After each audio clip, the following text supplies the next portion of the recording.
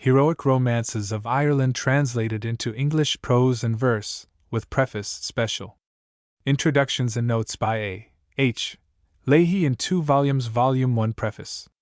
At a time like the present, when in the opinion of many the great literatures of Greece and Rome are ceasing to hold the influence that they have so long exerted upon human thought, and when the study of the greatest works of the ancient world is derided as useless, it may be too sanguine to hope that any attention can be paid to a literature that is quite as useless as the Greek, which deals with a time which, if not actually as far removed from ours as our classical times, is yet further removed in ideas, a literature which is known to few and has yet to win its way to favor, while the far superior literature of Greece finds it hard to defend the position that it long ago won.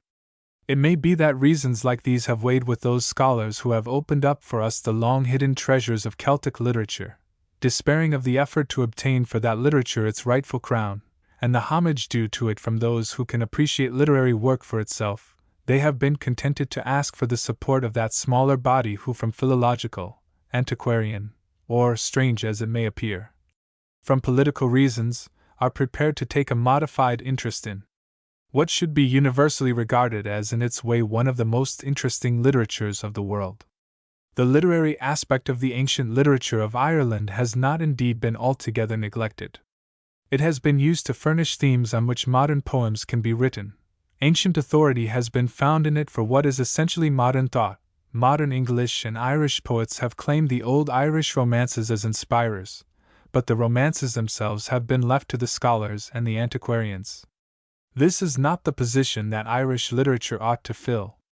It does undoubtedly tell us much of the most ancient legends of modern Europe which could not have been known without it, but this is not its sole, or even its chief claim to be heard. It is itself the connecting link between the old world and the new, written, so far as can be ascertained, at the time when the literary energies of the ancient world were dead, when the literatures of modern Europe had not been born, FN number 1, in a country that had no share in the ancient civilization of Rome. Among a people which still retained many legends and possibly a rudimentary literature drawn from ancient Celtic sources, and was producing the men who were the earliest classical scholars of the modern world. FN number 1, the only possible exceptions to this, assuming the latest possible date for the Irish work, and the earliest date for others, are the kindred Welsh literature and that of the Anglo-Saxon invaders of Britain. The exact extent of the direct influence of Irish literature upon the development of other nations is hard to trace, chiefly because the influence of Ireland upon the continent was at its height at the time when none of the languages of modern Europe except Welsh and Anglo-Saxon had reached a stage at which they might be used for literary purposes. And a continental literature on which the Irish one might have influence simply did not exist. Its subsequent influence, in the 10th and 11th centuries, upon Welsh, and through Welsh upon the early Breton literature, now lost, appears to be established. It is usually supposed that its action upon the earliest French compositions was only through the medium of these languages, but it is at least possible that its influence in this case also was more direct. In Merovingian and early Carlovingian times, when French songs were composed, which are now lost but must have preceded the extant chansons de geste, the Irish schools were attracting scholars from the neighboring countries of Europe. Ireland was sending out a steady stream of learned men to France, Germany, and Italy. And it is at least possible that some who knew the Irish teachers realized the merit of the literary works with which some of these teachers must have been familiar. The form of the 12th century French romance, Aucassin and Nicolete, is that of the chief Irish romances, and may well have been suggested by them, whilst the variety of the rhythm and the elaborate laws of the earliest French poetry, which, both in its northern and southern form, dates from the first half of the 12th century, almost imply a pre-existing model, and such a model is more easily traced in Irish than in any other vernacular literature that was then available. It is indeed nearly as hard to suppose that the beautiful literature of Ireland had absolutely no influence upon nations known to be in contact with it, as it would be to hold to the belief that the ancient Cretan civilization had no effect upon the literary development that culminated in the poems of Homer. Before speaking of what the Irish literature was, it may be well to say what it was not. The incidents related in it date back, according to the antiquaries, of the 9th to the 12th centuries, some to the Christian era, some to a period long anterior to it, but occasional allusions to events that were unknown in Ireland before the introduction of Christianity, and a few to classical personages, show that the form of the present romances can hardly be pre-Christian, or even close translations into Old or Middle Irish of Druidic tales. It has therefore been the fashion to speak of the romances as inaccurate survivals of pre-Christian works, which have been added to by successive generations of bards, a mode of viewing our versions of the romances which of course puts them out of the category of original literature and hands them over to the antiquarians. But before they suffer this fate, it is reasonable to ask that their own literary merit should be considered in a more serious manner than has yet been attempted. The idea that our versions of the romances are inaccurate reproductions of Druidic tales is not at all borne out by a study of the romances themselves, for each of these, except for a few very manifestly late insertions, has a style and character of its own. There were, undoubtedly, old traditions, known to the men who in the 6th and 7th centuries may have written the tales that we have, known even to men who in the 10th and 11th centuries copied them and commented upon them. But the romances as they now stand do not look like pieces of patchwork, but like the works of men who had ideas to convey. And to me at least they seem to bear approximately the same relation to the Druid legends as the works of the Attic tragedians bear to the archaic Greek legends on which their tragedies were based.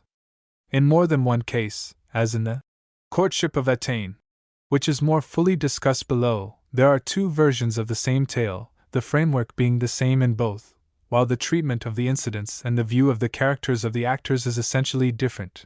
And when the story is treated from the antiquarian point of view, that which regards both versions as resting upon a common prehistoric model, the question arises, which of the two more nearly represents the true version? There is, I would submit, in such cases, no true version. The old Druidic story, if it could be found, would in all probability contain only a very small part of either of our two versions. It would be bald, half savage in tone, like one of the more ancient Greek myths, and producing no literary effect. The literary effect of both the versions that we have, being added by men who lived in Christian times, were influenced by Christian ideals, and probably were, like many of their contemporaries, familiar with the literary bequests of the ancient world. FN number 2. FN number 2. It seems to be uncertain whether or not the writers of the Irish romances shared in the classical learning for which Ireland was noted in their time. The course of study at the schools established for the training of the Fili in the 10th and 11th centuries was certainly, as has been pointed out, very different from that of the ecclesiastical schools. See Joyce, Volume 1, page 430. No classical instruction was included in this training, but it is not certain that this separation of studies was so complete before what is called the antiquarian age set in. Cormac Mac Cunanan, for example, was a classical scholar, and at the same time skilled in the learning of the Fili. It should also be observed that the course at the ecclesiastical schools, as handed down to us, hardly seems to be classical enough to have produced a Columbanus or an Erigena. The studies that produced these men must have been of a different kind, and the lay schools as originally established by St. John Torpist may have included much that afterwards gave place to a more purely Irish training. The tale of Troy seems to have been known to the Fili, and there are in their works allusions to Greek heroes, to Hercules and Hector, but it has been pointed out by Mr. Nutt that there is little if any evidence of influence produced by Latin or Greek literature on the actual matter or thought of the older Irish work.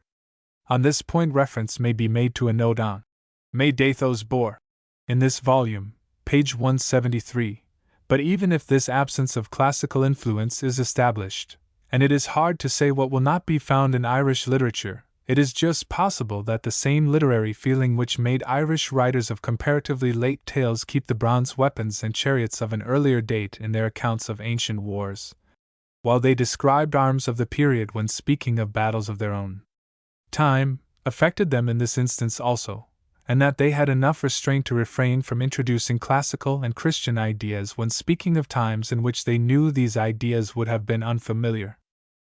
It may be, and often is, assumed that the appearance of grotesque or savage passages in a romance is an indication of high antiquity, and that these passages at least are faithful reproductions of Druidic originals, but this does not seem to be quite certain.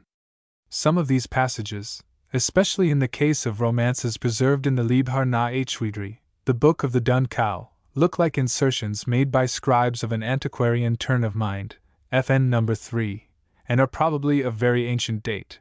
In other cases, as for example in the Boar of Mac Datho, where Conall dashes on one's head into Ket's face, the savagery is quite in keeping with the character of the story, and may have been deliberately invented by an author living in Christian times, to add a flavor to his tale, although in doing so he probably imitated a similar incident in some other legend. To take a classical parallel, the barbarity shown by Aeneas in Aeneid X.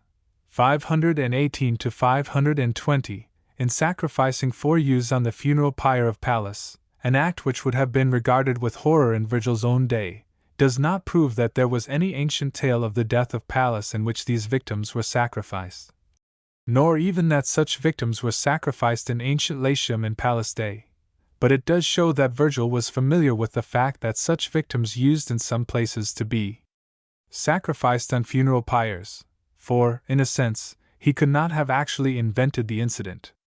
FN number 3, see the exhibition of the tips of tongues in the Sick Bed of Cuchulainn, page 57. Thus the appearance of an archaic element in an Irish romance is in itself no proof of the Druidic origin of that form of the romance, nor even of the existence of that element in the romance's earliest form.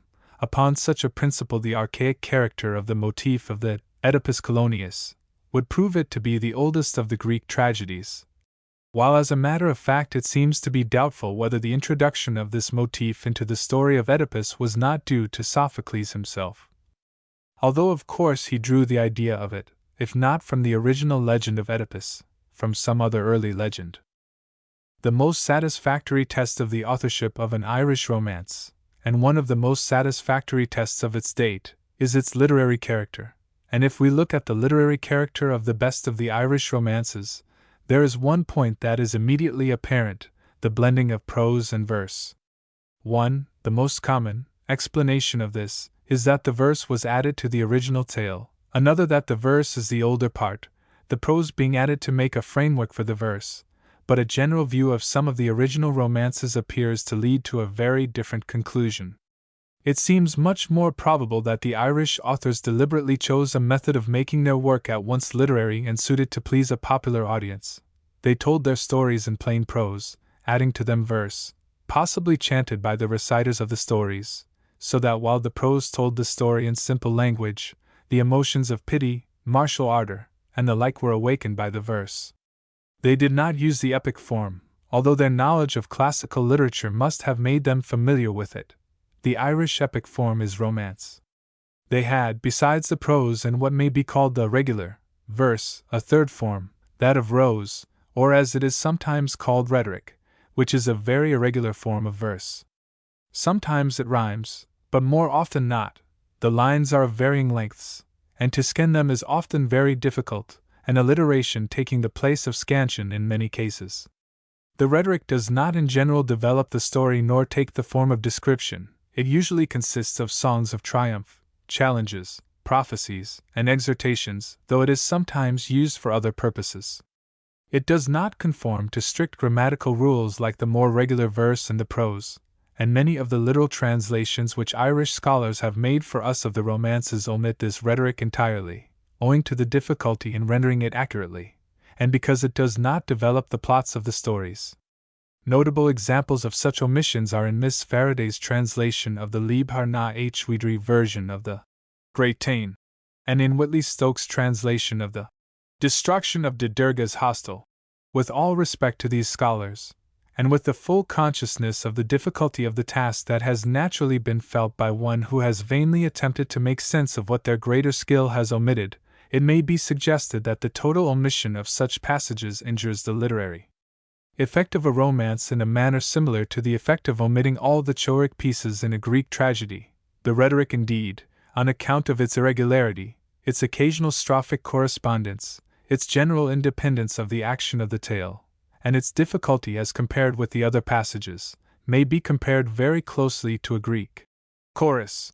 Few of the romances written in prose and verse are entirely without rhetoric, but some contain very little of it. All the 6 romances of this character given in the present volume, counting as the 2 versions of Attain, contain some rhetoric, but there are only 21 such passages in the collection altogether, 10 of which are in one romance, the Sickbed of Cuchulainn. The present collection is an attempt to give to English readers some of the oldest romances in English literary forms that seem to correspond to the literary forms which were used in Irish to produce the same effect, and has been divided into 2 parts. The first part contains 5 separate stories, all of which are told in the characteristic form of prose and verse. They are the Courtship of Attain, the Boar of Mac Daitho, the Sickbed of Cuchulainn, the Death of the Sons of Usnach, Book of Leinster version, and the Combat at the Ford. Out of the Book of Leinster version of the Tain Bo Quailnch, 2 versions are given of the Courtship of Attain and the Sickbed of Cuchulainn, as is pointed out in the special preface prefixed to. It really consists of 2 independent versions. It was at first intended to add the better-known version of the Death of the Sons of Usnach, known as that of the Glen Mossine MS, but the full translation of this has been omitted, partly to avoid making the volume too bulky, partly because this version is readily attainable in a literal form. An extract from it has, however, been added to the Book of Leinster version for the purpose of comparison.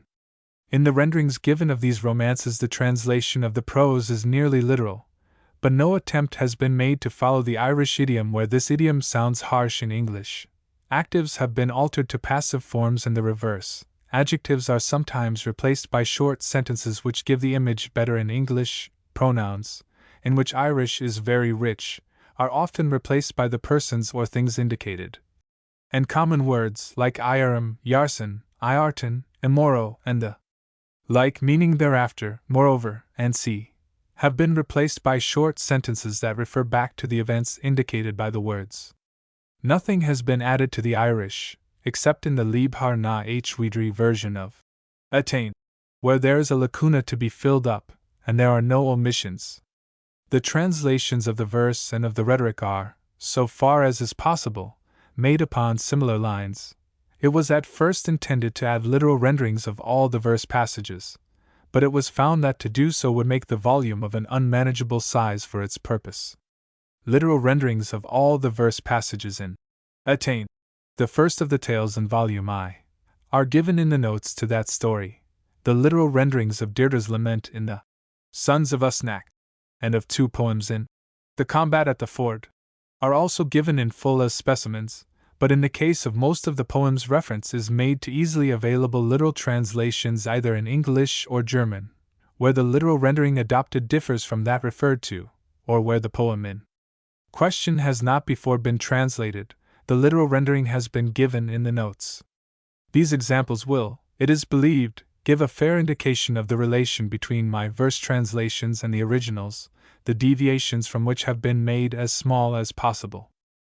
The form of 4-line verse divided into stanzas has generally been used to render the passages in 4-line verse in the Irish, the only exception to this rule being in the verses at the end of the Boar of Mac Daitho. These are in the nature of a ballad version of the whole story, and have been rendered in a ballad meter that does not conform to the arrangement in verses of the original. The meter of all the Irish 4-line verses in this volume is, except in 2 short pieces, a 7-syllabled line, the first 2 lines usually rhyming with each other, and the last 2 similarly rhyming, FN number 4, in a few cases in the Boar of Mac Daitho.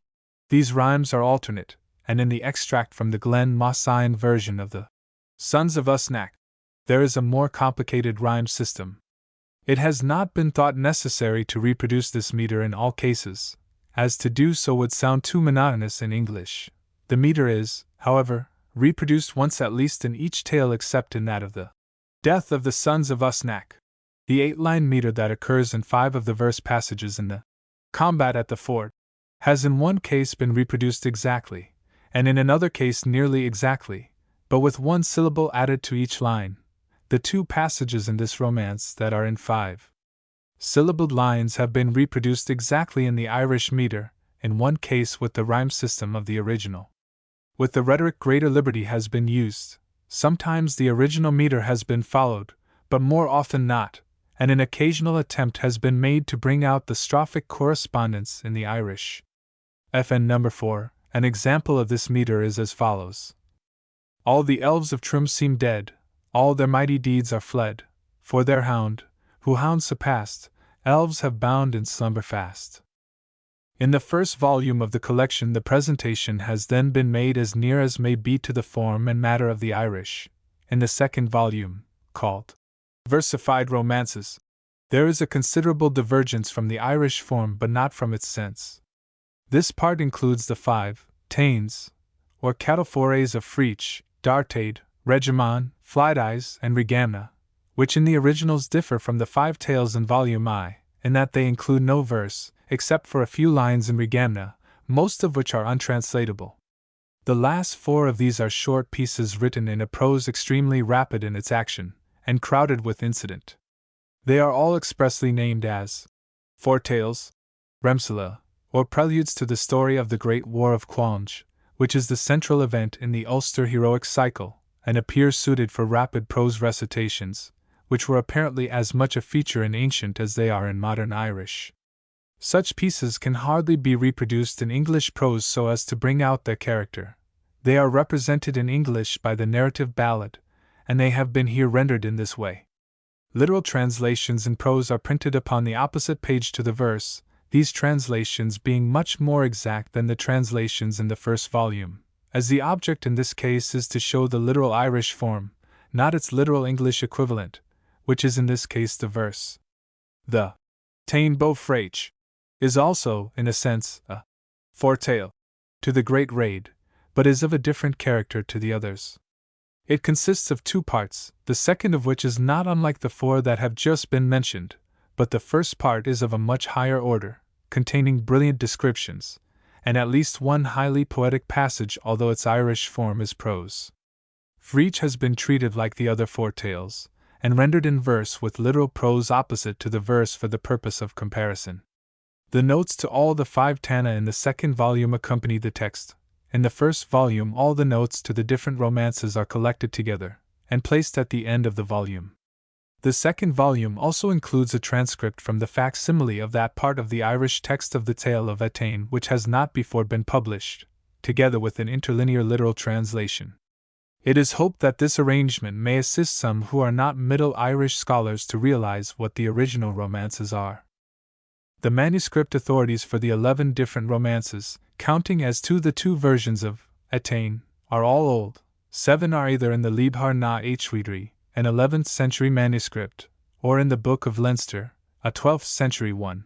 3 of the others are in the 14th century Yellow Book of Lecan, which is often, in the case of texts preserved both in it and the Líbhar na Éachridrí, regarded as the better authority of the 2, and the remaining one, the second version of Etain, is in the 15th century manuscript known as Edgerton, 1782, which gives in an accurate form so many texts preserved in the older manuscripts that it is very nearly as good an authority as they.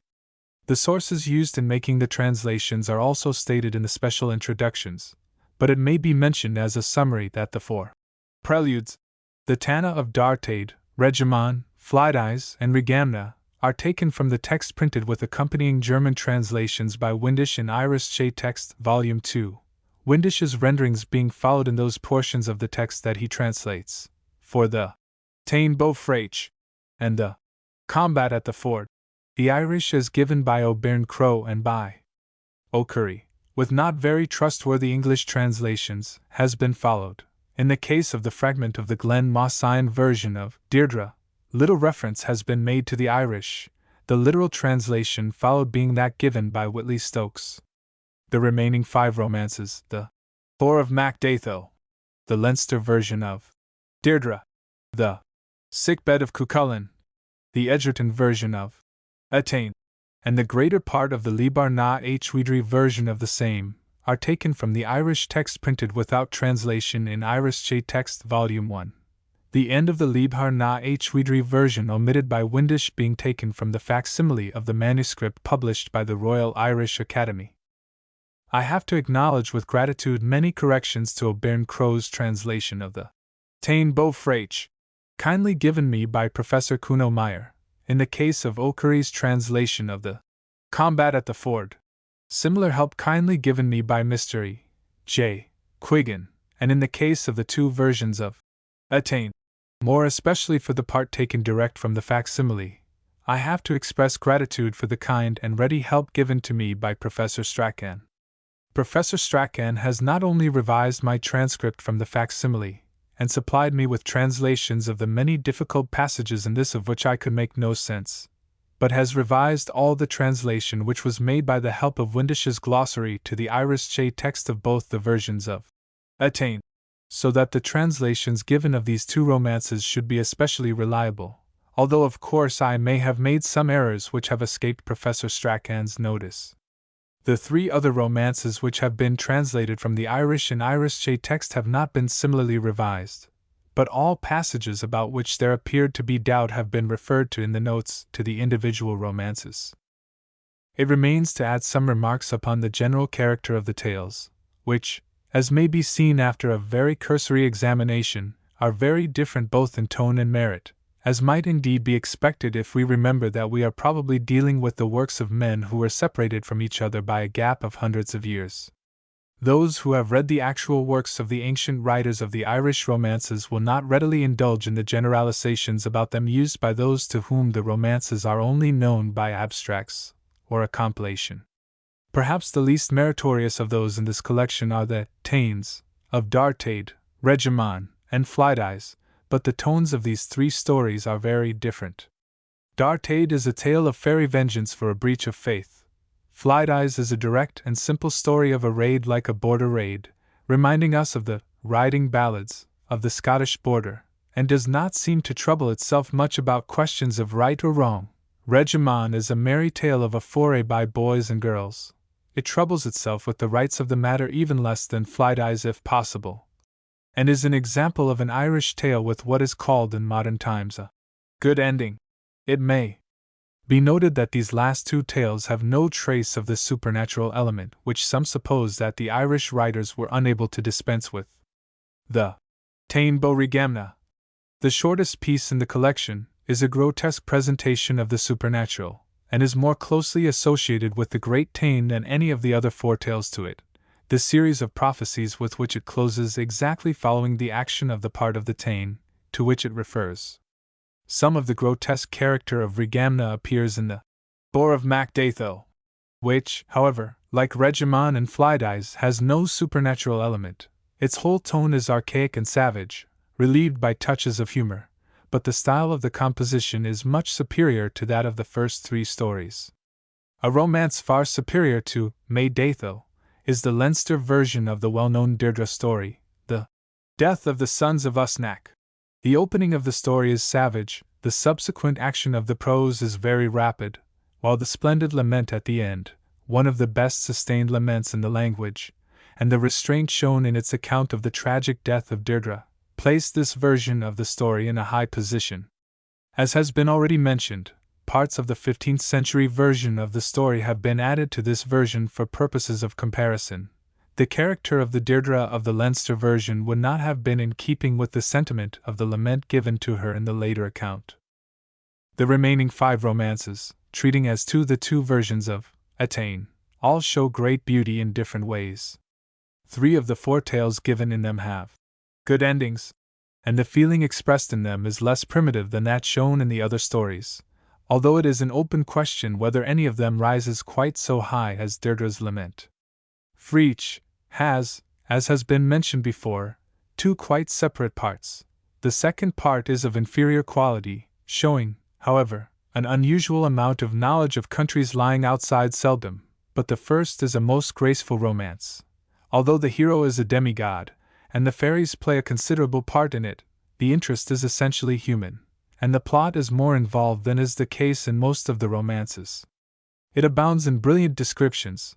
The description of the Connaught Palace is of antiquarian interest, and one of the most beautiful pieces of Celtic mythology. The parentage of the 3 fairy harpers is included in it.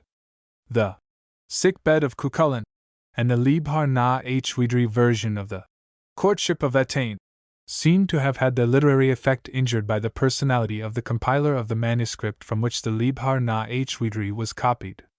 Seemingly an antiquarian, interested in the remains of the old Celtic religion and in old ceremonies, he has inserted pieces of antiquarian information into several of the romances that he has preserved for us, and though these are often of great interest in themselves, they spoil the literary effect of the romances in which they appear. It is possible that both the Liebhaer na Hdri version of Attain and the sickbed might be improved by a little judicious editing. They have, however, been left just as they stand in the manuscript. The sickbed, as is pointed out in the special introduction to it, consists of two separate versions. The first has plainly some of the compiler's comments added to it, but the second and longer part seems not to have been meddled with, and although a fragment, it makes a stately romance, full of human interest although dealing with supernatural beings. And its conclusion is especially remarkable in early literature on account of the importance of the action of the two women who are the heroines of this part of the tale.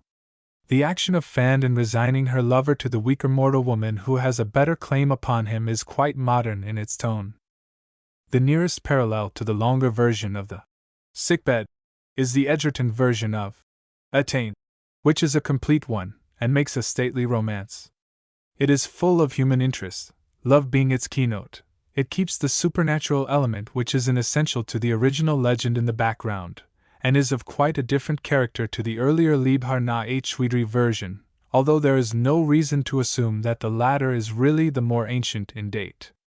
In the Liebhaer na Hdri version of Attain, all that relates to the love story is told in the baldest manner, the part which deals with the supernatural being highly descriptive and poetic. I am inclined to believe that the antiquarian compiler of the manuscript did here what he certainly did in the case of the sickbed of Cuchulainn, and pieced together two romances founded upon the same legend by different authors. The opening of the story in Fairyland and the concluding part where Midir again appears are alike both in style and feeling, while the part that comes between is a highly condensed version of the love story of the Edgerton manuscript, and suggests the idea of an abstract of the Edgerton version inserted into the story as originally composed.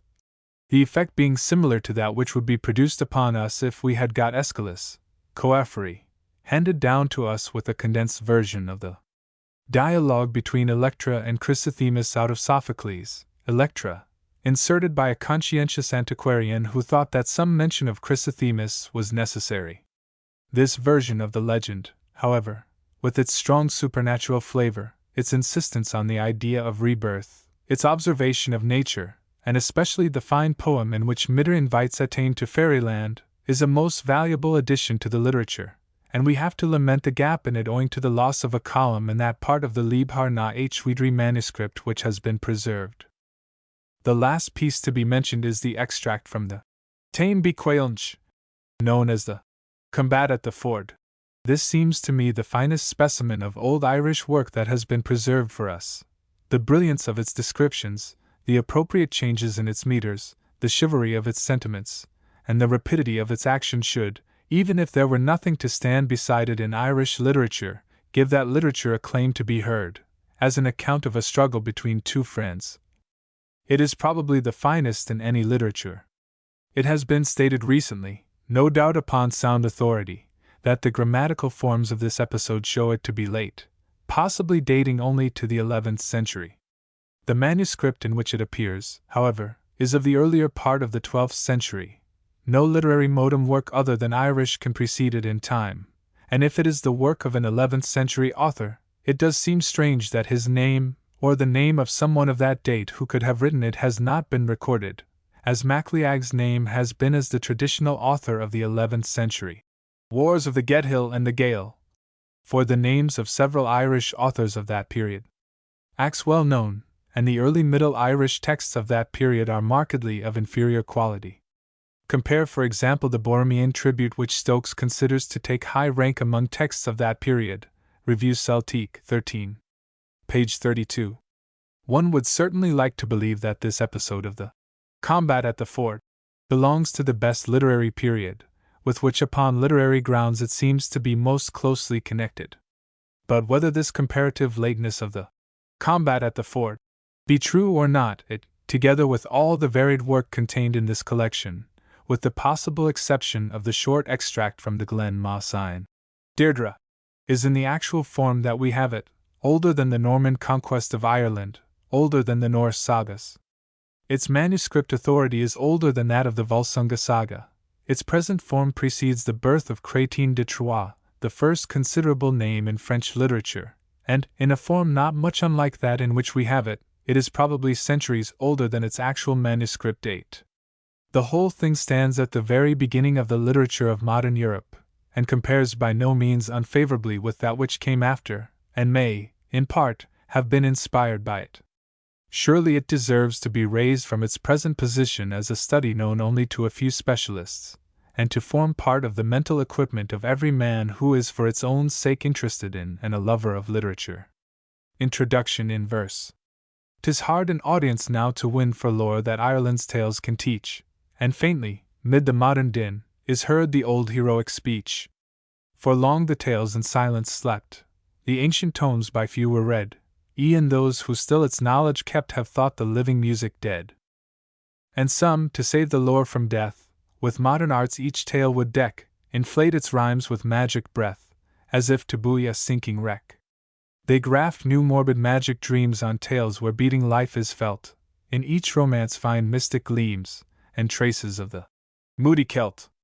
Yet, though with all the grassy mound that fairies haunt, is marked today, and though in ancient tales are found dim forms of gods, long passed away.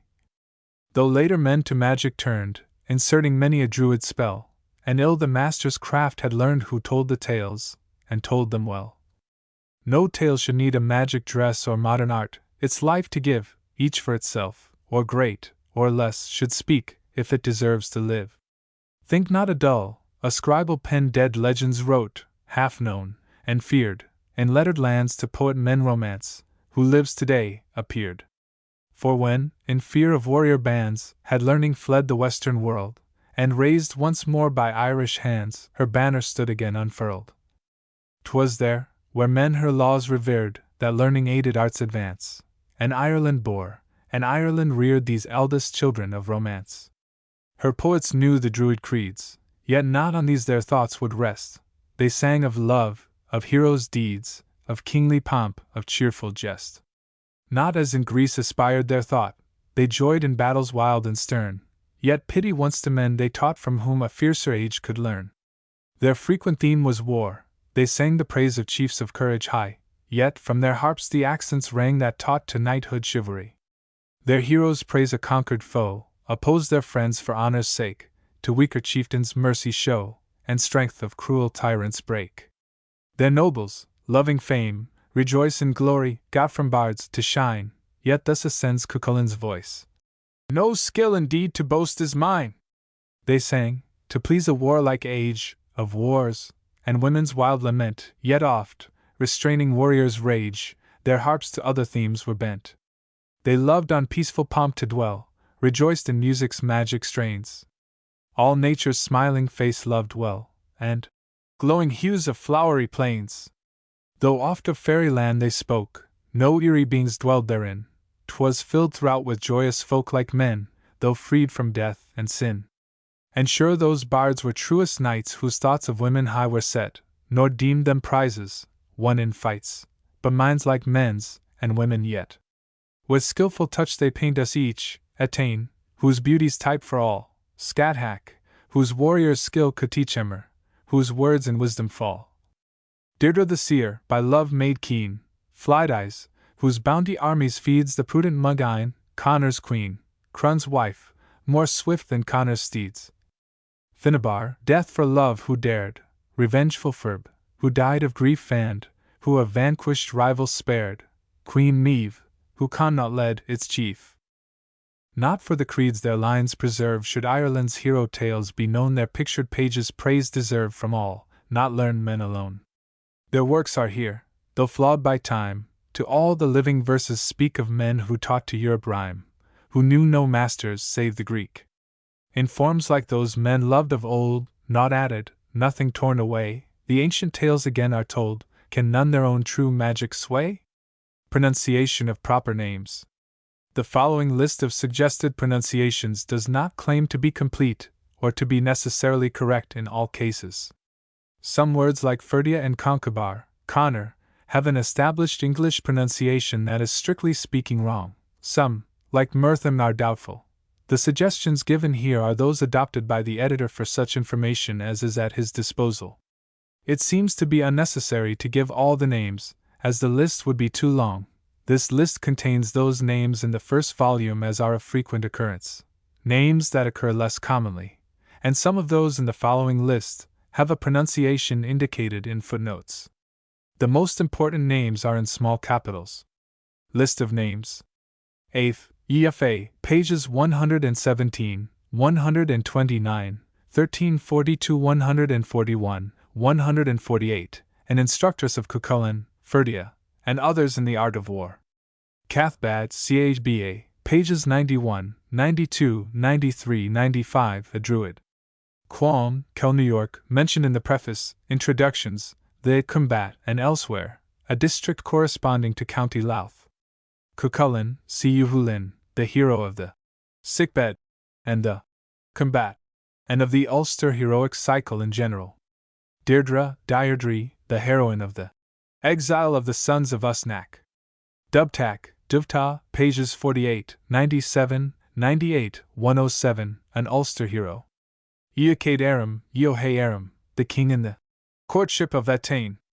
Eochaid Jul, Eohay Yul, pages 63, 70, 76, 79, a fairy king killed by Cuchulainn.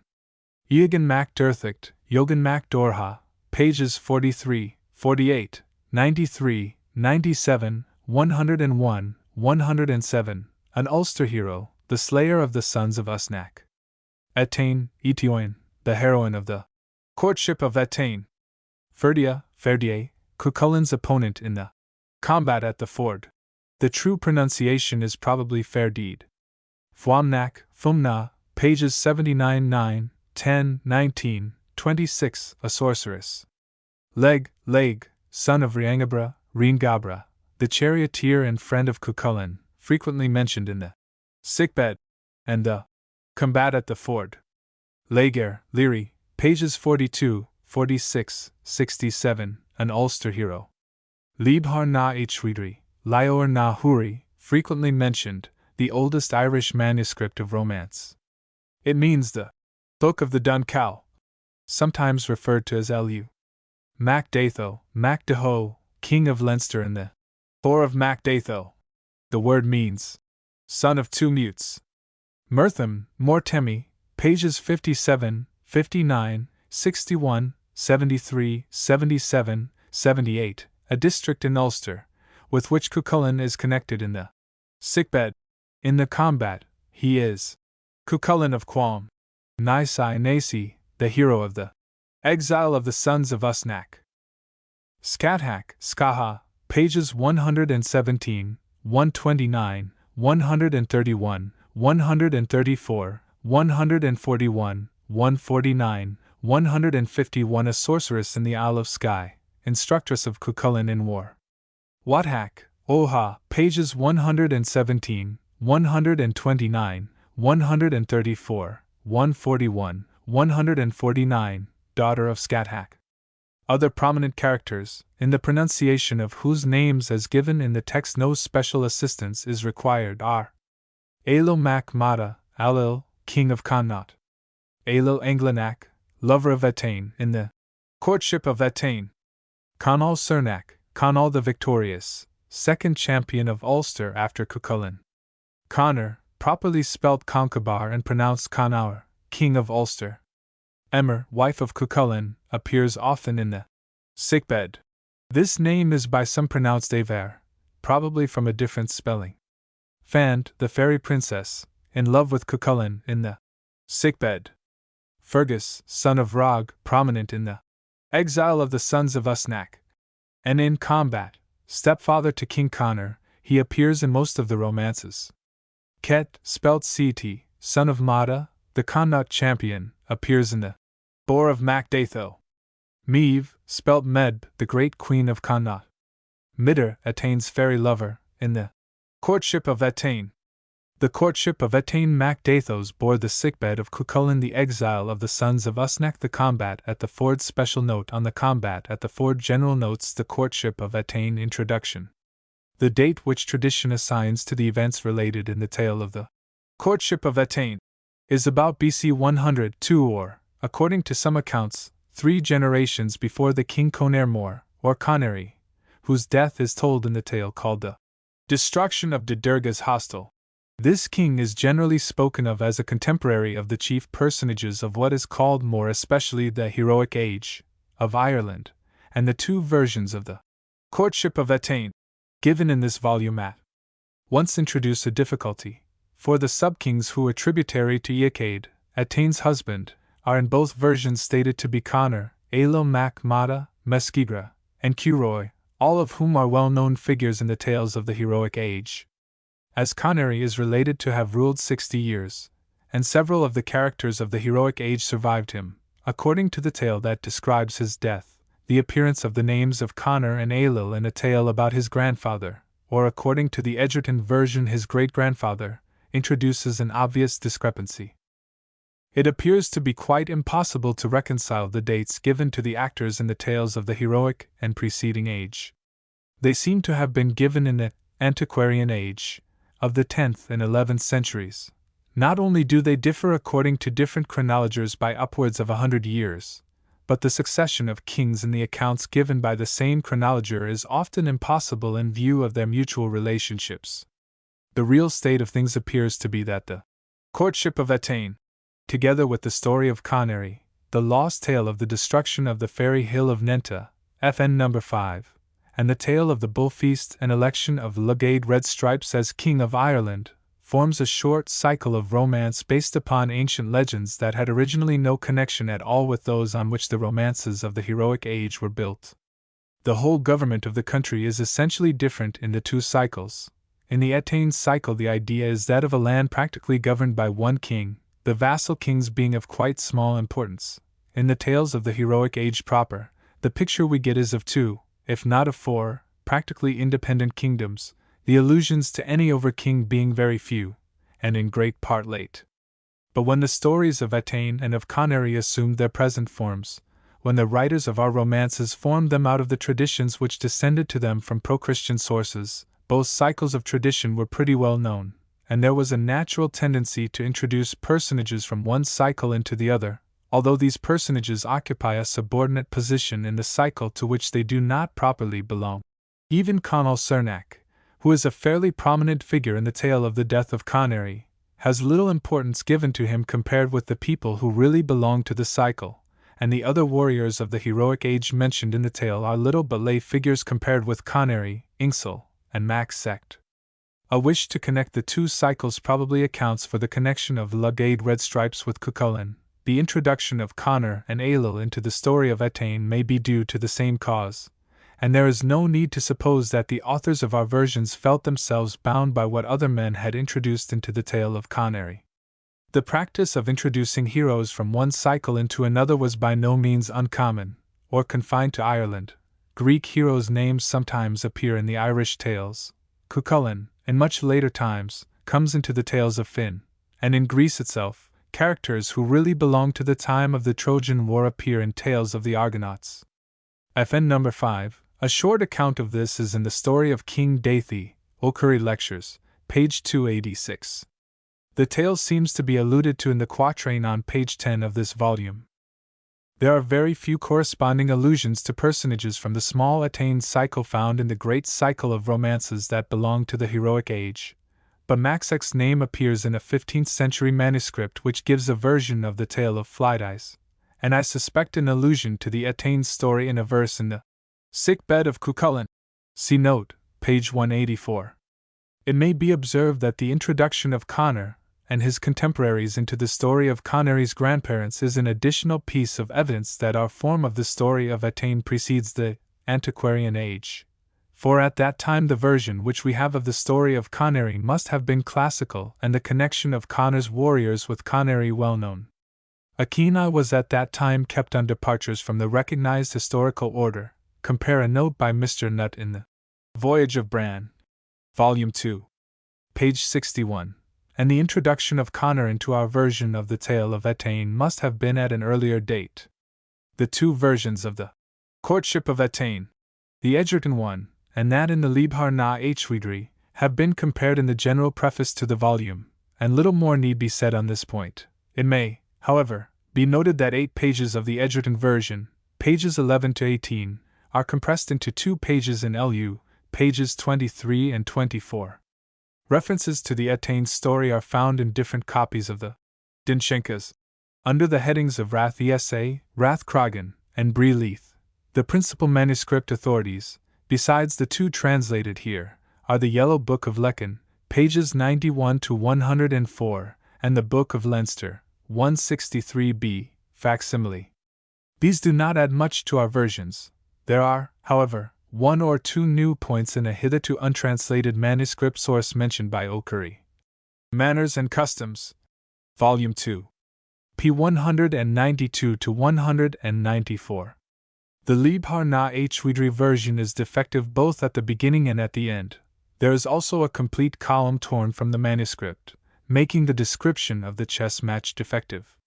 These 3 gaps have been filled up by short passages enclosed in square brackets, at the commencement of the prologue, on page 28, and at the end of the LU version. The 2 first of these insertions contain no matter that cannot be found by allusions in the version itself. The conclusion of the tale is drawn, partly from the Dinshenkas of Rath Esa, partly from the passage in O'Curry's Manners and Customs. The only alteration that has been made is that, following a suggestion in Windish, Irish text, page 132, the poem on page 26 has been placed 4 pages earlier than the point at which it occurs in the manuscript. 3 very difficult lines, Liebhaar na Echtwiedrie, 132a, lines 12 to 14, have not been attempted. There are no other omissions, and no insertions except the 3 noted above. The prologue out of the LU version has been placed first, as it is essential to the understanding of any version, then follows the Egerton version as the longer of the 2, then the LU version of the courtship, properly so called. Prologue in Fairyland from the Liebhaar na Echtwiedrie. Etain of the Horses, the daughter of Ailill, was the wife of Midder, the fairy dweller in Brie Leith. FN number 6, now Midder had also another wife named Fuamnach, FN number 7, who was filled with jealousy against Etain, and sought to drive her from her husband's house. And Fuamnach sought out Bresilitarlam the Druid and besought his aid, and by the spells of the Druid, and the sorcery of Fuamnach, Etain was changed into the shape of a butterfly that finds its delight among flowers. And when Etain was in this shape she was seized by a great wind that was raised by Fuamnach's spells, and she was borne from her husband's house by that wind for 7 years till she came to the palace of Angus Mac Osi, who was son to the Dagda, the chief god of the men of ancient Erin. Mac Osi had been fostered by Midder, but he was at enmity with his foster father, and he recognized Etain, although in her transformed shape, as she was borne towards him by the force of the wind. And he made a bower for Etain with clear windows for it through which she might pass, and a veil of purple was laid upon her, and that bower was carried about by Mac Osi wherever he went. And there each night she slept beside him by a means that he devised, so that she became well-nourished and fair of form. For that bower was filled with marvelously sweet-scented shrubs, and it was upon these that she thrived, upon the odor and blossom of the best of precious herbs.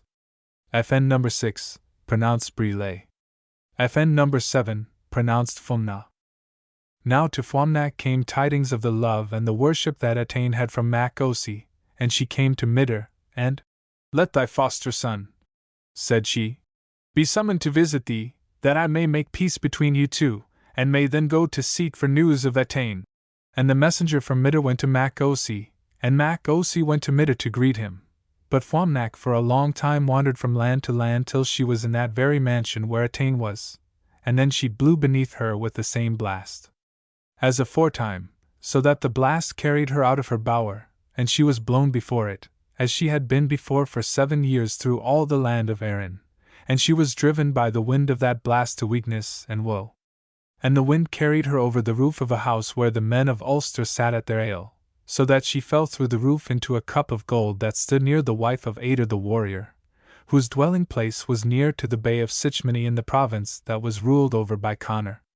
And the woman swallowed Etain together with the milk that was in the cup, and she bare her in her womb, till the time came that she was born thereafter as an earthly maid, and the name of Etain, the daughter of Ader, was given to her. And it was 1012 years since the time of the first begetting of Etain by Aelul to the time when she was born the second time as the daughter of Ader. Now Etain was nurtured at Inversichmony in the house of Ader, with 50 maidens about her of the daughters of the chiefs of the land, and it was Ader himself who still nurtured and clothed them, that they might be companions to his daughter Etain. And upon a certain day, when those maidens were all at the river mouth to bathe there, they saw a horseman on the plain who came to the water towards them. A horse he rode that was brown, curveting, and prancing, with a broad forehead and a curly mane and tail. Green, long, and flowing was the cloak that was about him. His shirt was embroidered with embroidery of red gold, and a great brooch of gold in his cloak reached to his shoulder on either side. Upon the back of that man was a silver shield with a golden rim. The handle for the shield was silver, and a golden boss was in the midst of the shield. He held in his hand a 5-pointed spear with rings of gold about it from the haft to the head. The hair that was above his forehead was yellow and fair, and upon his brow was a circlet of gold, which confined the hair so that it fell not about his face. He stood for a while upon the shore of the bay, and he gazed upon the maidens, who were all filled with love for him, and then he sang this song. West of Alba, near the mound, FN number 8, where the fair-haired women play, there, mid little children found, Etain dwells, by Sichmane's bay. She hath healed the monarch side by the well of Lochtily, yea, and Ader's wife, when dry, drank her, heavy draught was she. Chased by king for Etain's sake, birds their flight from Tefawing, 'tis for her Darbra's lake drowns the coursers of the king. Echade, who in Meath shall reign, many a war for thee shall wage, he shall bring on Faery's bane, thousands roused to battle's rage. Etain here to harm was brought, Etain's form is beauty's test, Etain's king in love she sought, Etain with our folk shall rest. FN number 8, the meter of these verses is that of the Irish. And after that he had spoken thus, the young warrior went away from the place where the maidens were, and they knew not whence it was that he had come, nor whither he departed afterwards. Moreover, it is told of Mac Osi, that after the disappearance of Etain he came to the meeting appointed between him and Midir, and when he found that Fuamnac was away, "'Tis deceit," said Midir, "that this woman hath practised upon us, and if Etain shall be seen by her to be in Ireland, she will work evil upon Etain." "And indeed," said Mac Osi, "it seemeth to me that thy guess may be true. For Etain hath long since been in my own house, even in the palace where I dwell. Moreover, she is now in that shape into which that woman transformed her, and 'tis most likely that it is upon her that Fuamnac hath rushed." Then Mac Osi went back to his palace, and he found his bower of glass empty, for Etain was not there. And Mac Osi turned him, and he went upon the track of Fuamnac, and he overtook her at Enoch Bodnai, in the house of Bressil Atarlam the Druid. And Mac Osi attacked her, and he struck off her head, and he carried the head with him till he came to within his own borders. Yet a different tale hath been told of the end of Fuamnac, for it hath been said that by the aid of Manannan both Fuamnac and Midir were slain in Bree Leith, and it is of that slaying that men have told when they said, "Think on Sigmal, and Bree with its forest." Little wit silly Fuamnac had learned, Midir's wife found her need was the sorest, when Bree Leith by Manannan was burned. The Courtship of Etain Edgerton version. Once there was a glorious and stately king who held the supreme lordship over all the land of Ireland. The name of the king was Eachad Aram, and he was the son of Finn, who was the son of Fintan, who was the son of Rogan the Red, who was the son of Esamain, who was the son of Blathecht, who was the son of Beathecht, who was the son of Labraid the Tracker, who was the son of Enna the Swift, who was the son of Angus of Tara, called the Shamefaced, who was the son of Eachad the Broad-jointed, who was the son of Aelul of the Twisted Teeth, who was the son of Calna the Fair, who was the son of Irer, who was the son of Melg the Praiseworthy, who was the son of Cobtac the Slender from the plain of Breg, who was the son of Eugane the Great, who was the son of Eachad the Victorious. Now all the 5 provinces of Ireland were obedient to the rule of Eachad Aram, for Conor the son of Ness, the king of Ulster, was vassal to Eachad, and Mesgibre the king of Leinster was his vassal, and so was Curoy, the son of Dare, king of the land of Munster, and so were Ailill and Meath, who ruled over the land of Connaught. 2 great strongholds were in the hands of Eachad. They were the strongholds of Fermain in Meath, and of Fermain in Tethba, and the stronghold that he had in Tethba was more pleasing to him than any of those that he possessed. Less than a year had passed since Eachad first assumed the sovereignty over Erin, when the news was proclaimed at once throughout all the land that the festival of Tara should be held, that all the men of Ireland should come into the presence of their king, and that he desired full knowledge of the tributes due from, and the customs proper to each. And the one answer that all of the men of Ireland made to his call was, that they would not attend the festival of Tara during such time, whether it be long or short, that the king of Ireland remained without a wife that was worthy of him. For there is no noble who is a wifeless man among the men of Ireland, nor can there be any king without a queen, nor does any man go to the festival of Tara without his wife, nor does any wife go thither without her husband. Thereupon Eachad sent out from him his horsemen, and his wizards, and his officers who had the care of the roads, and his couriers of the boundaries throughout all Ireland, and they searched all Ireland as they sought for a wife that should be worthy of the king, in her form, and her grace, and her countenance, and her birth. And in addition to all this there yet remained one condition, that the king would take as his wife none who had been before as a wife to any other man before him. And after that they had received these commands, his horsemen, and his wizards, and his officers who had the care of the roads, and the couriers of the boundaries went out, and they searched all Ireland south and north, and near to the bay of Sichmony they found a wife worthy of the king, and her name was Etain the daughter of Ader, who was the king of Ecrad. And his messengers returned to Eachad, and they told him of the maiden, of her form, and her grace, and her countenance. And Eachad came to that place to take the maiden thence, and this was the way that he took, for as he crossed over the ground where men hold the assembly of Bree Leith, he saw the maiden at the brink of the spring. A clear comb of silver was held in her hand, the comb was adorned with gold, and near her, as for washing, was a basin of silver whereon 4 birds had been chased, and there were little bright gems of carbuncle on the rims of the basin. A bright purple mantle waved round her, and beneath it was another mantle, ornamented with silver fringes. The outer mantle was clasped over her bosom with a golden brooch. A tunic she wore, with a long hood that might cover her head attached to it. It was stiff and glossy with green silk beneath red embroidery of gold, and was clasped over her breasts with marvelously wrought clasps of silver and gold, so that men saw the bright gold, and the green silk flashing against the sun. On her head were 2 tresses of golden hair, and each tress had been plaited into 4 strands. At the end of each strand was a little ball of gold. And there was that maiden, undoing her hair that she might wash it, her 2 arms out through the armholes of her smock. Each of her 2 arms was as white as the snow of a single night, and each of her cheeks was as rosy as the foxglove. Even and small were the teeth in her head, and they shone like pearls.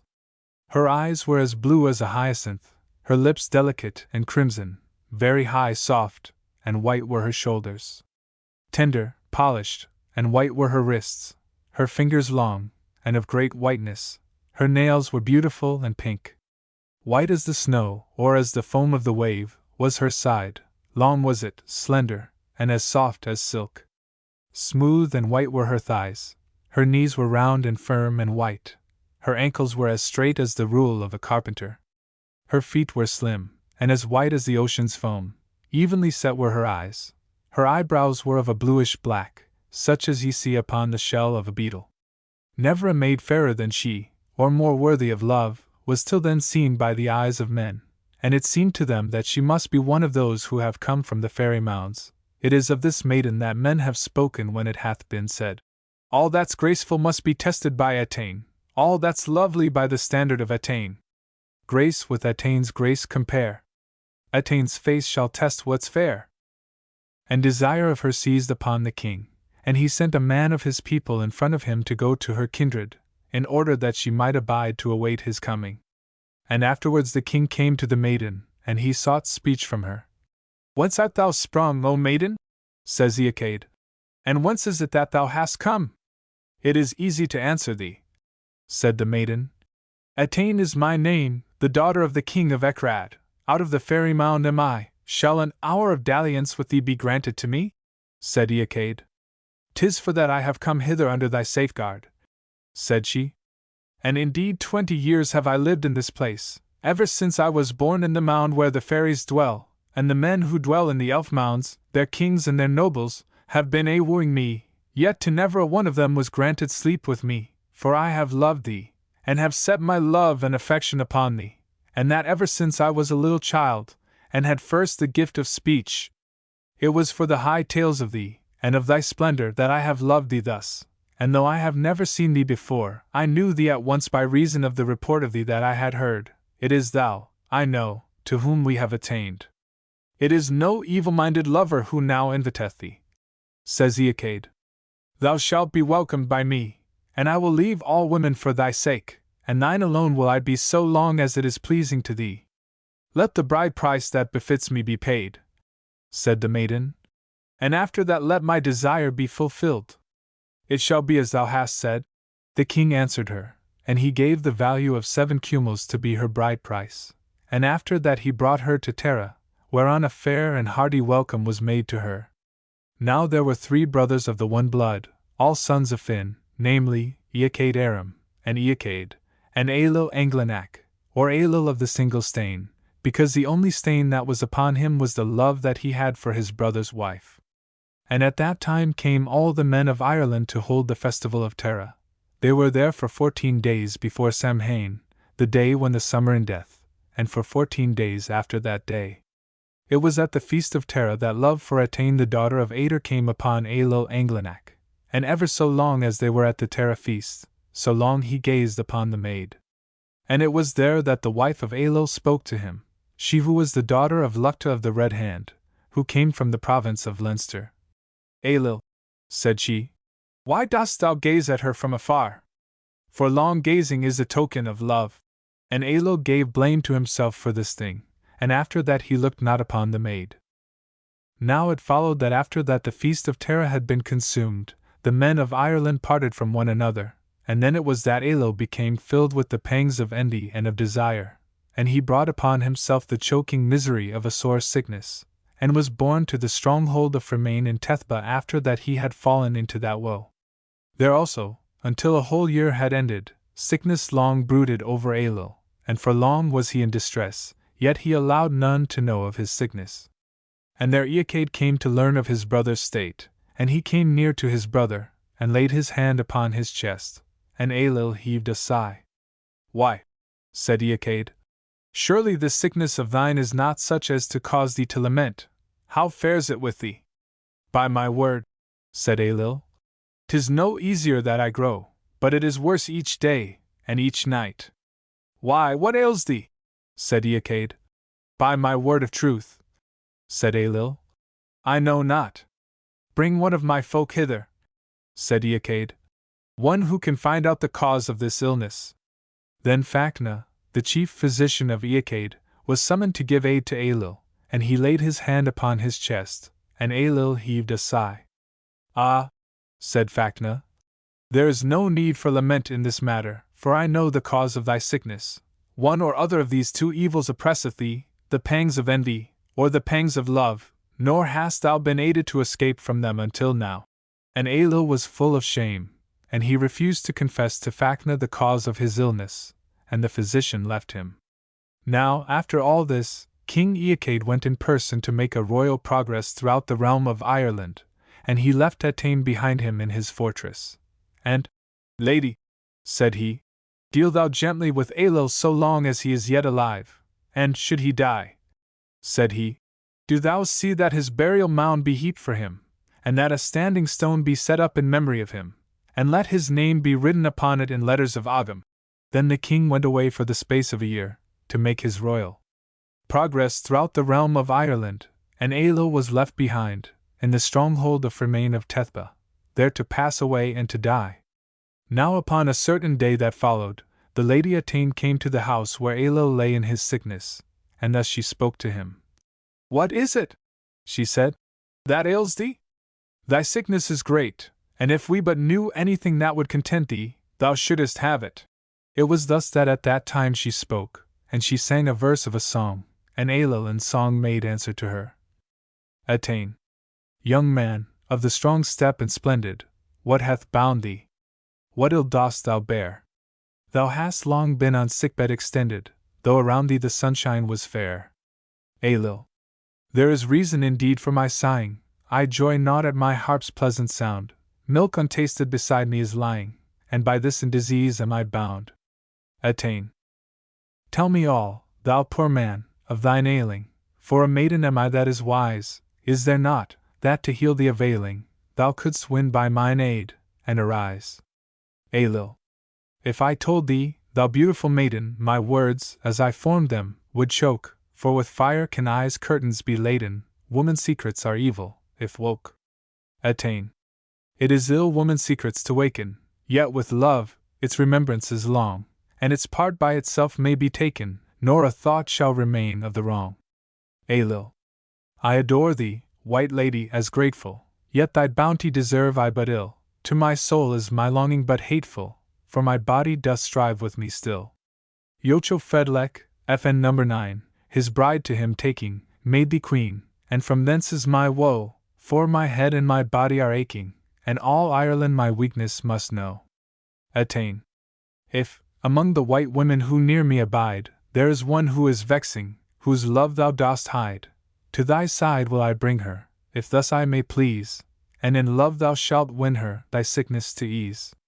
Ah, lady, said Ailill, easily could the cure of my sickness be wrought by the aid of thee, and great gain should there come from the deed, but thus it is with me until that be accomplished.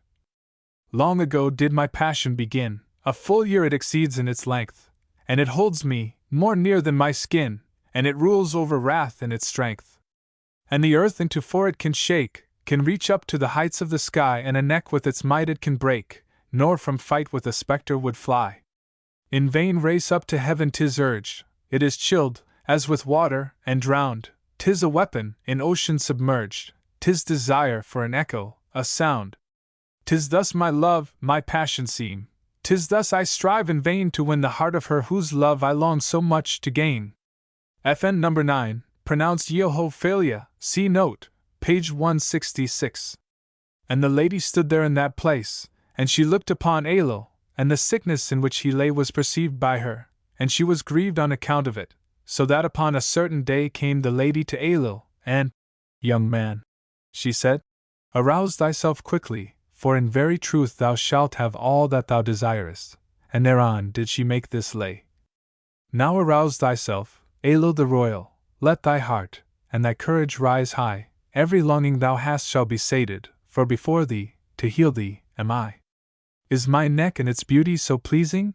'Tis around it thine arms thou shalt place, and 'tis known as a courtship's beginning when a man and a woman embrace.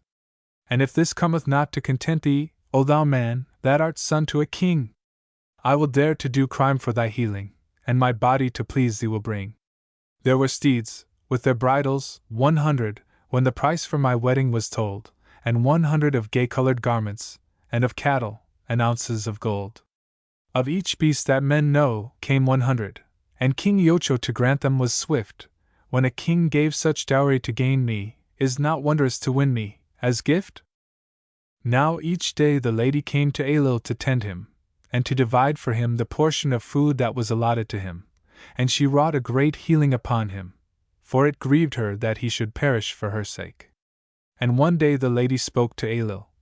Come thou tomorrow, said she, to tryst with me at the break of day, in the house which lieth outside, and is beyond the fort, and there shalt thou have granted thy request, and thy desire. On that night Ailill lay without sleep until the coming of the morning, and when the time had come that was appointed for his tryst, his sleep lay heavily upon him, so that till the hour of his rising he lay deep in his sleep. And Attain went to the tryst, nor had she long to wait ere she saw a man coming towards her in the likeness of Ailill, weary and feeble. But she knew that he was not Ailill, and she continued there waiting for Ailill. And the lady came back from her tryst, and Ailill awoke, and thought that he would rather die than live, and he went in great sadness and grief. And the lady came to speak with him, and when he told her what had befallen him, "Thou shalt come," said she, "to the same place, to meet with me upon the morrow." And upon the morrow it was the same as upon the first day, each day came that man to her tryst. And she came again upon the last day that was appointed for the tryst, and the same man met her. "'Tis not with thee that I tryst," said she. "Why dost thou come to meet me?" And for him whom I would have met here, either from desire of his love nor for fear of danger from him had I appointed to meet him, but only to heal him, and to cure him from the sickness which had come upon him for his love of me. "It were more fitting for thee to come to tryst with me," says the man. "For when thou wast attained of the horses, and when thou wast the daughter of Aelil, I myself was thy husband." "Why," said she, "what name hast thou in the land? That is what I would demand of thee." "It is not hard to answer thee," he said. "Mitter of Bree Leith is my name." "And what made thee to part from me, if we were as thou sayest?" said Etain. "Easy again is the answer," said Mitter. "It was the sorcery of Fwamnak and the spells of Bressilitarlum that put us apart." And Mitter said to Etain, "Wilt thou come with me?" "Nay," answered Etain, "I will not exchange the king of all Ireland for thee, for a man whose kindred and whose lineage is unknown." "It was I myself indeed," said Mitter, "who filled all the mind of Aelil with love for thee. It was I also who prevented his coming to the tryst with thee, and allowed him not thine honor to spoil it." After all this the lady went back to her house, and she came to speech with Aelil, and she greeted him. "It hath happened well for us both," said Aelil, "that the man met thee there, for I am cured forever from my illness. Thou also art unhurt in thine honor, and may a blessing rest upon thee." "Thanks be to our gods," said Etain, "that both of us do indeed deem that all this hath chanced so well." And after that Eacade came back from his royal progress, and he asked at once for his brother, and the tale was told to him from the beginning to the end, and the king was grateful to Etain, in that she had been gracious to Aelil. And "What hath been related in this tale," said Eacade, "is well pleasing to ourselves." And for the after history of Eacade and Etain, it is told that once when Eacade was in Fermain, at such time as the people had prepared for themselves a great gathering and certain horse races, thither also to that assembly came Etain, that she might see the sight. Thither also came Mitter, and he searched through that assembly to find out where Etain might be, and he found Etain, and her women around her, and he bore her away with him, also one of her handmaidens, called Crosian the Ruddy. Hideous was the form in which Mitter approached them. And the wives of the men of Ireland raised cries of woe, as the queen was carried off from among them, and the horses of Ireland were loosed to pursue Mitter, for they knew not whether it was into the air or into the earth he had gone. But as for Mitter, the course that he had taken was the road to the west, even to the plain of Croghan, and as he came thither, "How shall it profit us," said Crosian the Ruddy, "this journey of ours to this plain?" "Forevermore," said Mitter, "shall thy name be over all this plain. And hence cometh the name of the plain of Croghan, and of the fort of Croghan." Then Mitter came to the fairy mound of Croghan, for the dwellers in that mound were allied to him, and his friends, and for 9 days they lingered there, banqueting and feasting, so that, "Is this the place where thou makest thy home?" said Crosian to Mitter. "Eastwards from this is my dwelling," Mitter answered her, "nearer to the rising place of the sun." And Mitter, taking Etain with him, departed, and came to Bree Leith, where the son of Selther had his palace. Now just at the time when they came to this palace, King Eacade sent out from him the horsemen of Ireland, also his wizards, and his officers who had the care of the roads, and the couriers of the boundaries, that they might search through Ireland, and find out where his wife might be. And Eacade himself wandered throughout Ireland to seek for his wife, and for a year from that day until the same day upon the year that followed he searched. And he found nothing to profit him. Then, at the last, King Eacade sent for his druid, and he set to him the task to seek for Etain. Now the name of the druid was Dalin. And Dalin came before him upon that day, and he went westwards, until he came to the mountain that was after that known as Slieve Dalin, and he remained there upon that night. And the druid deemed it a grievous thing that Etain should be hidden from him for the space of 1 year, and thereupon he made 3 wands of yew, and upon the wands he wrote an Ogham, and by the keys of wisdom that he had, and by the Ogham, it was revealed to him that Etain was in the fairy mound of Bree Leith, and that Midir had borne her thither. Then Dallin the Druid turned him, and went back to the east, and he came to the stronghold of Fermain, even to the place where the King of Ireland was, and Eachade asked from the Druid his news.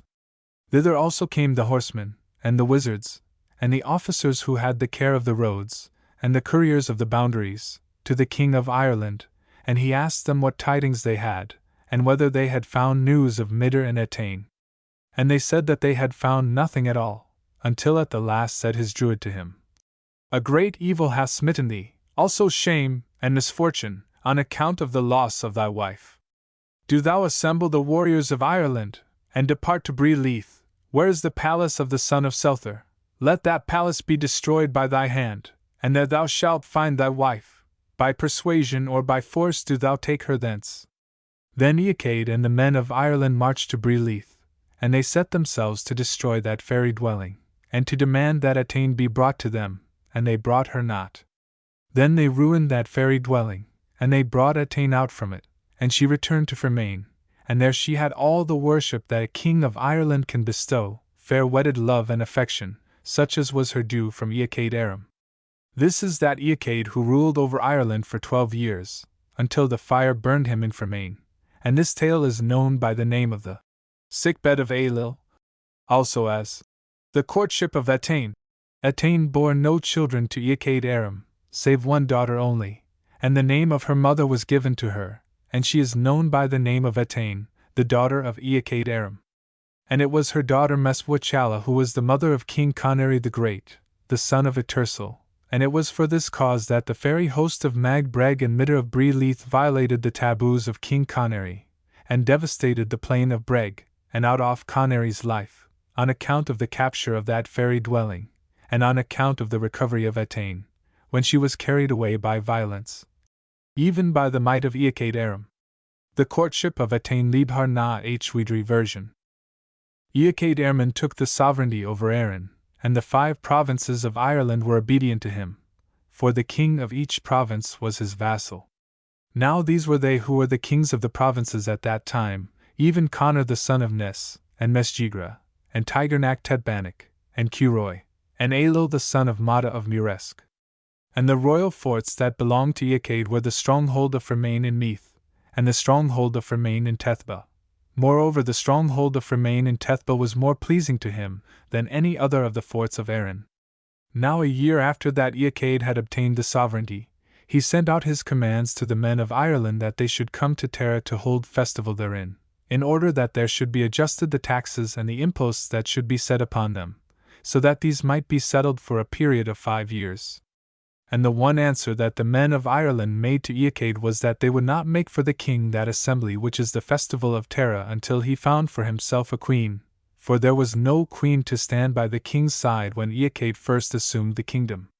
Then Eachade sent out the messengers of each of the 5 provinces to go through the land of Ireland to seek for that woman or girl who was the fairest to be found in Erin, and he bade them to note that no woman should be to him as a wife, unless she had never before been as a wife to any one of the men of the land. And at the bay of Sichmony a wife was found for him, and her name was Etain, the daughter of Ader, and Eachade brought her thereafter to his palace, for she was a wife meet for him, by reason of her form, and her beauty, and her descent, and her brilliancy, and her youth, and her renown. Now Finn the son of Finloga had 3 sons, all sons of a queen, even Eachade Fedlech, and Eachade Aram, and Ailill Engiba.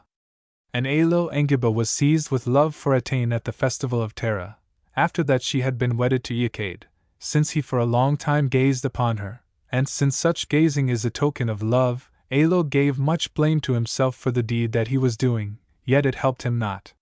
For his longing was too strong for his endurance, and for this cause he fell into a sickness, and, that there might be no stain upon his honor, his sickness was concealed by him from all, either did he speak of it to the lady herself.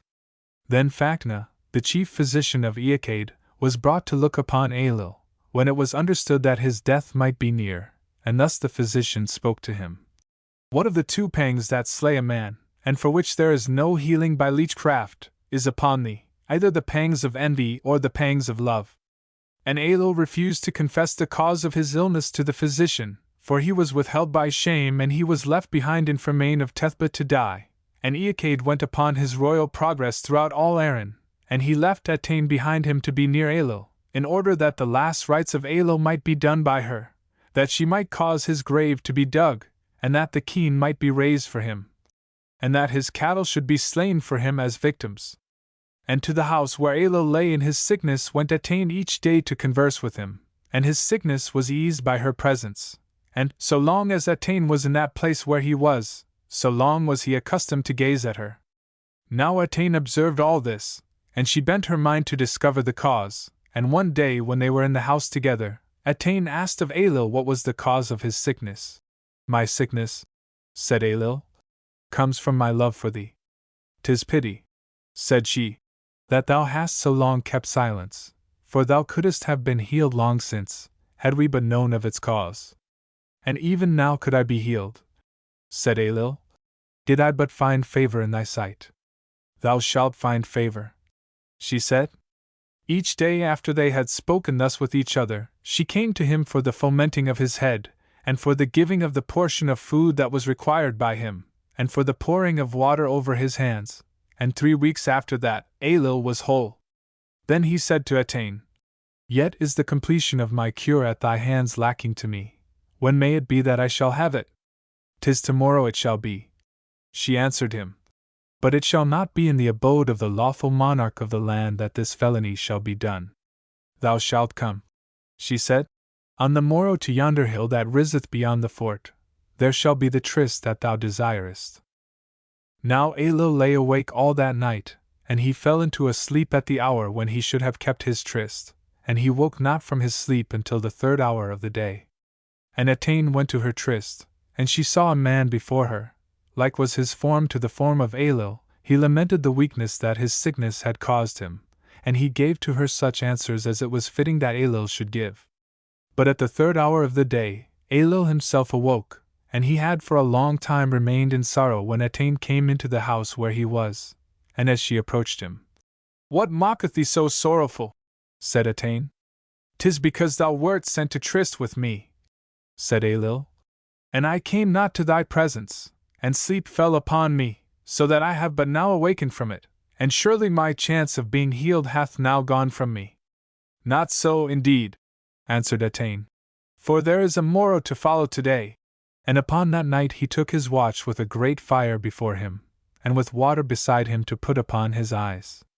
At the hour that was appointed for the tryst, Etain came for her meeting with Ailill, and she saw the same man, like unto Ailill, whom she had seen before, and Etain went to the house, and saw Ailill still lamenting.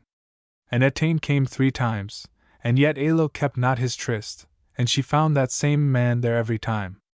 'Tis not for thee, she said, that I came to this tryst. Why comest thou to meet me? And as for him whom I would have met, it was for no sin or evil desire that I came to meet him, but it was fitting for the wife of the King of Ireland to rescue the man from the sickness under which he hath so long been oppressed. It were more fitting for thee to tryst with me myself, said the man. For when thou wert Etain of the horses, the daughter of Ailill, it was I who was thy husband. And when thou camest to be wife to me, thou didst leave a great price behind thee, even a marriage price of the chief plains and waters of Ireland, and as much of gold and of silver as might match thee in value. Why, said she, what is thy name? 'Tis easy to say, he answered. Midder of Bree Leith is my name. Truly, said she. And what was the cause that parted us? That also is easy, he said. It was the sorcery of Fomnak, and the spells of Bressil Tarlum. And then Midder said to Etain, Wilt thou come to my home, fair-haired lady? To dwell in the marvelous land of the musical spell, where the crowns of all heads are, as primroses bright, and from head to the heel all men's bodies snow-white. In that land of no mine nor of thine is their speech, but their teeth flashing white and dark eyebrows hath each. In all eyes shine our hosts, as reflected they swarm, and each cheek with the pink of the foxglove is warm. With the heather's rich tint every blushing neck glows, in our eyes are all shapes that the blackbird's egg shows, and the plains of thine Erin, though pleasing to see, when the great plain is sighted, as deserts shall be. Though ye think the ale strong in this island of fate, yet they drink it more strong in the land of the great. Of a country where marvel abounds have I told, where no young man in rashness thrusts backward the old. There are streams smooth and luscious that flow through that land, and of mead and of wine is the best at each hand, and of crime there is naught the whole country within. There are men without blemish, and love without sin. Through the world of mankind, seeing all, can we float, and yet none, though we see them, their seers can note, for the sin of their sire is a mist on them flung. None may count up our host who from Adam is sprung. Lady, come to that folk, to that strong folk of mine, and with gold on thy head thy fair tresses shall shine. 'Tis on pork the most dainty that then thou shalt feed, and for drink have thy choice of new milk and of mead. I will not come with thee, answered Etain. I will not give up the King of Ireland for thee, a man who knows not his own clan nor his kindred.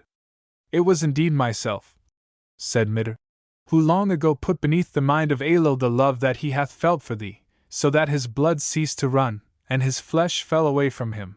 It was I also who have taken away his desire, so that there might be no hurt to thine honor. But wilt thou come with me to my land? Said Mitter, in case Eacade should ask it of thee? I would come in such case, answered to him Etain. After all this Etain departed to the house. It hath indeed been good, this our tryst, said Aelil, for I have been cured of my sickness. Moreover, in no way has thine honor been stained. 'Tis glorious that it hath fallen out so, answered Etain. And afterwards Eacade came back from his royal progress, and he was grateful for that his brother's life had been preserved, and he gave all thanks to Etain for the great deed she had done while he was away from his palace. Now upon another time it chanced that Eacade Aram, the king of Tara, arose upon a certain fair day in the time of summer, and he ascended the high ground of Tara to behold the plain of Breg. Beautiful was the color of that plain, and there was upon it excellent blossom, glowing with all hues that are known. And, as the aforesaid Eacade looked about and around him, he saw a young strange warrior upon the high ground at his side. The tunic that the warrior wore was purple in color, his hair was of a golden yellow, and of such length that it reached to the edge of his shoulders. The eyes of the young warrior were lustrous and gray. In the one hand he held a 5-pointed spear, in the other a shield with a white central boss, and with gems of gold upon it. And Eacade held his peace, for he knew that none such had been in Tara on the night before, and the gate that led into the lists had not at that hour been thrown open. The warrior came, and placed himself under the protection of Eacade, and, "Welcome do I give," said Eacade, "to the hero who is yet unknown." "Thy reception is such as I expected when I came," said the warrior. "We know thee not," answered Eacade. "Yet thee in truth I know well," he replied. "What is the name by which thou art called?" said Eacade. "My name is not known to renown," said the warrior. "I am Mitter of Bree Leith." "And for what purpose art thou come?" said Eacade. "I have come that I may play a game at the chess with thee," answered Mitter. "Truly," said Eacade, "I myself am skillful at the chess play." "Let us test that skill," said Mitter. "Nay," said Eacade, "the queen is even now in her sleep, and hers is the palace in which the chessboard lies." "I have here with me," said Mitter, "a chessboard which is not inferior to thine." It was even as he said, for that chessboard was silver, and the men to play with were gold, and upon that board were costly stones, casting their light on every side, and the bag that held the men was of woven chains of brass. Mitter then set out the chessboard, and he called upon Eacade to play. "I will not play," said Eacade, "unless we play for a stake." "What stake shall we have upon the game then?" said Mitter. "It is indifferent to me," said Eacade. "Then," said Mitter, "if thou dost obtain the forfeit of my stake, I will bestow on thee 50 steeds of a dark grey, their heads of a blood-red color, but dappled, their ears pricked high, and their chests broad, their nostrils wide, and their hoofs slender. Great is their strength, and they are keen like a whetted edge. Eager are they, high-standing, and spirited, yet easily stopped in their course." Many games were played between Eacade and Mitter, And since Mitter did not put forth his whole strength, the victory on all occasions rested with Eacade. But instead of the gifts which Mitter had offered, Eacade demanded that Mitter and his folks should perform for him services which should be of benefit to his realm, that he should clear away the rocks and stones from the plains of Meath, should remove the rushes which made the land barren around his favourite fort of Tethba, should cut down the forest of Breg, and finally should build a causeway across the moor or bog of Lamrack that men might pass freely across it. All these things Mitter agreed to do, and Eacade sent his steward to see how that work was done. And when it came to the time after sunset, the steward looked, and he saw that Mitter and his fairy host, together with fairy oxen, were laboring at the causeway over the bog, and thereupon much of earth and of gravel and of stones was poured into it. Now it had, before that time, always been the custom of the men of Ireland to harness their oxen with a strap over their foreheads, so that the pull might be against the foreheads of the oxen, and this custom lasted up to that very night, when it was seen that the fairy folk had placed the yoke upon the shoulders of the oxen, so that the pull might be there, and in this way were the yokes of the oxen afterwards placed by Eacade. And thence cometh the name by which he is known, even Eacade. Aram, or Eacade the ploughman, for he was the first of all the men of Ireland to put the yokes on the necks of the oxen, and thus it became the custom for all the land of Ireland. And this is the song that the host of the fairies sang, as they laboured at the making of the road. Thrust it in hand, force it in hand. Nobles this night, as an ox troop, stand, hard is the task that is asked, and who from the bridging of Lamrack shall gain, or rue? Not in all the world could a road have been found that should be better than the road that they made, had it not been that the fairy folk were observed as they worked upon it, but for that cause a breach hath been made in that causeway. And the steward of Eacade thereafter came to him, and he described to him that great labouring band that had come before his eyes, and he said that there was not over the chariot pole of life a power that could withstand its might. And, as they spake thus with each other, they saw Mitter standing before them. High was he girt, and ill-favoured was the face that he showed, and Eacade arose, and he gave welcome to him. Thy welcome is such as I expected when I came, said Mitter. Cruel and senseless hast thou been in thy treatment of me, and much of hardship and suffering hast thou given me. All things that seemed good in thy sight have I got for thee, but now anger against thee hath filled my mind. I return not anger for anger, answered Eacade. What thou wishest shall be done. Let it be as thou wishest, said Mitter. Shall we play at the chess? Said he. What stake shall we set upon the game? Said Eacade. Even such stake as the winner of it shall demand, said Mitter. And in that very place Eacade was defeated, and he forfeited his stake. My stake is forfeit to thee, said Eacade. Had I wished it, it had been forfeit long ago, said Mitter. What is it that thou desirest me to grant? Said Eacade. That I may hold Atene in my arms, and obtain a kiss from her, answered Mitter. Eacade was silent for a while, and then he said, 1 month from this day thou shalt come, and the very thing that thou hast asked for shall be given to thee.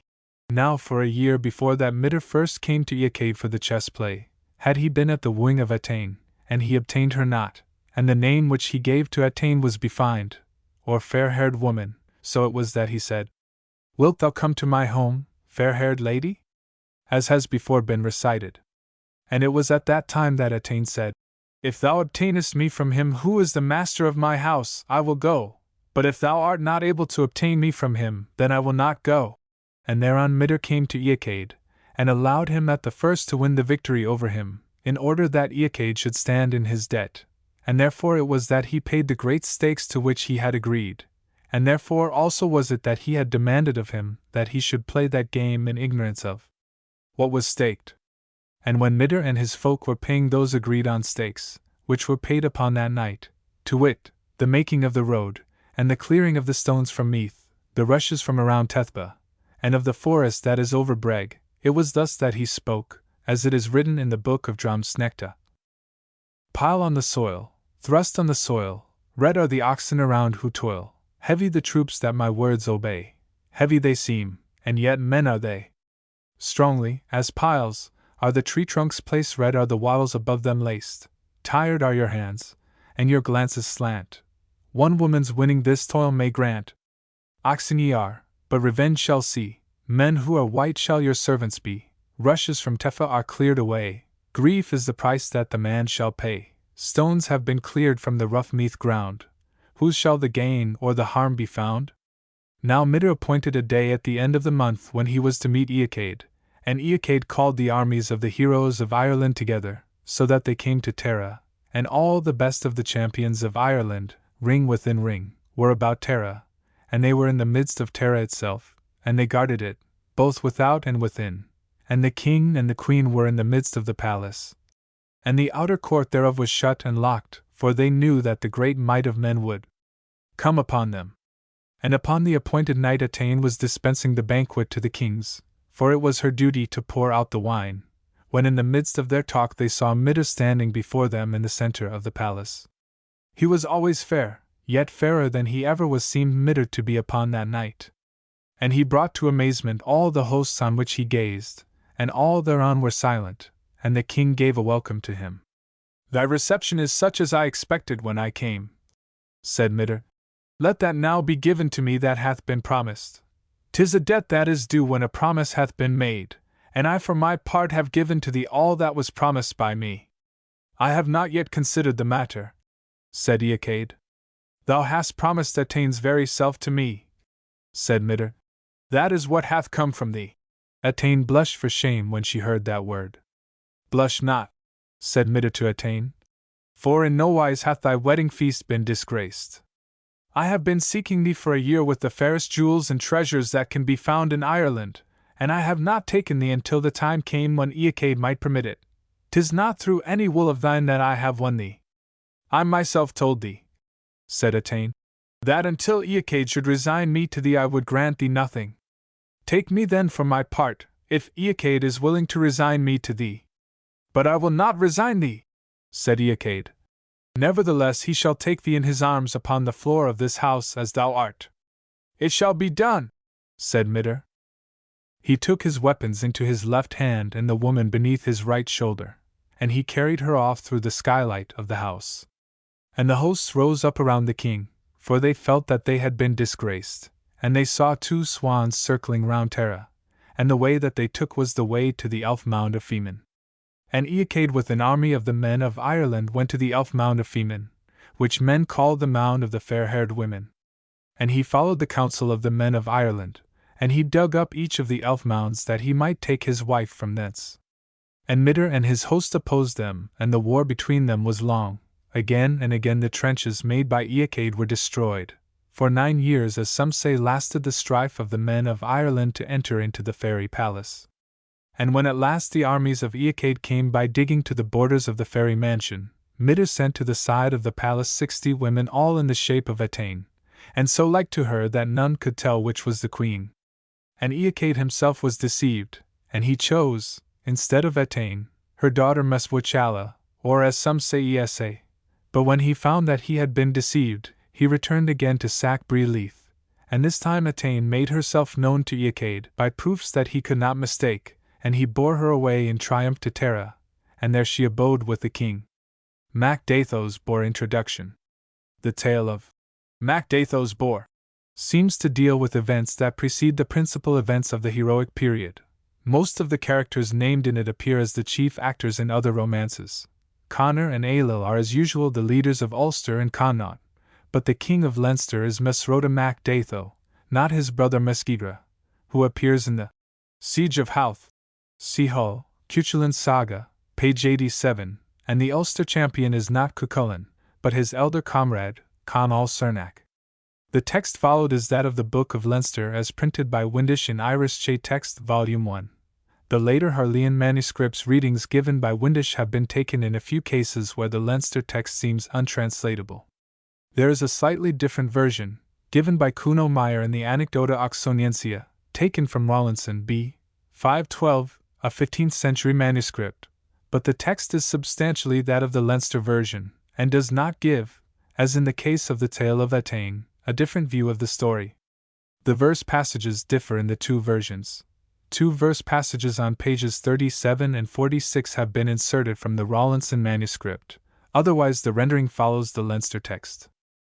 The style of the tale is more barbaric than that of the other romances, but is relieved by touches of humor. The only supernatural touch occurs in one of the variations of the Rawlinson manuscript. Some of the chief variations in this manuscript are pointed out in the notes.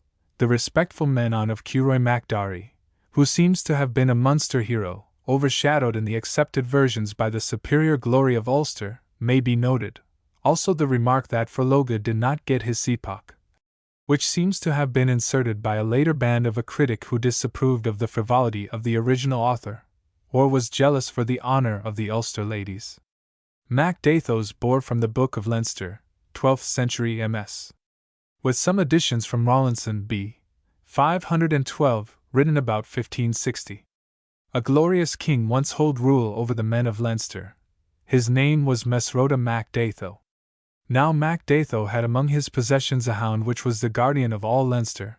The name of the hound was Ailbe, and all of the land of Leinster was filled with reports of the fame of it, and of that hound hath it been sung. Mesrota, son of Datho, was he the boar who reared, and his the hound called Ailbe. No lie the tale appeared. The splendid hound of wisdom, the hound that far is famed, the hound from whom Moynalve forevermore is named. By King Ailill and Queen Meve were sent folk to the son of Datho to demand that hound, and at that very hour came heralds from Connor the son of Ness to demand him.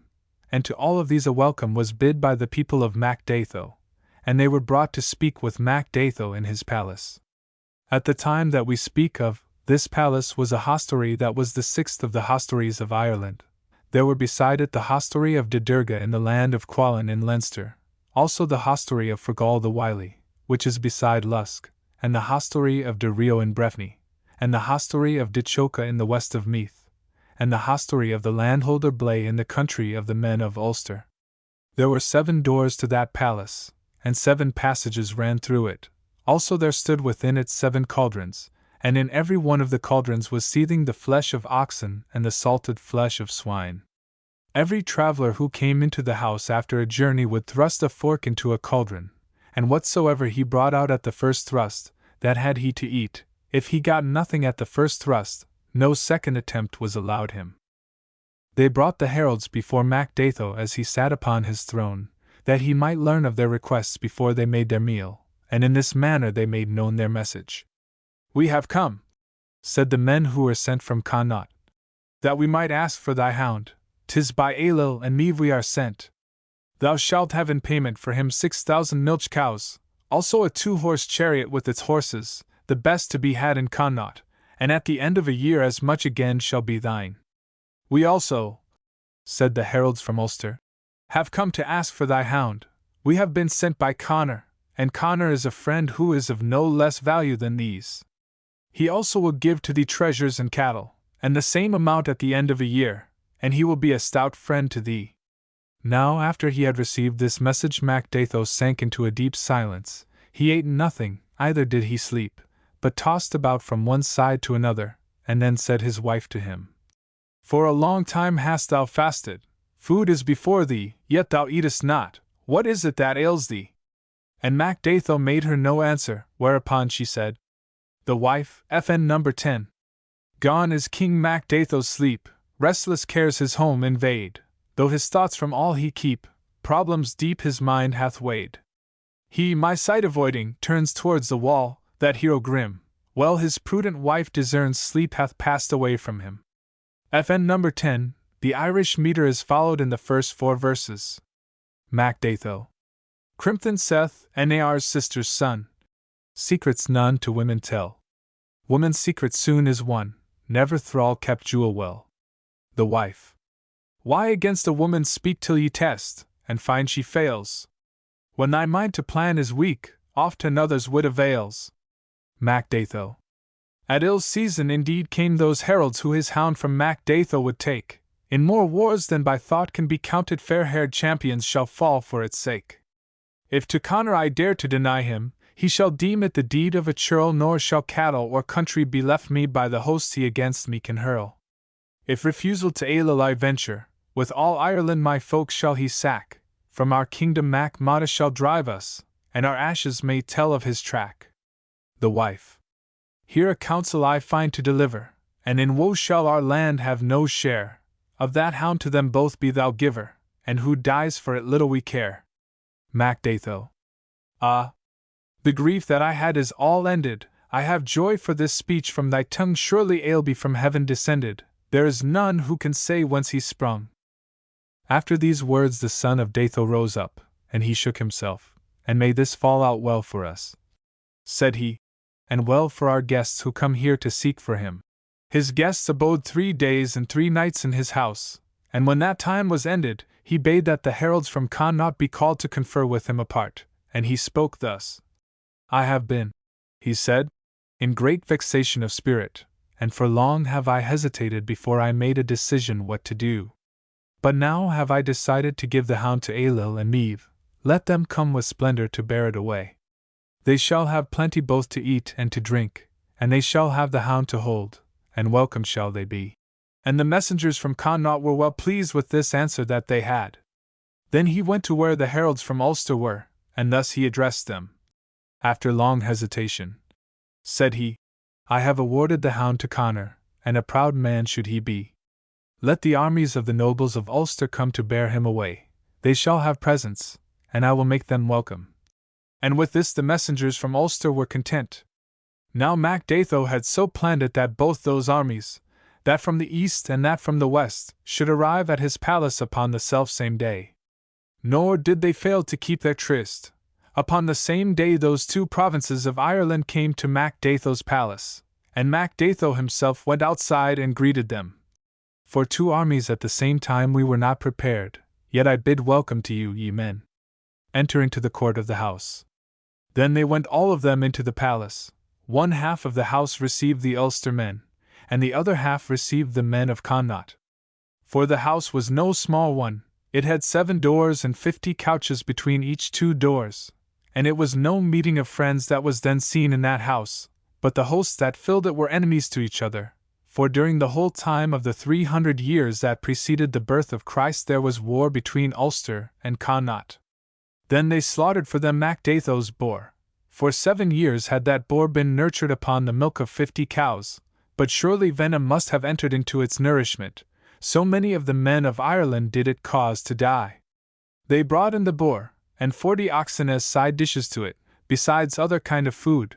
The son of Datho himself was steward to their feast. Be ye welcome, said he. This beast before you hath not its match, and a goodly store of beeves and of swine may be found with the men of Leinster. And if there be aught lacking to you, more shall be slain for you in the morning. It is a mighty boar, said Connor. 'Tis a mighty one indeed, said Ailill. How shall it be divided, O Connor? Said he. How? Cried down Bricriu, FN number 11, the son of Carbad, from above. In the place where the warriors of Ireland are gathered together, there can be but the one test for the division of it, even the part that each man hath taken in warlike deeds and strife. Surely each man of you hath struck the other a buffet on the nose ere now. Thus then shall it be, said Ailill. 'Tis a fair test, said Connor in assent. We have here a plenty of lads in this house who have done battle on the borders. Thou shalt lose thy lads tonight, Connor, said Semlech the charioteer, who came from Rushy Conalad in the west. Often have they left a fat steer for me to harry, as they sprawled on their backs upon the road that leadeth to the rushes of Deda. Fatter was the steer that thou hadst to leave to us, said Munrimer, FN number 12, the son of Jersund. Even thine own brother, Crochniu, son of Rodlam, and it was from Conalad of Cruachan that he came. He was no better, cried Lugaid the son of Curoy of Munster. Then Loth the Great, the son of Fergus Mac Leat, and Echbal the son of Dedad left him lying in Terra Luacra. FN number 13. FN number 11, pronounced Bricriu. FN number 12, pronounced Moonramer. FN number 13, pronounced Luchare. What sort of a man was he whom ye boast of? Cried Selcher of Ulster. I myself slew that horny-skinned son of Dedad, I cut the head from his shoulders. At the last it fell out that one man raised himself above all the men of Ireland. He was Ket, the son of Mada. He came from the land of Connaught. He hung up his weapons at a greater height than the weapons of any one else who was there. He took a knife in his hand, and he placed himself at the side of the boar. "Find ye now," said he, "one man among the men of Ireland who can equal my renown, or else leave the division of the boar to me." All of the Ulster men were thrown into amazement. "Sayest thou that, O Laegair?" "FN number 14, said Connor. "FN number 14, pronounced Leary. "Never shall it be," said Laegair the triumphant. "That Ket should have the division of this boar in the face of us all." "Softly now, O Laegair," said Ket. "Let me hold speech with thee. With you men of Ulster it hath for long been a custom that each lad among you who takes the arms of a warrior should play first with us the game of war. Thou, O Laegair, like to the others didst come to the border, and we rode against one another. And thou didst leave thy charioteer, and thy chariot and thy horses behind thee, and thou didst fly pierced through with a spear. Not with such a record as that shalt thou obtain the boar." And Laegair sat himself down. "It shall never come to pass," said a great fair-haired warrior, stepping forward from the bench whereon he had sat, "that the division of the boar shall be left to Ket before our very eyes." "To whom then appertains it?" asked Ket. "To one who is a better warrior than thou," he said. "Even to Angus, the son of Lama Gab Aid, Hand in Danger, of the men of Ulster." "Why namest thou thy father Hand in Danger?" said Ket. "Why indeed I know not," he said. "Ah, but I know it," said Ket. "Long ago I went upon a journey in the east, a war cry was raised against me, all men attacked me, and Lama Gab Aid was among them. He made a cast of a great spear against me, I hurled the same spear back upon him, and the spear cut his hand from him so that it lay upon the ground. How dares the son of that man to measure his renown with mine?" And Angus went back to his place. "Come, and claim a renown to match mine," said Ket. "Else let me divide this boar." "It shall never be thy part to be the first to divide it," said a great fair-haired warrior of the men of Ulster. "Who then is this?" said Ket. "'Tis Egan, son of Dirthicht." "FN number 15, said they all. "Egan, the lord of Fermay." "I have seen him upon an earlier day," said Ket. "Where hast thou seen me?" said Egan. "It was before thine own house," said Ket. "As I was driving away thy cattle, a cry of war was raised in the lands about me, and thou didst come out at that cry. Thou didst hurl thy spear against me, and it was fixed in my shield, but I hurled the same spear back against thee, and it tore out one of thy 2 eyes. All the men of Ireland can see that thou art one-eyed. Here is the man that struck thine other eye out of thy head." And he also sat down. "Make ye ready again for the strife for renown, O ye men of Ulster!" cried Ket. "Thou hast not yet gained the right to divide the boar," said Munrimer, Jerson's son. "Is that Munrimer?" cried Ket. "I have but one short word for thee, O Munrimer. Not yet hath the 3rd day passed since I smote the heads off 3 warriors who came from your lands, and the midmost of the 3 was the head of thy firstborn son." And Munrimer also sat down. "Come to the strife for renown," cried Ket. "That strife will I give to thee," said Mend the son of Salcocam, the sword-heeled. "Who is this?" asked Ket. "'Tis Mend," said all who were there. "Hey there!" cried Ket. "The son of the man with the nickname comes to measure his renown with mine." "Why, Mend, it was by me that the nickname of thy father came. 'Twas I who cut the heel from him with my sword so that he hopped away from me upon one leg. How shall the son of that one-legged man measure his renown with mine?" And he also sat down. FN number 15, pronounced Yogan, son of Dora. "Come to the strife for renown," cried Ket. "That warfare shalt thou have from me," said an Ulster warrior, tall, grey, and more terrible than the rest. "Who is this?" asked Ket. "'Tis Selcher, the son of Utekar," cried all. "Pause thou a little, Selcher," said Ket, "unless it be in thy mind to crush me in an instant. Once did I come to thy dwelling, O Selcher, a cry was raised about me, and all men hurried up at that cry, and thou also camest beside them. It was in a ravine that the combat between us was held. Thou didst hurl thy spear against me, and against thee I also hurled my spear, and my spear pierced thee through the leg and through the groin, so that from that hour thou hast been diseased, nor hath son or daughter been born to thee. How canst thou strive in renown with me? And he also sat down. Come to the strife for renown, cried Ket. That strife shalt thou have, said Cuscred the Stammerer of Macha, King Connor's son. Who is this? Said Ket. 'Tis Cuscred, said all. He hath a form which is as the form of a king. Nor hath he aught to thank thee for, said the youth. Good, said Ket. It was against me that thou didst come on the day when thou didst first make trial of thy weapons, my lad. 'Twas in the borderland that we met. And there thou didst leave the third part of thy folk behind thee, and thou didst fly with a spear thrust through thy throat so that thou canst speak no word plainly, for the spear cut in sunder the sinews of thy neck, and from that hour thou hast been called Cuscred the Stammerer. And in this fashion did Ket put to shame all the warriors of the province of Ulster.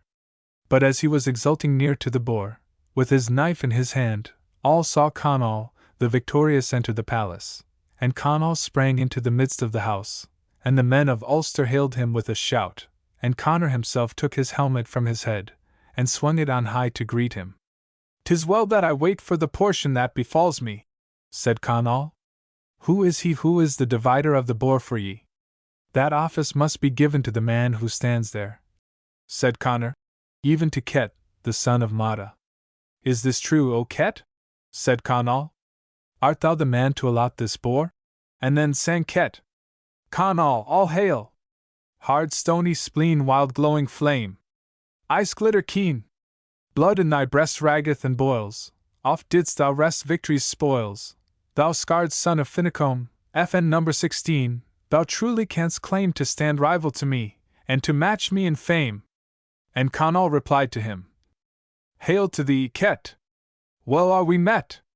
Heart icy cold, home for the bold, ender of grief, car-riding chief, sea's stormy wave, bull, fair and brave, Ket, first of the children of Matak. The proof shall be found when to combat we dart, the proof shall be found when from combat we part. He shall tell of that battle who guardeth the stirks, he shall tell of that battle at Handcroft who works, and the heroes shall stride to the wild lion fight, for by men shall fall men in this palace tonight. Welcome, Ket, FN number 17. FN number 16, pronounced Finham. FN number 17, the short lines of this rhetoric have the meter of the original Irish. "Rise thou, and depart from this boar," said Conall. "What claim wilt thou bring why I should do this?" said Ket. "'Tis true indeed," said Conall. "Thou art contending in renown with me. I will give thee one claim only, O Ket. I swear by the oath of my tribe that since the day that I first received a spear into my hand I have seldom slept without the head of a slain man of Connaught as my pillow, and I have not let pass a day or a night in which a man of Connaught hath not fallen by my hand." "'Tis true indeed," said Ket. "Thou art a better warrior than I. Were but on one here, he could battle with thee in another fashion. Shame upon us that he is not in this house." "Aye, but on one is here," cried Conall, and therewith he plucked on one's head from his belt. And he threw the head towards Ket, so that it smote him upon the chest, and a gulp of the blood was dashed over his lips. And Ket came away from the boar, and Conall placed himself beside it. "Now let men come to contend for renown with me," cried Conall. But among the men of Connaught there was none who would challenge him, and they raised a wall of shields, like a great vat around him, for in that house was evil wrangling, and men in their malice would make cowardly casts at him.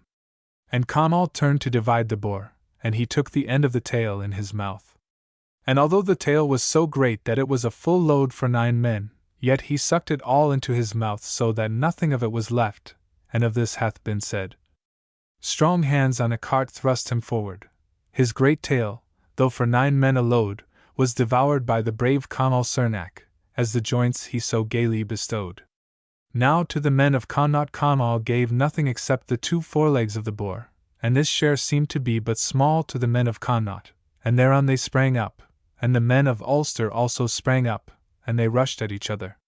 They buffeted each other so that the heap of bodies inside the house rose as high as the side walls of it, and streams of blood flowed under the doors. The hosts brake out through the doors into the outer court, and great was the din that uprose. The blood upon the floor of the house might have driven a mill, so mightily did each man strike out at his fellow. And at that time Fergus plucked up by the roots a great oak tree that stood in the outer court in the midst of it, and they all burst out of the court, and the battle went on outside. Then came out Macdatho, leading the hound by a leash in his hand, that he might let him loose between the two armies, to see to which side the sense of the hound would turn. And the hound joined himself with the men of Ulster, and he rushed on the defeated Connauhtmen, for these were in flight. And it is told that in the plain of Ailbe, the hound seized hold of the poles of the chariot in which Ailill and Meve rode, and their fair Loga, charioteer to Ailill and Meve, fell upon him, so that he cast his body to one side, and his head was left upon the poles of the chariot. And they say that it is for that reason that the plain of Ailbe is so named, for from the hound Ailbe the name hath come. The rout went on northwards, over Ballymun, past Rurin Hill, over the Midbine ford near to Mullaghmast, over Drum Cryak Ridge which is opposite to what is Kildare today, over Rath Ingan which is in the forest of Gabla, then by Mac Lugna's ford over the ridge of the two plains till they came to the bridge of Carpree that is over the Boyne. And at the ford which is known as the ford of the Hound's Head, which standeth in the west of Meath, the hound's head fell from the chariot. And, as they went over the heather of Meath, Ferloga the charioteer of Ailill fell into the heather, and he sprang behind Connor who followed after them in his chariot, and he seized Connor by the head. I claim a boon from thee if I give thee thy life, O Connor, said he. I choose freely to grant that boon, said Connor. 'Tis no great matter, said Ferloga.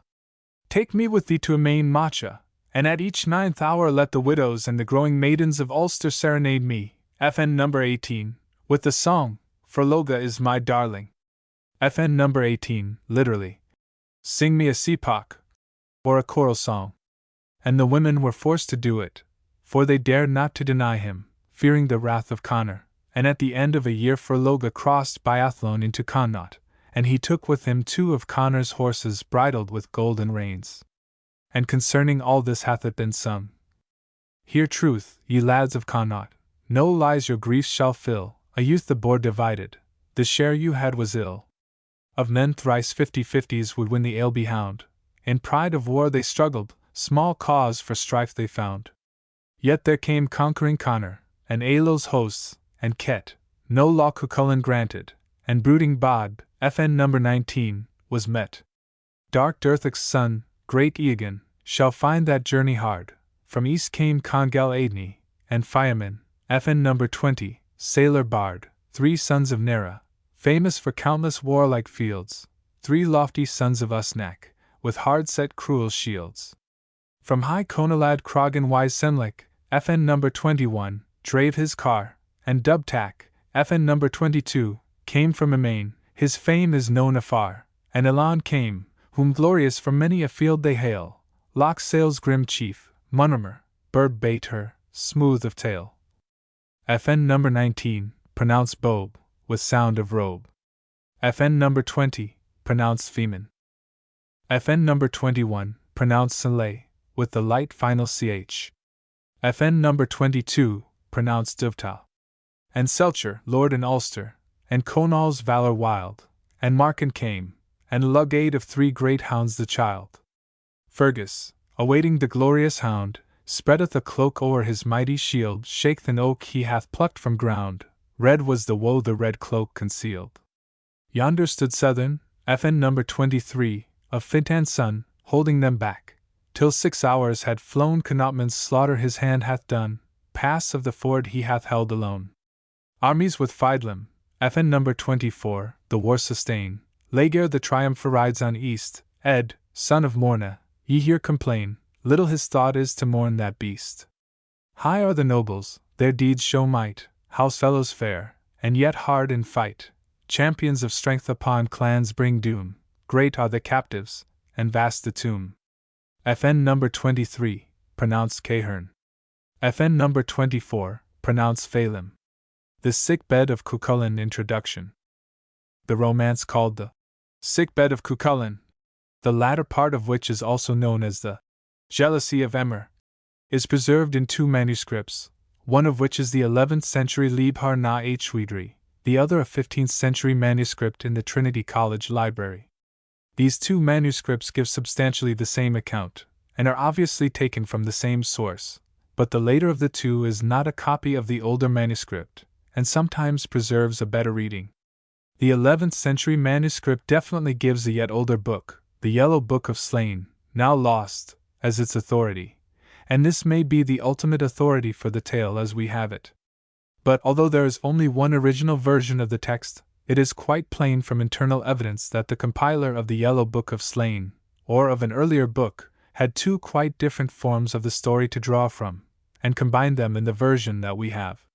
The first, which may be called the antiquarian form, relates the cause of Cuchulain's illness, tells in detail of the journey of his servant Leg to Fairyland, in order to test the truth of a message sent to Cuchulain that he can be healed by fairy help, and then breaks off.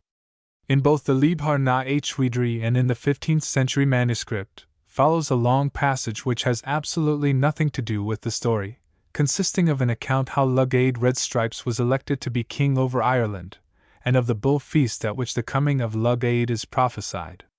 Both manuscripts then give the counsel given by Cuchulain to Lugaid on his election, this passage being the only justification for the insertion, as Cuchulain is supposed to be on his sickbed when the exhortation is given, and both then continue the story in a quite different form, which may be called the literary form.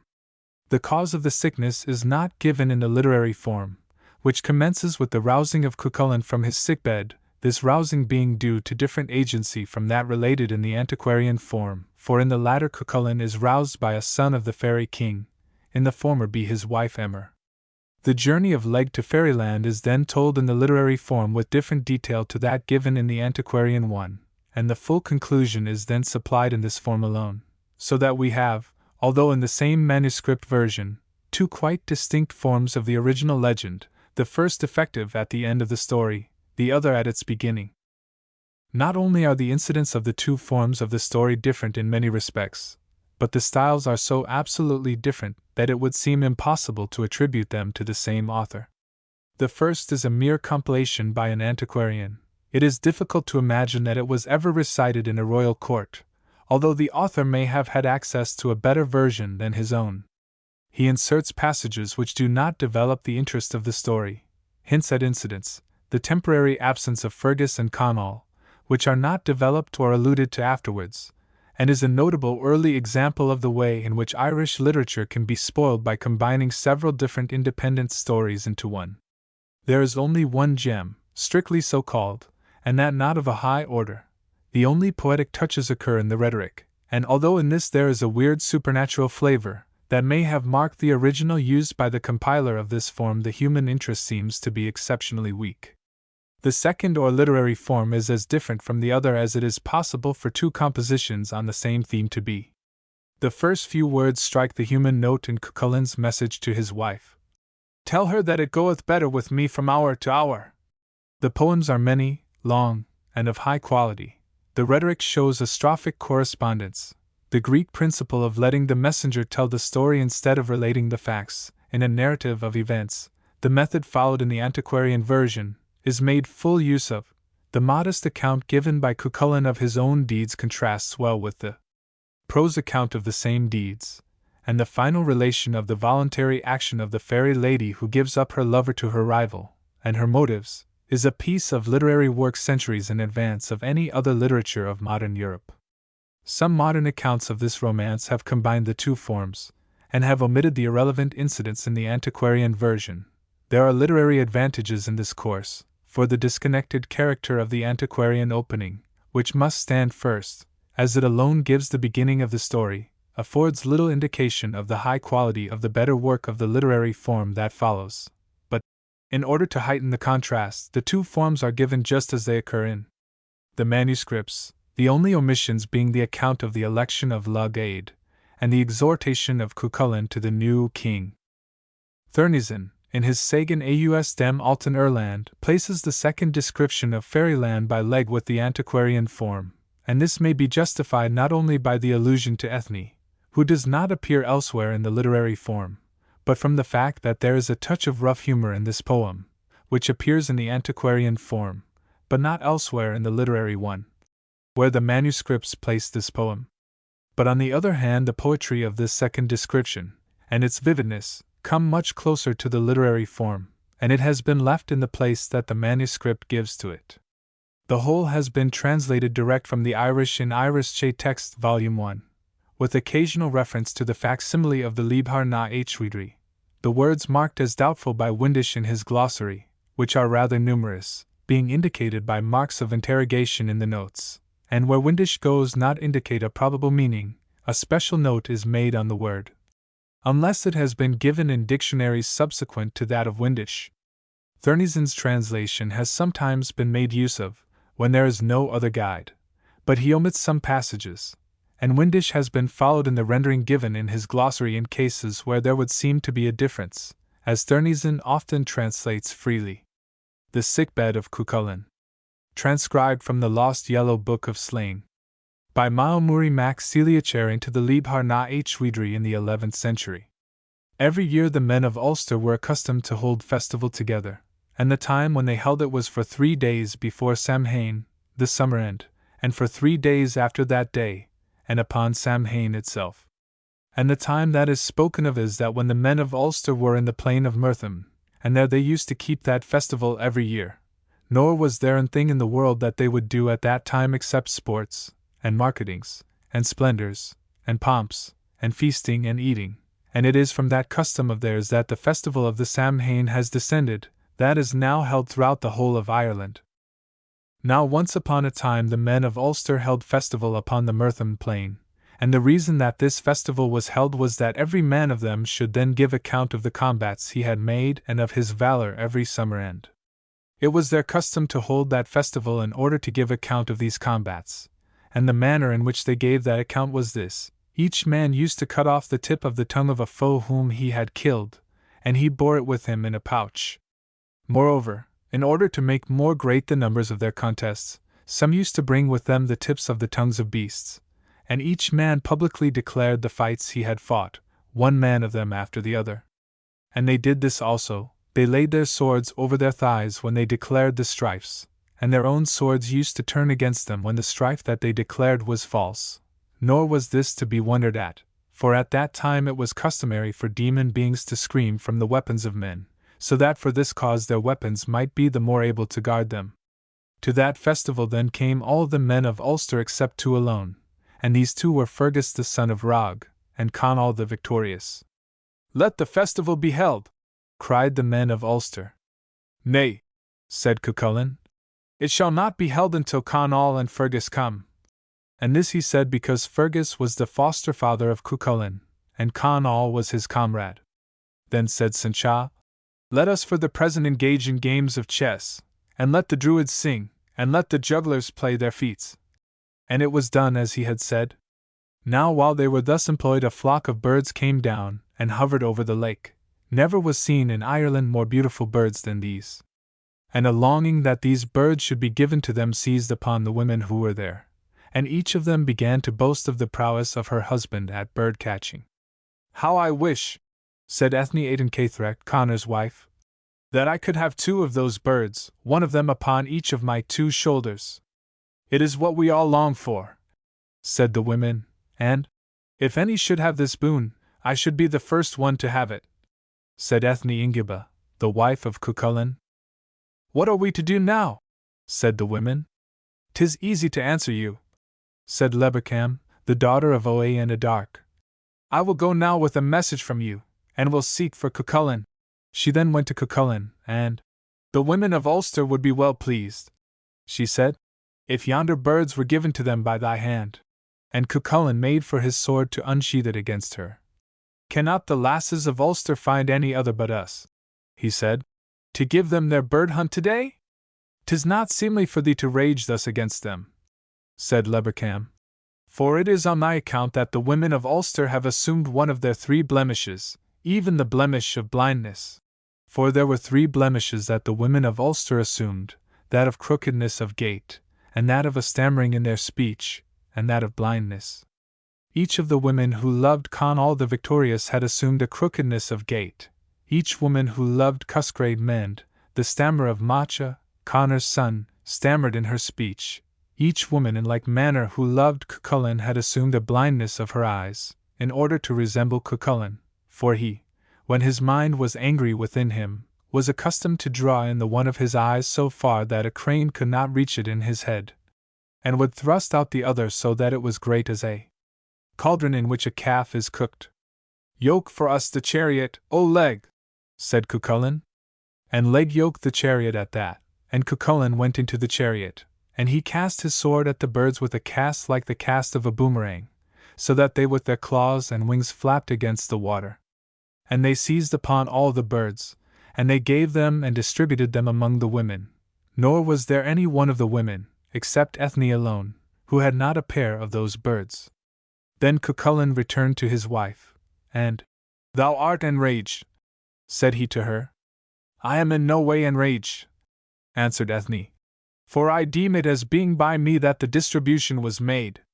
And thou hast done what was fitting," she said, "for there is not one of these women but loves thee, none in whom thou hast no share, but for myself none hath any share in me except thou alone." "Be not angry," said Cucullin. "If in the future any birds come to the plain of Murtham or to the Boyne, the two birds that are the most beautiful among those that come shall be thine." A little while after this they saw two birds flying over the lake, linked together by a chain of red gold. They sang a gentle song, and a sleep fell upon all the men who were there, and Cucullin rose up to pursue the birds.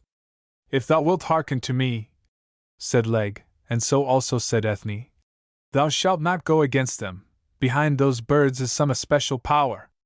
Other birds may be taken by thee at some future day." "Is it possible that such claim as this should be made upon me?" said Cucullin. "Place a stone in my sling, O Leg!"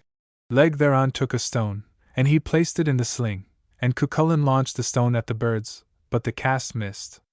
"Alas!" said he. He took another stone, and he launched this also at the birds, but the stone flew past them. "Wretched that I am!" he cried. "Since the very first day that I assumed arms, I have never missed a cast until this day."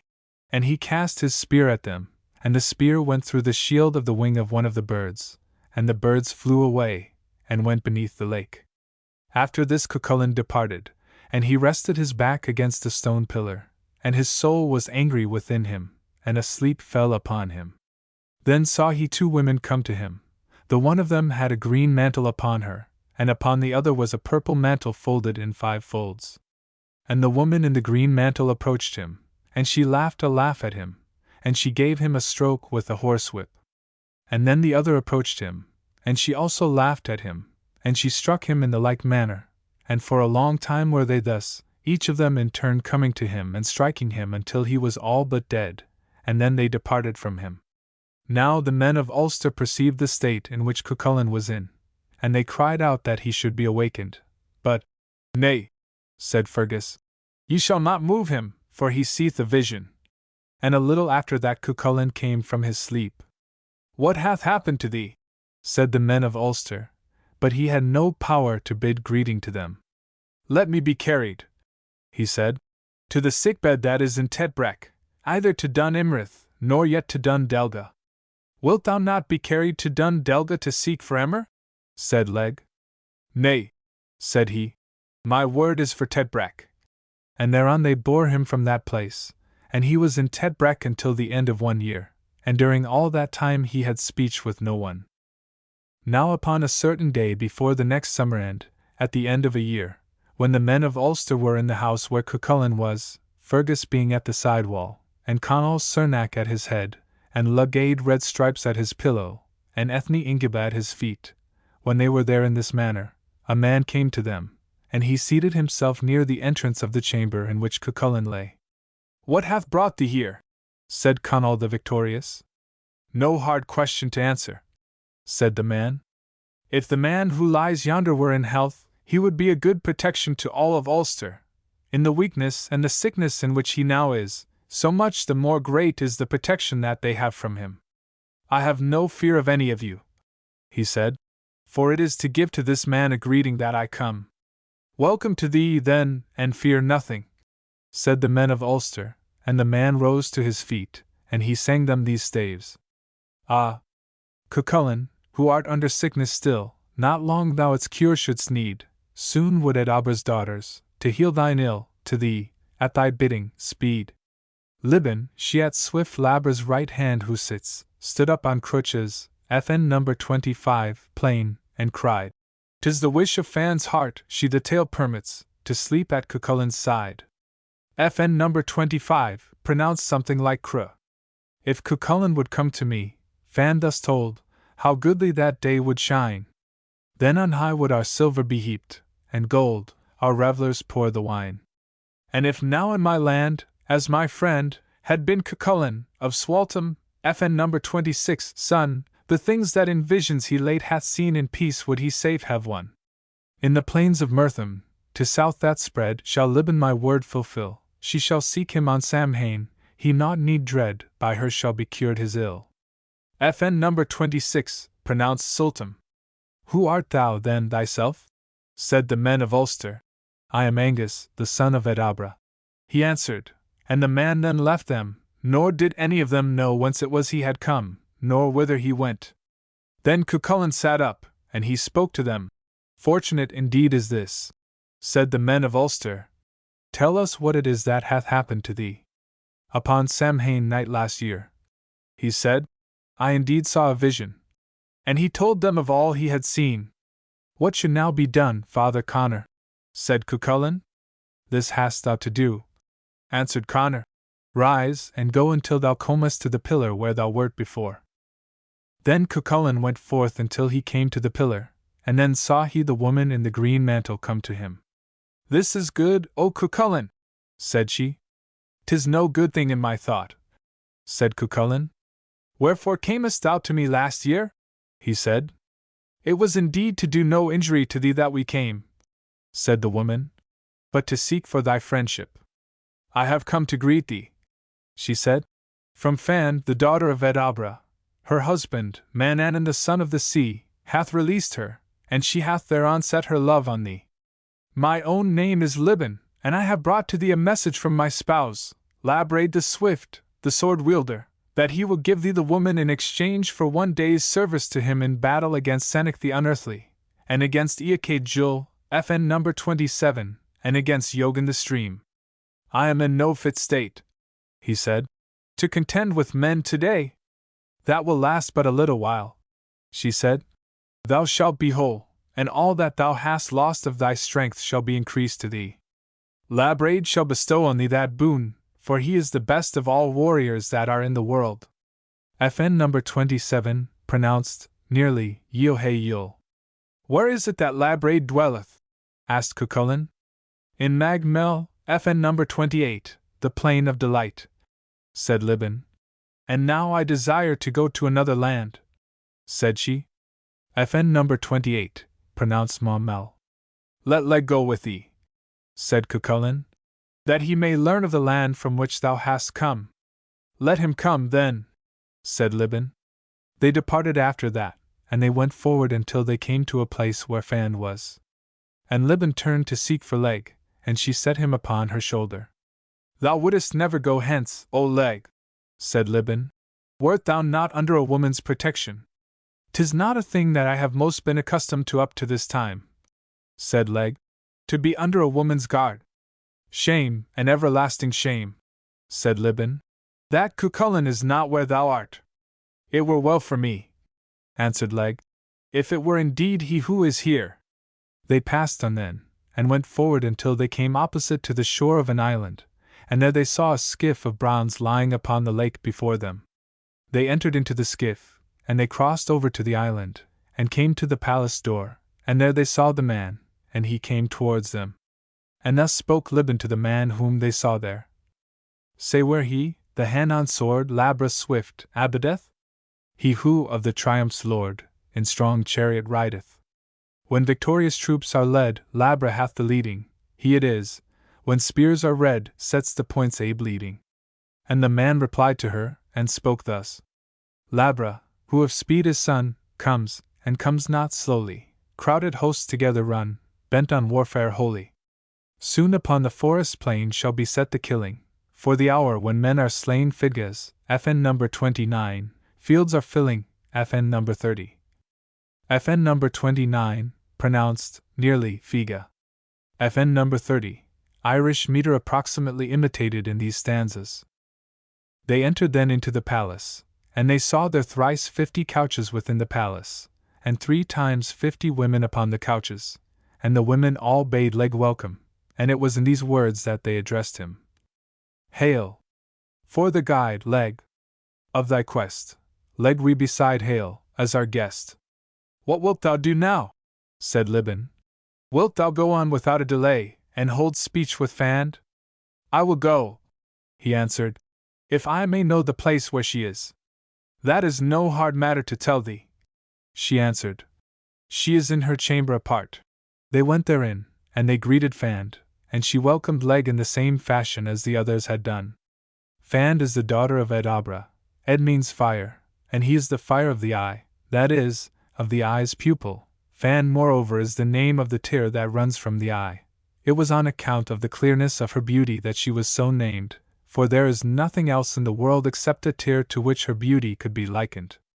Now, while they were thus in that place, they heard the rattle of Labraid's chariot as he approached the island. The spirit of Labraid is gloomy today, said Libin. I will go and greet him. And she went out, and she bade welcome to Labraid, and she spoke as follows. Hail! The man who holdeth sword, the swift in fight. Heir of little armies, armed with javelins light, spears he drives in splinters, bucklers bursts in twain, limbs of men are wounded, nobles by him slain. He for error searcheth, streweth gifts not small, hosts of men destroyeth. Fairer he than all. Heroes whom he findeth feel his fierce attack. Labra, swiftest sword hand, welcome to us back. Labraid made no reply to her, and the lady spoke again thus. Welcome, swift Labra, hand to sword set. All win thy bounty, praise thou shalt get, warfare thou seekest, wounds seem thy side, wisely thou speakest, law canst decide, kindly thou rulest, wars fightest well, wrongdoers schoolest, hosts shalt repel. Labraid still made no answer, and she sang another lay thus. Labra, all hail! Sword wielder, swift, war can he wage, warriors can sift, valiant is he, fighters excels, more than in sea pride in him swells, down in the dust strength doth he beat, they who him trust rise to their feet, weak ones he'll raise, humble the strong. Labra, thy praise peals loud and long. Thou speakest not rightly, O lady, said Labraid, and he then spoke to her thus. O my wife! Naught of boasting or pride is in me, no renown would I claim, and no falsehood shall be, lamentation alone stirs my mind, for hard spears rise in numbers against me, dread contest appears, the right arms of their heroes red broadswords shall swing, many hosts Iake Jul holds to heart as their king. Let no pride then be ours, no high words let there be, pride and arrogance far should be, lady, from me. Let now thy mind be appeased, said the Lady Libin to him. Leg, the charioteer of Cucullin, is here, and Cucullin hath sent word to thee that he will come to join thy hosts. Then Labraid bade welcome to Leg, and he said to him, Welcome, O Leg! For the sake of the lady with whom thou comest, and for the sake of him from whom thou hast come. Do thou now go to thine own land, O Leg, said Labraid, and Libin shall accompany thee. Then Leg returned to Emain, and he gave news of what he had seen to Cucullin, and to all others beside, and Cucullin rose up, and he passed his hand over his face, and he greeted Leg brightly, and his mind was strengthened within him for the news that the lad had brought him. At this point occurs the break in the story indicated in the preface, and the description of the bull feast at which Lugaid Redstripes is elected king over all Ireland, also the exhortation that Cucullin, supposed to be lying on his sickbed, gives to Lugaid as to the duties of a king. After this insertion, which has no real connection with the story itself proceeds, but from another point, for the thread is taken up at the place where Cucullin has indeed awaked from his trance, but is still on his sickbed. The message of Angus appears to have been given, but Cucullin does not seem to have met Libin for the second time, nor to have sent Leg to inquire. Ethne has disappeared as an actor from the scene. Her place is taken by Emer, Cucullin's real wife, and the whole style of the romance so alters for the better that, even if it were not for the want of agreement of the two versions, we could see that we have here two tales founded upon the same legend but by two different hands, the end of the first and the beginning of the second alike missing, and the gap filled in by the story of the election of Lugaid. Now as to Cucullin, it has to be related thus. He called upon Leg to come to him, and, "Do thou go, O Leg," said Cucullin, "to the place where Emer is, and say to her that women of the fairies have come upon me, and that they have destroyed my strength, and say also to her that it goeth better with me from hour to hour, and bid her to come and seek me." And the young man Leg then spoke these words in order to hearten the mind of Cucullin. It fits not heroes lying on sickbed in a sickly sleep to dream, witches before the flying of Trogacca's fiery plain the dwellers seem, they have beat down thy strength, made thee captive at length, and in womanish folly away have they driven thee far. Arise! No more be sickly! Shake off the weakness by those fairies sent, for from thee parteth quickly thy strength that for the chariot chiefs was meant. Thou crouchest, like a youth. Art thou subdued in truth? Have they shaken thy prowess and deeds that were meet for the war? Yet Labra's power hath sent his message plain, rise, thou that crouchest, and be great again. And Leg, after that heartening, departed, and he went on until he came to the place where Emer was, and he told her of the state of Cucullin. "Ill hath it been what thou hast done, O youth," she said, "for although thou art known as one who dost wander in the lands where the fairies dwell, yet no virtue of healing hast thou found there and brought for the cure of thy lord. Shame upon the men of Ulster," she said, "for they have not sought to do a great deed, and to heal him. Yet, had Connor thus been fettered, had it been Fergus who had lost his sleep, had it been Conall the victorious to whom wounds had been dealt, Cucullin would have saved them." And she then sang a song, and in this fashion she sang it.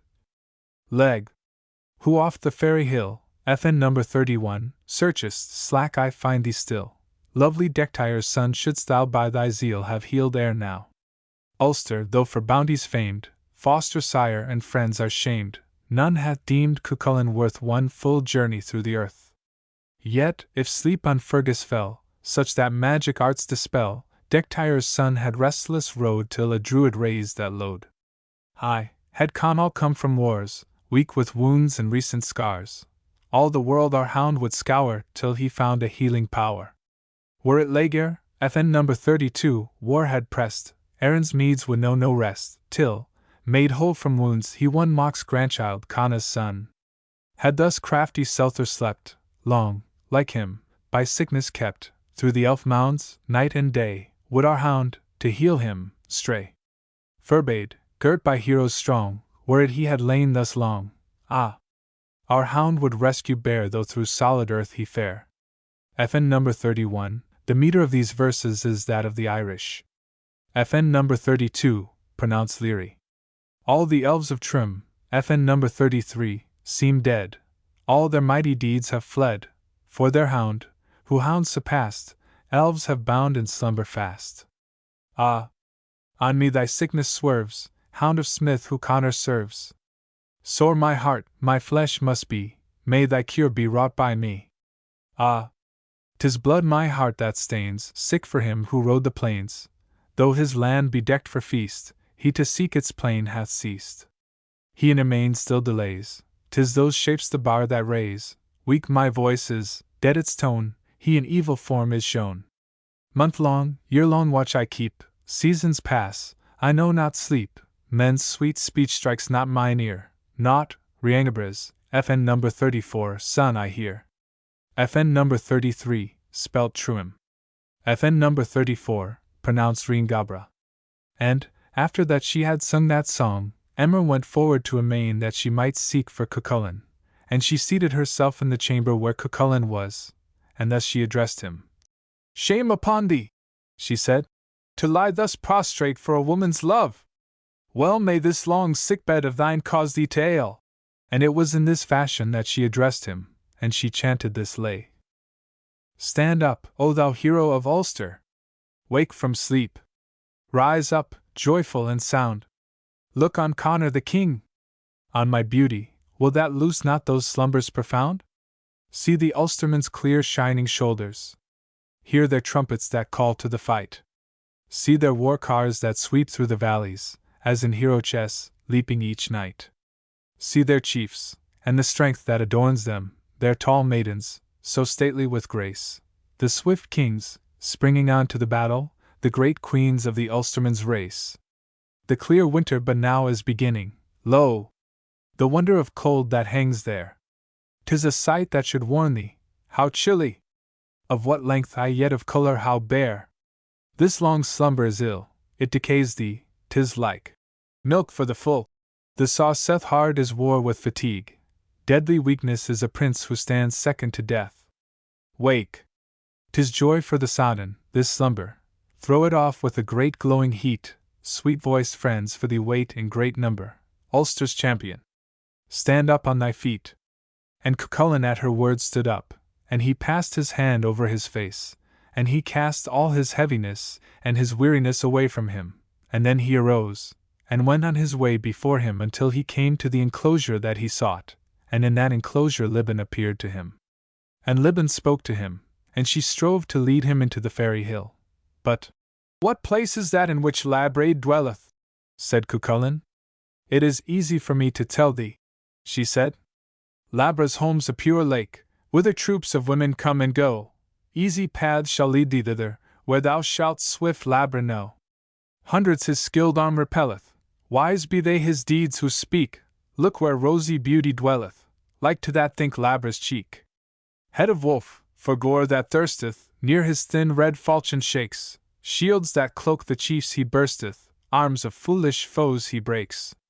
Trust of friend he requiteth, scarred his skin, like bloodshot eye. First of fairy men he fighteth, thousands by him smitten die. Chiefs at Ecade, FN number 35, Jul's name tremble, yet his land's strange tale he sought, he whose locks gold threads resemble, with whose breath wine scents are brought. More than all strife-seekers noted, fiercely to far lands he rides, steeds have trampled, skiffs have floated near the isle where he abides. Labra, swift sword-wielder, gaineth fame for actions over sea, sleep for all his watch sustaineth. Sure no coward hound is he. The chains on the necks of the coursers he rides, and their bridles are ruddy with gold. He hath columns of crystal and silver besides, the roof of his house to uphold. FN number 35, pronounced, apparently, Ekai, the ch like the sound in lock. I will not go thither at a woman's call, said Cuchulainn.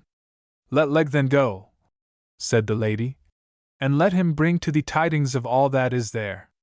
Let him depart then, said Cuchulainn, and Leg rose up and departed with Libin, and they came to the plain of speech, and to the tree of triumphs, and over the festal plain of Emain, and over the festal plain of Fidga, and in that place was Edabra, and with him his daughters.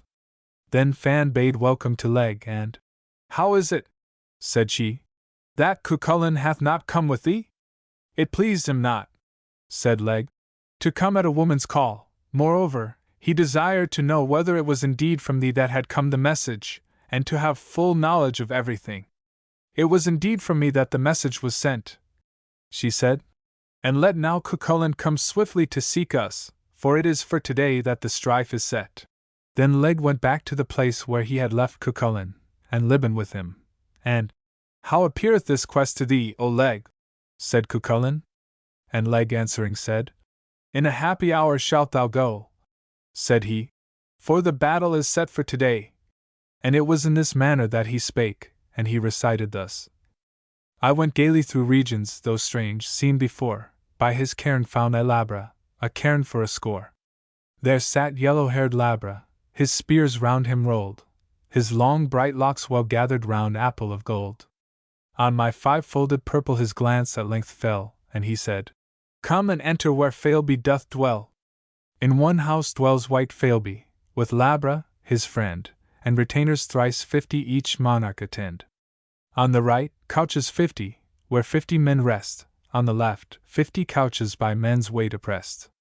For each couch copper frontings, posts golden and white, and a rich flashing jewel as torch, gives them light. Near that house, to the westward, where sunlight sinks down, stand grey steeds, with manes dappled and steeds purple-brown. On its east side are standing 3 bright purple trees whence the birds' songs, oft ringing the king's children please. From a tree in the forecourt sweet harmony streams, it stands silver, yet sunlit with gold's glitter gleams. 60 trees swaying summits now meet, now swing wide, rindless food for thrice 100 each drops at its side. Near a well by that palace gay cloaks spread out lie, each with splendid gold fastening well hooked through its eye. They who dwell there, find flowing a vat of glad ale, 'tis ordained that forever that vat shall not fail. From the hall steps a lady well gifted, and fair, none is like her in Erin, like gold is her hair. And so sweet, and so wondrous her words from her fall, that with love and with longing she breaks hearts of all. Who art thou? Said that lady. For strange thou art here, but if him of Mirtham thou servest, draw near. Slowly, slowly I neared her, I feared for my fame, and she said, Comes he hither, of Dechtire who came? Ah! Long since, for thy healing, thou there shouldst have gone, and have viewed that great palace before me that shone. Though I ruled all of Erin and Yellow Bregs Hill, I'd give all, no small trial, to know that land still. The quest then is a good one, said Cucullin. It is goodly indeed, said Leg, and it is right that thou shouldest go to attain it, and all things in that land are good. And thus further also spoke Leg, as he told of the loveliness of the fairy dwelling. I saw a land of noble form and splendid, where dwells naught evil, none can speak a lie, there stands the king, by all his hosts attended, brown Labra, swift to sword his hand can fly. We crossed the plain of speech, our steps arrested near to that tree, whose branches triumphs bear. At length upon the hill-crowned plain we rested, and saw the double-headed serpent's lair. Then Liban said, as we that mount sat under, Would I could see, 'twould be a marvel strange, yet if I saw it, dear would be that wonder, if to Cucullin's form thy form could change. Great is the beauty of Edabra's daughters, unfettered men before them conquered fall. Fan's beauty stuns, like sound of rushing waters, before her splendor kings and queens seem small. Though I confess, as from the wise one's hearing, that Adam's race was once unstained by sin, yet did I swear, when Fan was there appearing, none in past ages could such beauty win. I saw the champions stand with arms for slaying, right splendid was the garb those heroes bore, gay-colored garments, meet for their arraying, 'twas not the vesture of rude churls they wore. Women of music at the feast were sitting, a brilliant maiden bevy near them stood, and forms of noble youths were upwards flitting through the recesses of the mountain wood. I saw the folk of song, their strains rang sweetly, as for the lady in that house they played, had I fled away from thence, and fleetly, hurt by that music, I had weak been made. I know the hill where Ethne took her station, and Ethne Ingiba's a lovely maid, but none can drive from sense a warlike nation save she alone, in beauty then displayed. And Cucullin, when he had heard that report, went on with Liban to that land, and he took his chariot with him. And they came to the island of Labraid, and there Labraid and all the women that were there bade them welcome, and Fan gave an especial welcome to Cucullin. What is there now set for us to do? Said Cucullin. No hard matter to answer, said Labraid. We must go forth and make a circuit about the army. They went out then, and they came to the army, and they let their eyes wander over it, and the host seemed to them to be innumerable. Do thou arise and go hence for the present, said Cucullin to Labraid, and Labraid departed, and Cucullin remained confronting the army. And there were 2 ravens there, who spake, and revealed Druid secrets, but the armies who heard them laughed. It must surely be the man from Ireland who is there, said the army. It is he whom the ravens would make known to us. And the armies chased them away so that they found no resting place in that land. Now at early morn Iake Jul went out in order to bathe his hands in the spring, and Cucullin saw his shoulder through the hood of his tunic, and he hurled his spear at him, and he pierced him. And he by himself slew 33 of them, and then Senec the unearthly assailed him, and a great fight was fought between them, and Cucullin slew him, and after that Labraid approached, and he brake before him those armies. Then Labraid entreated Cucullin to stay his hand from the slaying, and, I fear now, said Leg, that the man will turn his wrath upon us, for he hath not found a war to suffice him.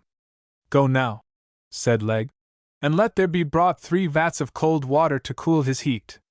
The first vat into which he goeth shall boil over. After he hath gone into the second vat, none shall be able to bear the heat of it. After he hath gone into the third vat, its water shall have but a moderate heat. And when the women saw Cuchullin's return, Fan sang thus: Fidgas, FN number 36, plain, where the feast assembles, shakes this eve, as his car he guides. All the land at the trampling trembles, young and beardless, in state he rides. Blood-red canopies o'er him swinging chant, but not as the fairies cry. Deeper bass from the car is singing, deeply droning, its wheels reply. Steeds are bounding beneath the traces, none to match them my thought can find. Wait a while, I would note their graces. On they sweep, like the spring's swift wind. High in air, in his breast suspended, float a 50 of golden balls. Kings may grace in their sports have blended, none his equal my mind recalls. FN number 36, pronounced, nearly, Fiji. Dimples 4 on each cheek are glowing, one seems green, one is tinged with blue, one dyed red, as if blood were flowing, one is purple, of lightest hue. 7-fold light from his eyeballs flashes, none may speak him as blind, in scorn. Proud his glances, and dark eyelashes black as beetle, his eyes adorn. Well his excellence fame confesses, all through Erin his praise is sung. 3 the hues of his high-piled tresses, beardless yet, and a stripling young. Red his blade, it hath late been blooded, shines above it its silver hilt. Golden bosses his shield have studded, round its rim the white bronze is spilt. O'er the slain in each slaughter striding, where he seeketh, at risk would snatch. Heroes keen in your ranks are riding, none of these is Cuchullin's match. From Murtham he comes, we greet him, young Cuchullin, the champion strong. We, compelled from afar to meet him, daughters all of Ed Albra throng. Every tree, as a lordly token, stands all stained with the red blood rain war that demons might wage is woken. Whales peal high as he raves again. Libin moreover bade a welcome to Cuchullin, and she chanted as follows: Hail to Cuchullin! Lord, who canst aid, Murtham ruling, mind undismayed, hero-like, glorious, heart great and still battle victorious, firm rock of skill, redly he raggeth, foemen would face, battle he wageth meet for his race. Brilliant his splendor, like maiden's eyes, praises we render, praise shall arise. Tell us now of the deeds thou hast done, O Cuchullin! Cried Libin, and Cuchullin in this manner replied to her: From my hand flew a dart, as I made my cast, through the host of Streamyogan the javelin passed. Not at all did I know, though great fame was won, who my victim had been, or what deed was done. Whether greater or less was his might than mine I have found not at all, nor can right divine. In a mist was he hid whom my spear would slay, yet I know that he went not with life away. A great host on me closed, and on every side rose around me in hordes the red steeds they ride. From Manannan, the son of the sea, came foes, from Streamyogan to call them a roar arose. And I went to the battle with all at length, when my weakness had passed, and I gat full strength, and alone with 3,000 the fight I fought, till death to the foes whom I faced was brought. I heard Eke Joe's groan, as he neared his end, the sound came to mine ears as from lips of friend. Yet, if truth must be told, 'twas no valiant deed, that cast that I threw, if 'twas thrown indeed. Now, after all these things had passed, Cuchullin slept with the lady, and he abode for a month in her company, and at the end of the month he came to bid her farewell. Tell me, she said, to what place I may go for our tryst, and I will be there. And they made tryst at the strand that is known as the strand of the yew tree's head. Now word was brought to Emmer of that tryst, and knives were whetted by Emmer to slay the lady, and she came to the place of the tryst, and 50 women were with her. And there she found Cuchullin and Leg, and they were engaged in the chess play, so that they perceived not the women's approach. But Fan marked it, and she cried out to Leg. Look now, O Leg, she said, and mark that sight that I see.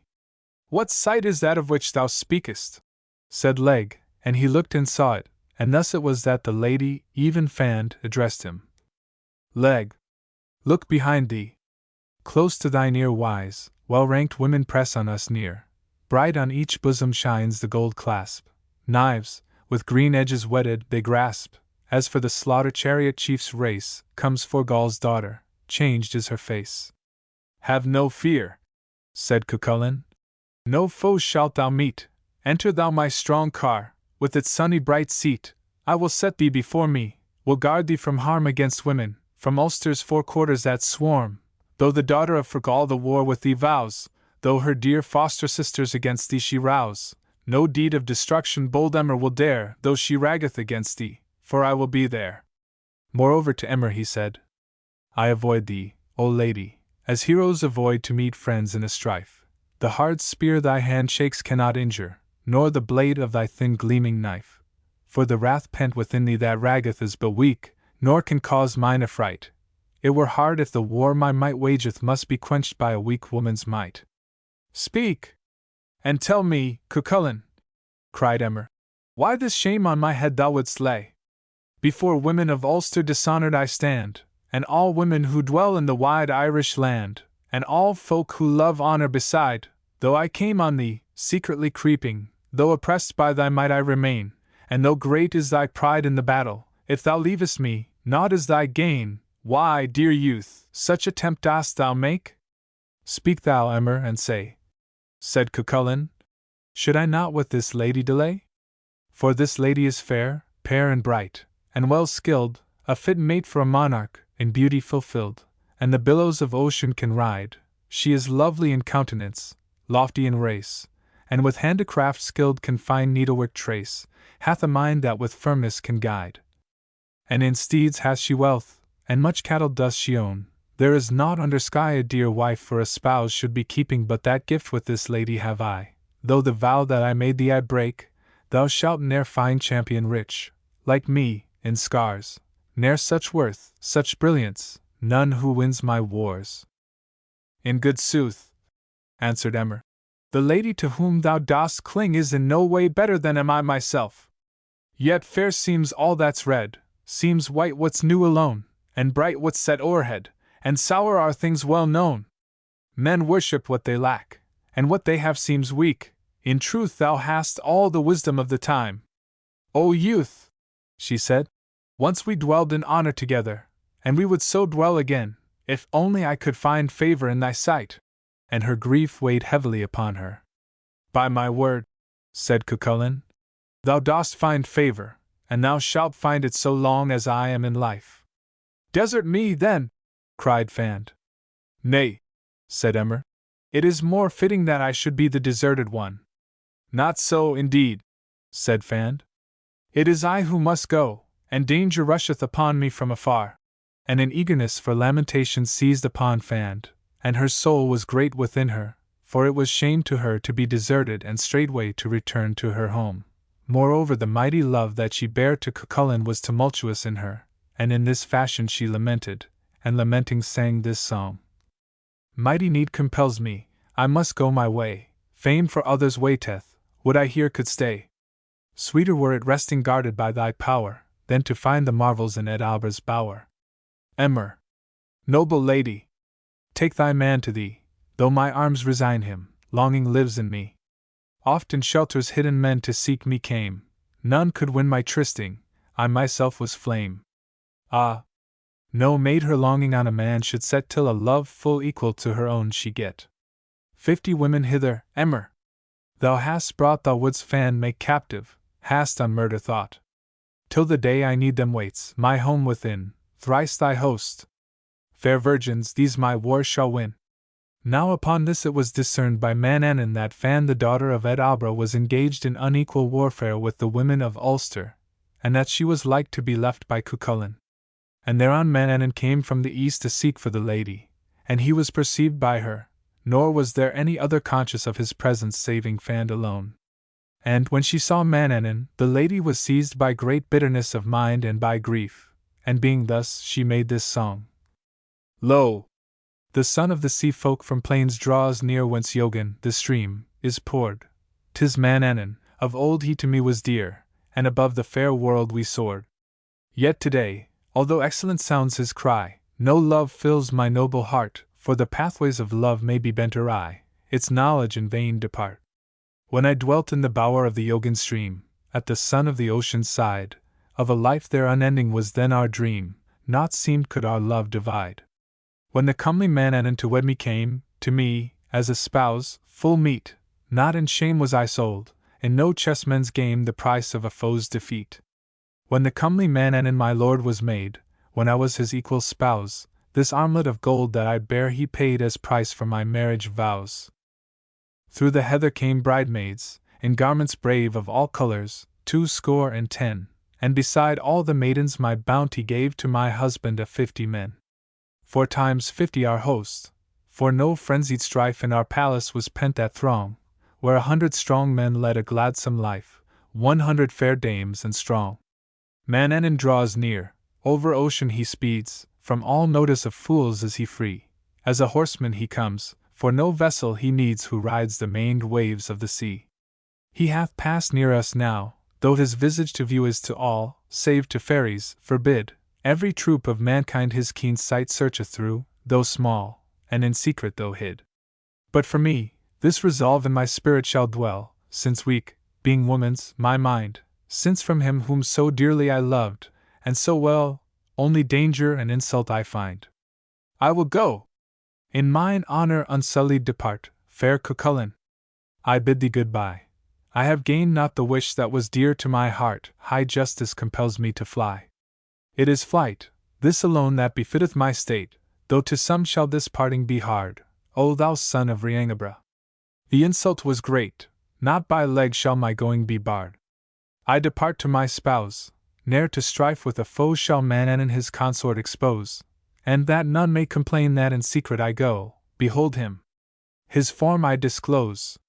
Then that lady rose behind Manannan as he passed, and Manannan greeted her. O lady, he said, which wilt thou do? Wilt thou depart with me, or abide here until Cucullin comes to thee? By my troth, answered Fan, either of the two of you were a fitting spouse to adhere to, and neither of you two is better than the other. Yet, Manannan, it is with thee that I go, nor will I wait for Cucullin, for he hath betrayed me, and there is another matter, moreover, that weigheth with me, O thou noble prince, said she, and that is that thou hast no consort who is of worth equal to thine, but such a one hath Cucullin already. And Cucullin saw the lady as she went from him to Manannan, and he cried out to Leg, What meaneth this that I see? 'Tis no hard matter to answer thee, said Leg. Fan goeth away with Manannan the son of the sea, since she hath not been pleasing in thy sight. Then Cucullin bounded 3 times high into the air, and he made 3 great leaps towards the south, and thus he came to Terra Loacra, FN number 37, and there he abode for a long time, having no meat and no drink, dwelling upon the mountains, and sleeping upon the high road that runneth through the midst of Lochra.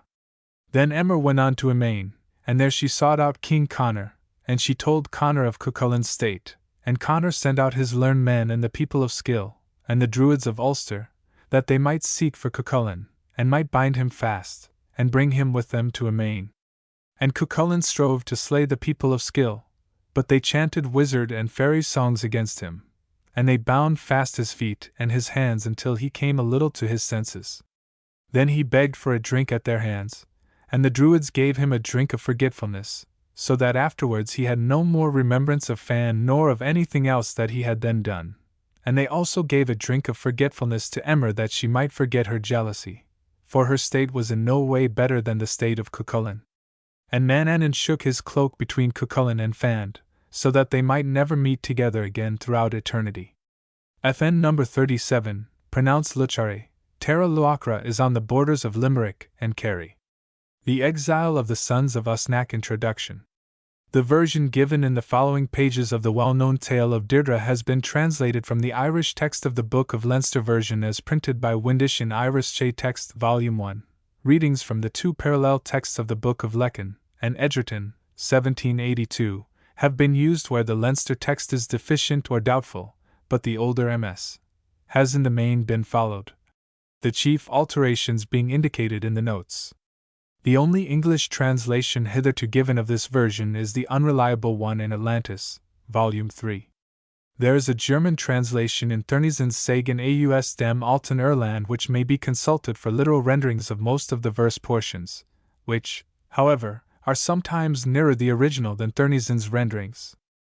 It was at first intended to place beside this version the much better known version of the tale given by the Glen Mossine manuscript and its variants. But, as this version is otherwise available in English, FN number 38, it has been thought better to omit most of it. A verse translation of Deirdre's final lament in this version has, however, been added for the purpose of comparing it with the corresponding lament in the Leinster text. These two poems are nearly of the same length, but have no other point in common. The lament in the Leinster version strikes the more personal note, and it has been suggested that it shows internal evidence that it must have been written by a woman. The idea of Deirdre as a seer, which is so prominent in the Glen Mossine version of the tale, does not appear in the older Leinster text. The supernatural druidic mist, which even in the Glen Mossine version only appears in the late manuscript which continues the story after the 15th century manuscript breaks off, does not appear in the Book of Leinster. And the later version introduces several literary artifices that do not appear in the earlier one. That portion of the Glen Mossine version immediately following after Deirdre's lament is given as an instance of one of these, the common artifice of increase of horror at a catastrophe by the introduction of irrelevant matter, the tragedy of Deirdre's death being immediately followed by a cheerful account of the relationships of the chief heroes of the heroic period. A still better example of this practice in the old Irish literature is the almost comic relief that is introduced at the most tragic part of the tale of the murder of the son of Ronan. FN number 38, see Irish J Text, Volume 2, and the Celtic Review, Volume 1, 1904 to 1905. The Exile of the Sons of Usnach, Book of Leinster version. In the house of Feidlimid, FN number 39, the son of Dal, even he who was the narrator of stories to Conor the king, the men of Ulster sat at their ale, and before the men, in order to attend upon them, stood the wife of Feidlimid, and she was great with child. Round about the board went drinking horns, and portions of food, and the revellers shouted in their drunken mirth. And when the men desired to lay themselves down to sleep, the woman also went to her couch, and, as she passed through the midst of the house, the child cried out in her womb, so that its shriek was heard throughout the whole house, and throughout the outer court that lay about it. And upon that shriek, all the men sprang up, and head closely packed by head, they thronged together in the house, whereupon Sacha, the son of Ailill, rebuked them. "Let none of you stir," cried he, "and let the woman be brought before us, that we may learn what is the meaning of that cry." Then they brought the woman before them, and thus spoke to her Feidlimid, her spouse. "What is that, of all cries far the fiercest, in thy womb raging loudly and long? Through all ears with that clamour thou piercest, with that scream, from bides swollen and strong, of great woe, for that cry is foreboding my heart, that is torn through with terror, and sore with the smart." FN number 39, pronounced Feidlimid. Then the woman turned her, and she approached Cathbad, FN number 40, the Druid, for he was a man of knowledge, and thus she spoke to him. FN number 40, pronounced Chba. "Give thou ear to me, Cathbad, thou fair one of face, thou great crown of our honor, and royal in race. Let the man so exalted still higher be set, let the Druid draw knowledge, that Druids can get. For I want words of wisdom, and none can I fetch, nor to feel him a torch of sure knowledge can stretch, as no wit of a woman can what she bears. I know naught of that cry from within me that tears." And then said Cathbad, "'Tis a maid who screamed wildly so lately, fair and curling shall locks round her flow, and her eyes be blue-centred and stately, and her cheeks, like the foxglove, shall glow. For the tint of her skin, we commend her, in its whiteness, like snow newly shed, and her teeth are all faultless in splendor, and her lips, like to coral, are red. A fair woman is she, for whom heroes, that fight in their chariots for Ulster, to death shall be dight. 'Tis a woman that shriek who hath given, golden-haired, with long tresses, and tall, for whose love many chiefs shall have striven, and great kings for her favors shall call. To the west she shall hasten, beguiling a great host that from Ulster shall steal, red as coral, her lips shall be smiling, as her teeth, white as pearls, they reveal. Aye, that woman is fair, and great queens shall be fain of her form, that is faultless, unflawed by a stain. Then Cathbad laid his hand upon the body of the woman, and the little child moved beneath his hand. Aye, indeed, he said. It is a woman-child who is here. Deirdre shall be her name, and evil woes shall be upon her. Now some days after that came the girl-child into the world, and then thus sang Cathbad. O Deirdre! Of ruin great cause thou art, though famous, and fair, and pale, ere that Phelim's hid daughter from life shall part, all Ulster her deeds shall wail. Aye, mischief shall come, in the aftertime, thou fair shining maid, for thee, hear ye this, Usna's sons, the three chiefs sublime, to banishment forced shall be. While thou art in life, shall a fierce wild deed in amain, though late, be done, later yet, it shall mourn it refuse to heed the guard of Rog's powerful son. O Lady of Worth! It is to thee we owe that Fergus to exile flies, that a son of King Conor we hail in woe, when Fiachna, FN number 41, is hurt, and dies. O Lady of Worth! It is all thine the guilt. Jerk, Eladin's son, is slain, and when Eogan Macdora's great life is spilt, not less shall be found our pain. Grim deed shalt thou do, and in wrath shalt rave against glorious Ulster's king. In that spot shall men dig thee thy tiny grave. Of Deirdre they long shall sing. FN number 41, pronounced Fina. Let that maiden be slain! Cried out the young men of Ulster. But, not so, said Conor. She shall in the morning be brought to me, and shall be reared according to my will, and she shall be my wife, and in my companionship shall she dwell. The men of Ulster were not so hardy as to turn him from his purpose, and thus it was done. The maiden was reared in a house that belonged to Conor, and she grew up to be the fairest maid in all Ireland. She was brought up at a distance from the king's court, so that none of the men of Ulster might see her till the time came when she was to share the royal couch. None of mankind was permitted to enter the house where she was reared, save only her foster father, and her foster mother, and in addition to these Levercam, to whom naught could any refuse, for she was a witch. Now once it chanced upon a certain day in the time of winter that the foster father of Deirdre had employed himself in skinning a calf upon the snow, in order to prepare a roast for her, and the blood of the calf lay upon the snow, and she saw a black raven who came down to drink it. And, Levercam, said Deirdre, that man only will I love, who hath the three colors that I see here, his hair as black as the raven, his cheeks red like the blood, and his body as white as the snow. Dignity and good fortune to thee, said Levercam. That man is not far away. Yonder is he in the burg which is nigh, and the name of him is Nisai, the son of Usnac. I shall never be in good health again, said Deirdre, until the time come when I may see him. It befell that Nisai was upon a certain day alone upon the rampart of the burg of Emain, and he sent his warrior cry with music abroad. Well did the musical cry ring out that was raised by the sons of Usnac. Each cow and every beast that heard them gave of milk 2/3 more than its wont, and each man by whom that cry was heard deemed it to be fully joyous, and a dear pleasure to him. Goodly moreover was the play that these men made with their weapons. If the whole province of Ulster had been assembled together against them in one place, and they three only had been able to set their backs against one another, the men of Ulster would not have borne away victory from those three, so well were they skilled in parry and defense. And they were swift of foot when they hunted the game, and with them it was the custom to chase the quarry to its death. Now when this Nisai found himself alone on the plain, Deirdre also soon escaped outside her house to him, and she ran past him, and at first he knew not who she might be. Fair is the young heifer that springs past me, he cried. Well may the young heifers be great, she said, in a place where none may find a bull. Thou hast as thy bull, said he, the bull of the whole province of Ulster, even Conor the king of Ulster. I would choose between you two, she said, and I would take for myself a younger bull, even such as thou art.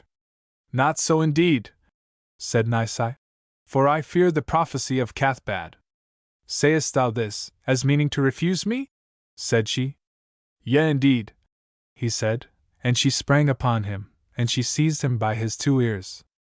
2 years of shame and of mockery shalt thou have, she cried, if thou take me not with thee.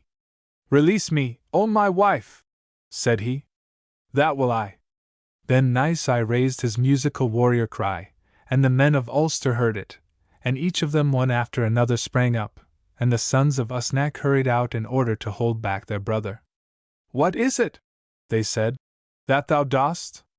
Let it not be by any fault of thine that war is stirred up between us and the men of Ulster.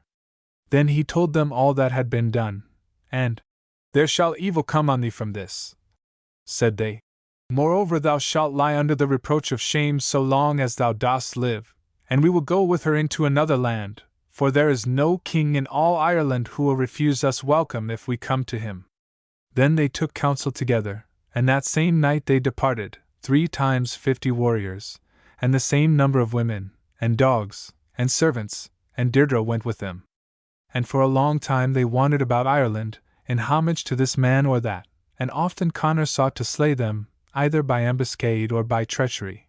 From round about Assaroe, near to Ballyshannon in the west, they journeyed, and they turned them back to Ben Aider, in the northeast, which men today call the mountain of Howth. Nevertheless the men of Ulster drave them from the land, and they came to the land of Alba, and in its wildernesses they dwelled. And when the chase of the wild beasts of the mountains failed them, they made foray upon the cattle of the men of Alba, and took them for themselves, and the men of Alba gathered themselves together with intent to destroy them. Then they took shelter with the king of Alba, and the king took them into his following, and they served him in war. And they made for themselves houses of their own in the meadows by the king's burg. It was on account of Deirdre that these houses were made, for they feared that men might see her, and that on her account they might be slain. Now one day the high steward of the king went out in the early morning, and he made a cast about Nisai's house, and saw those 2 sleeping therein, and he hurried back to the king, and awaked him. We have, said he, up to this day found no wife for thee of like dignity to thyself. Nisai the son of Usnach hath a wife of worth sufficient for the emperor of the western world. Let Nisai be slain, and let his wife share thy couch. Not so, said the king. But do thou prepare thyself to go each day to her house, and woo her from me secretly. Thus was it done, but Deirdre, whatsoever the steward told her, was accustomed straightway to recount it each even to her spouse, and since nothing was obtained from her, the sons of Usnach were sent into dangers, and into wars, and into strifes that thereby they might be overcome. Nevertheless they showed themselves to be stout in every strife, so that no advantage did the king gain from them by such attempts as these. The men of Alba were gathered together to destroy the sons of Usnach, and this also was told to Deirdre. And she told her news to Nisai. Depart hence, said she, for if ye depart not this night, upon the morrow ye shall be slain. And they marched away that night, and they betook themselves to an island of the sea. Now the news of what had passed was brought to the men of Ulster. "'Tis pity, O Conor," said they, "that the sons of Usnach should die in the land of foes, for the sake of an evil woman. It is better that they should come under thy protection, FN number 42, and that the fated slaying should be done here, and that they should come into their own land, rather than that they should fall at the hands of foes." "Let them come to us then," said Conor, "and let men go as securities to them." The news was brought to them. FN number 42, literally. It is better their protection, and their slaying, and coming for them to their own land and sea. If this reading is right, and 3 Mrs. agree, the extended words of the text seem to give the intention. It is, however, possible that the reading should be, "It is better their protection than their slaying." Old as for AUKUS, which would make sense at once. The idea of the text seems to be that the sons of Usnach were, owing to Cathbad's prophecy, thought of as fated men, and it was only a question where they should be put to death. "This is welcome news for us," they said. "We will indeed come, and let Fergus come as our surety, and Dubtac, and Cormac the son of Conor." These then went to them, and they moved them to pass over the sea. But at the contrivance of Conor, Fergus was pressed to join in an ale feast, while the sons of Usnach were pledged to eat no food in Erin, until they had eaten the food of Conor. So Fergus tarried behind with Dubtac and Cormac, and the sons of Usnach went on, accompanied by Fiacha, Fergus' son, until they came to the meadows around Emain. Now at that time Egan the son of Dirthicht had come to Emain to make his peace with Connor, for they had for a long time been at enmity, and to him, and to the war men of Connor, the charge was given that they should slay the sons of Usnac, in order that they should not come before the king. The sons of Usnac stood upon the level part of the meadows, and the women sat upon the ramparts of Emain. And Egan came with his warriors across the meadow, and the son of Fergus took his place by Nisai's side. And Egan greeted them with a mighty thrust of his spear, and the spear brake Nisai's back in sunder, and passed through it. The son of Fergus made a spring, and he threw both arms around Nisai, and he brought him beneath himself to shelter him, while he threw himself down above him, and it was thus that Nisai was slain, through the body of the son of Fergus. Then there began a murder throughout the meadow, so that none escaped who did not fall by the points of the spears, or the edge of the sword, and Deirdre was brought to Connor to be in his power, and her arms were bound behind her back.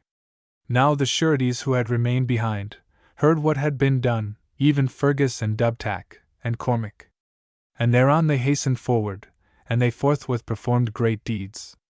Dubtac slew, with the one thrust of his spear, Maina son of Connor, and Fiachna the son of Fidom, Connor's daughter, and Fergus struck down Traithrin, the son of Tragelthan, and his brother.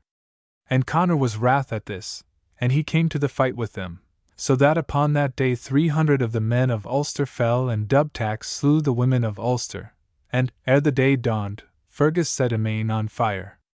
Then they went away into exile, and betook them to the land of Connaught to find shelter with Ailill and Niamh, for they knew that that royal pair would give them good entertainment. To the men of Ulster the exiles showed no love. 3,000 stout men went with them, and for 16 years never did they allow cries of lamentation and of fear among the Ulster men to cease. Each night their vengeful forays caused men to quake and to wail. Deirdre lived on for a year in the household of Connor, and during all that time she smiled no smile of laughter. She satisfied not herself with food or with sleep, and she raised not her head from her knee. And if any one brought before her people of mirth, she used to speak thus: Though eager troops, and fair to see, FN number 43, may home return, though these ye wait, when Usna's sons came home to me, they came with more heroic state. With Hazelmead my Nisai stood, and near our fire his bath I'd pour, on Aindel's stately back the wood, on Arden's ox, or goodly boar. Though sweet that goodly mead ye think that warlike Connor drinks in hall, I oft have known a sweeter drink, where leaps in foam the waterfall. Our board was spread beneath the tree, and Nisai raised the cooking flame. More sweet than honey sauce to me was meat, prepared from Nisai's game. FN number 43, a literal rendering of this poem will be found in the notes, page 187. Though well your horns may music blow, though sweet each month your pipes may sound, I fearless say, that well I know a sweeter strain I oft have found. Though horns and pipes be sounding clear, though Connor's mind in these rejoice, more magic strain, more sweet, more dear was Usna's children's noble voice. Like sound of wave, rolled Nisai's bass, we'd hear him long, so sweet he sang, and Arden's voice took middle place, and clearly Aindel's tenor rang. Now Nisai lies within his tomb, a sorry guard his friends supplied, his kindred poured his cup of doom, that poisoned cup, by which he died. Ah! Berthon dear! Thy lands are fair, thy men are proud, though hills be stern, alas! Today I rise not there to wait for Usna's son's return. That firm, just mind, so loved, alas! The dear shy youth, with touch of scorn, I loved with him through woods to pass, and girding in the early morn. When bent on foes, they boded ill, those dear grey eyes that maids adored, when, spent with toil, his troops lay still, through Irish woods his tenor soared. For this it is, no more I sleep, no more my nails with pink I stain, no joy can break the watch I keep, for Usna's sons come not again. For half the night no sleep I find, no couch can me to rest beguile, mid crowds of thoughts still strays my mind, I find no time to eat or smile. In Easton Emain's proud array no time to joy is left for me, for gorgeous house, and garments gay, nor peace, nor joy, nor rest can be. And when Connor sought to soothe her, Thus Deirdre would answer him. Ah, Connor! What of thee? I naught can do. Lament and sorrow on my life have passed. The ill you fashioned lives my whole life through. A little time your love for me would last. The man to me most fair beneath the sky, the man I loved, in death away you tore. The crime you did was great, for, till I die, that face I loved I never shall see more. That he is gone is all my sorrow still. Before me looms the shape of Usna's son. Though o'er his body white is yon dark hill, there's much I'd lavish, if but him I won. I see his cheeks, with meadow's blush they glow, black as a beetle, runs his eyebrows line, his lips are red, and white as noble snow I see his teeth, like pearls they seem to shine.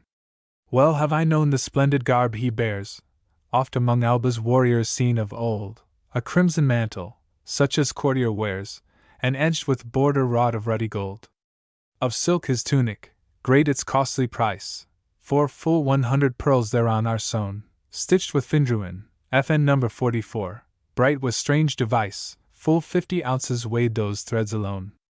Gold hilted in his hand I see his sword, 2 spears he holds, with spearheads grim and green, around his shield the yellow gold is poured, and in its midst a silver boss is seen. Fair Fergus ruin on us all hath brought. We crossed the ocean, and to him gave heed, his honour by a cup of ale was bought, from him hath passed the fame of each high deed. If Ulster on this plain were gathered here before King Connor, and those troops he'd give, I'd lose them all, nor think the bargain dear, if I with Nicei, Usna's son, could live. Break not, O King, my heart today in me, for soon, though young, I come my grave unto. My grief is stronger than the strength of sea. Thou, Connor, knowest well my word is true.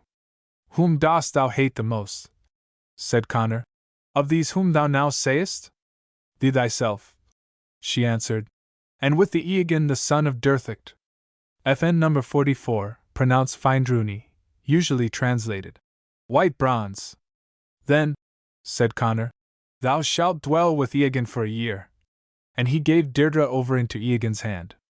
Now upon the morrow they went away over the festal plain of Macha, and Deirdre sat behind Eogan in the chariot, and the 2 who were with her were the 2 men whom she would never willingly have seen together upon the earth, and as she looked upon them, Ha, Deirdre, said Connor, it is the same glance that a ewe gives when between 2 rams that thou sharest now between me and Eogan. Now there was a great rock of stone in front of them, and Deirdre struck her head upon that stone, and she shattered her head, and so she died. This then is the tale of the exile of the sons of Usnach, and of the exile of Fergus, and of the death of Deirdre. The lament of Deirdre over the sons of Usnach according to the Glen Mossian version, also the conclusion of the tale from the same version.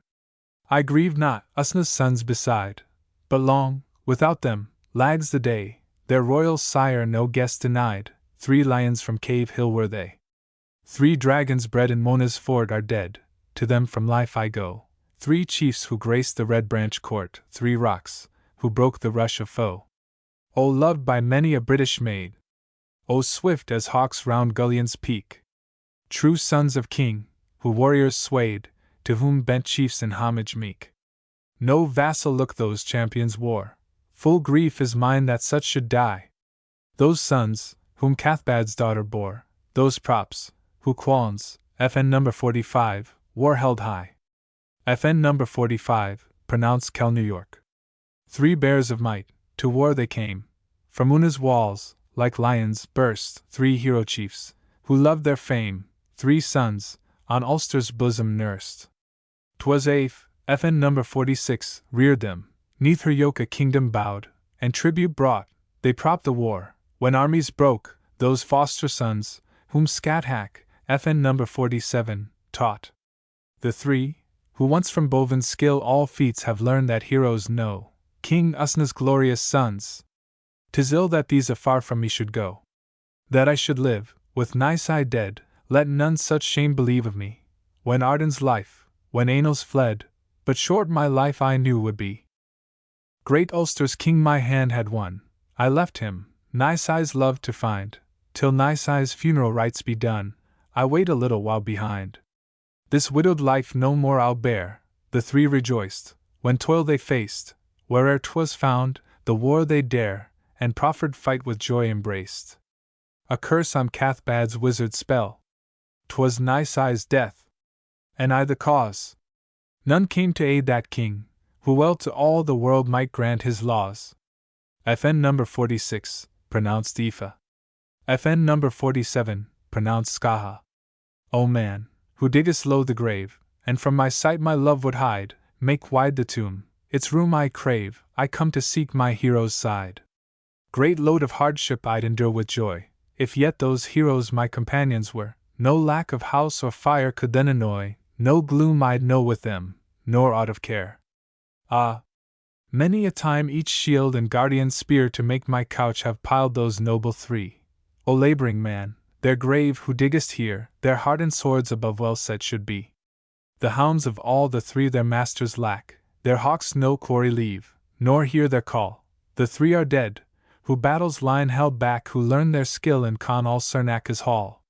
Their hounds I view, from out my heart that sight hath struck a groan, behind their leashes trail, 'twas mine to hold them once, and keep them tight, now slack they lie, and cause me thus to wail. Oft in the desert I and they have strayed, yet never lonely was that desert known, for all the three a grave today is made, and here I sit, and feel indeed alone.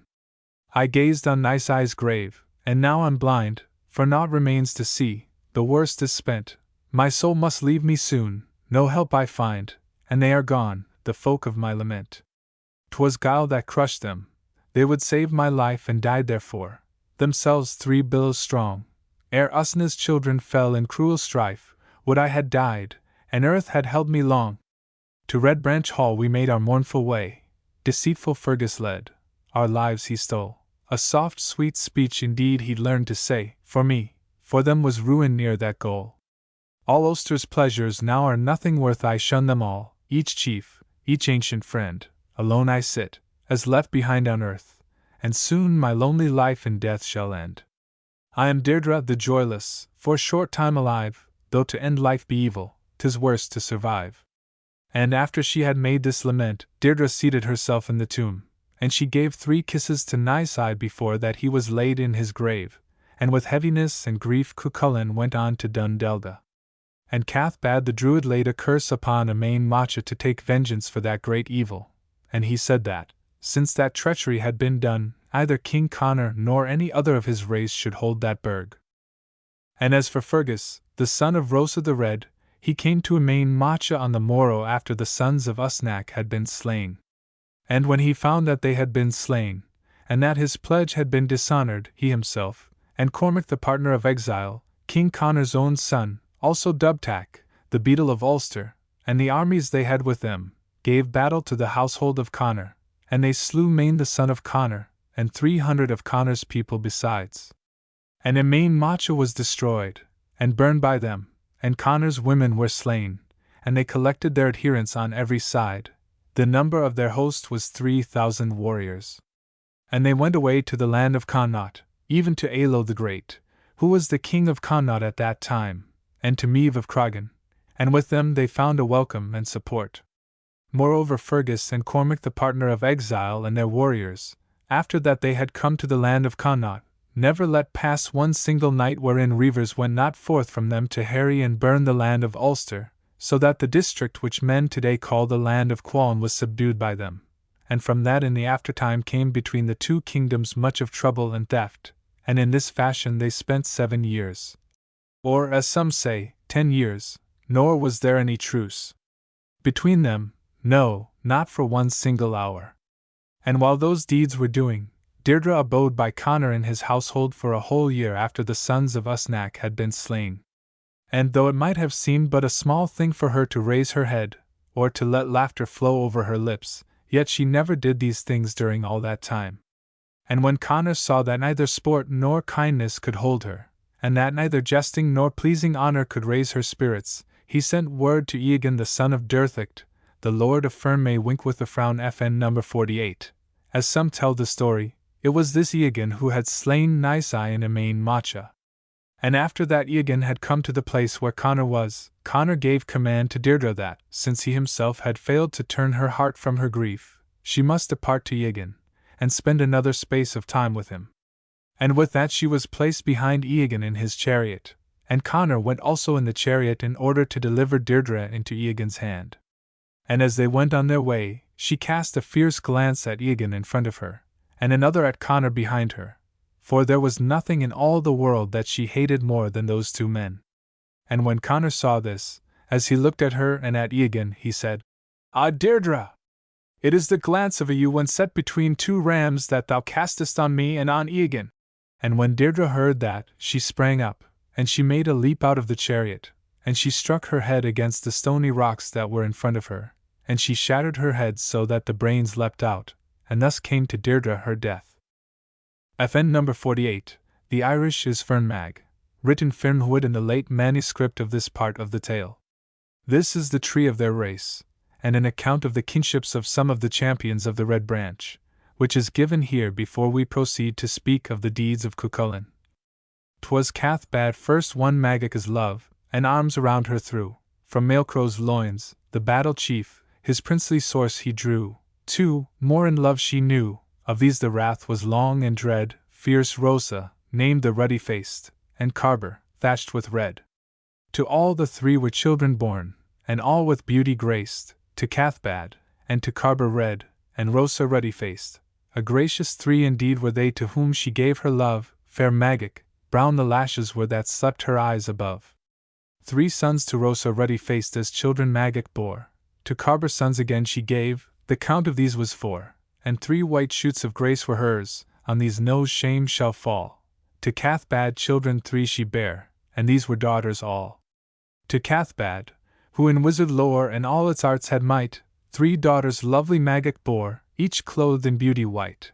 All maids who then for grace were famed in grace those maids surpassed, and Finicombe, FN number 49, Ailbe twain he named, and Dithcham named the last.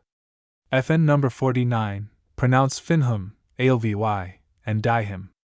To Finchom, wizard Cathbad's child, was born a glorious son, and well she nursed him, Conall wild, who every field hath won. And Ailbe glorious children bare in whom no fear had place, these Arden, Aenol, Nisai were, who came of Usnach's race. A son to Dithcham fair was born, a bright-cheeked mother she bore but one, Cuchulainn of Dundelga's hold was he, of those whom Cathbad's daughters reared the names full well ye know, and none of these a wound hath feared, or therefore shunned a foe.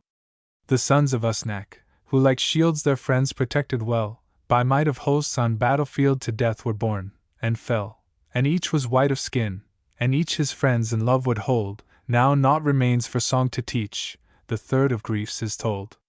The Combat at the Ford Introduction. This version of the Combat at the Ford, the best-known episode of the Irish romance or romantic epic, the War of Quallinch, will hardly be, by Irish scholars, considered to want a reference.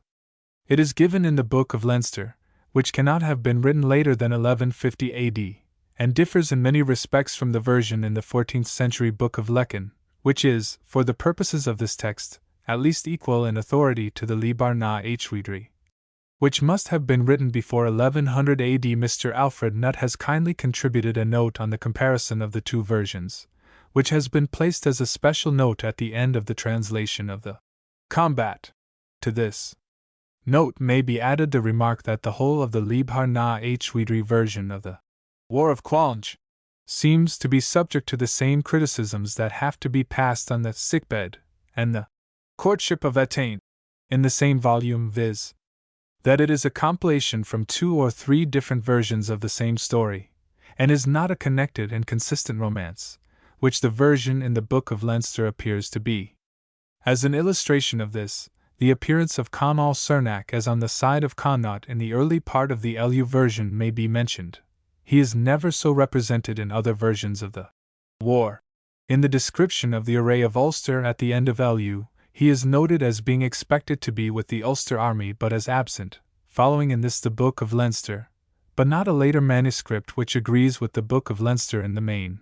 Then at the end of the LU version, Conall again appears in the Connaught army and saves Connor from Fergus, taking the place of Cormac in the Book of Leinster version. Miss Faraday, in her version of the war, as given in LU, notes the change of style at page 82 of her book.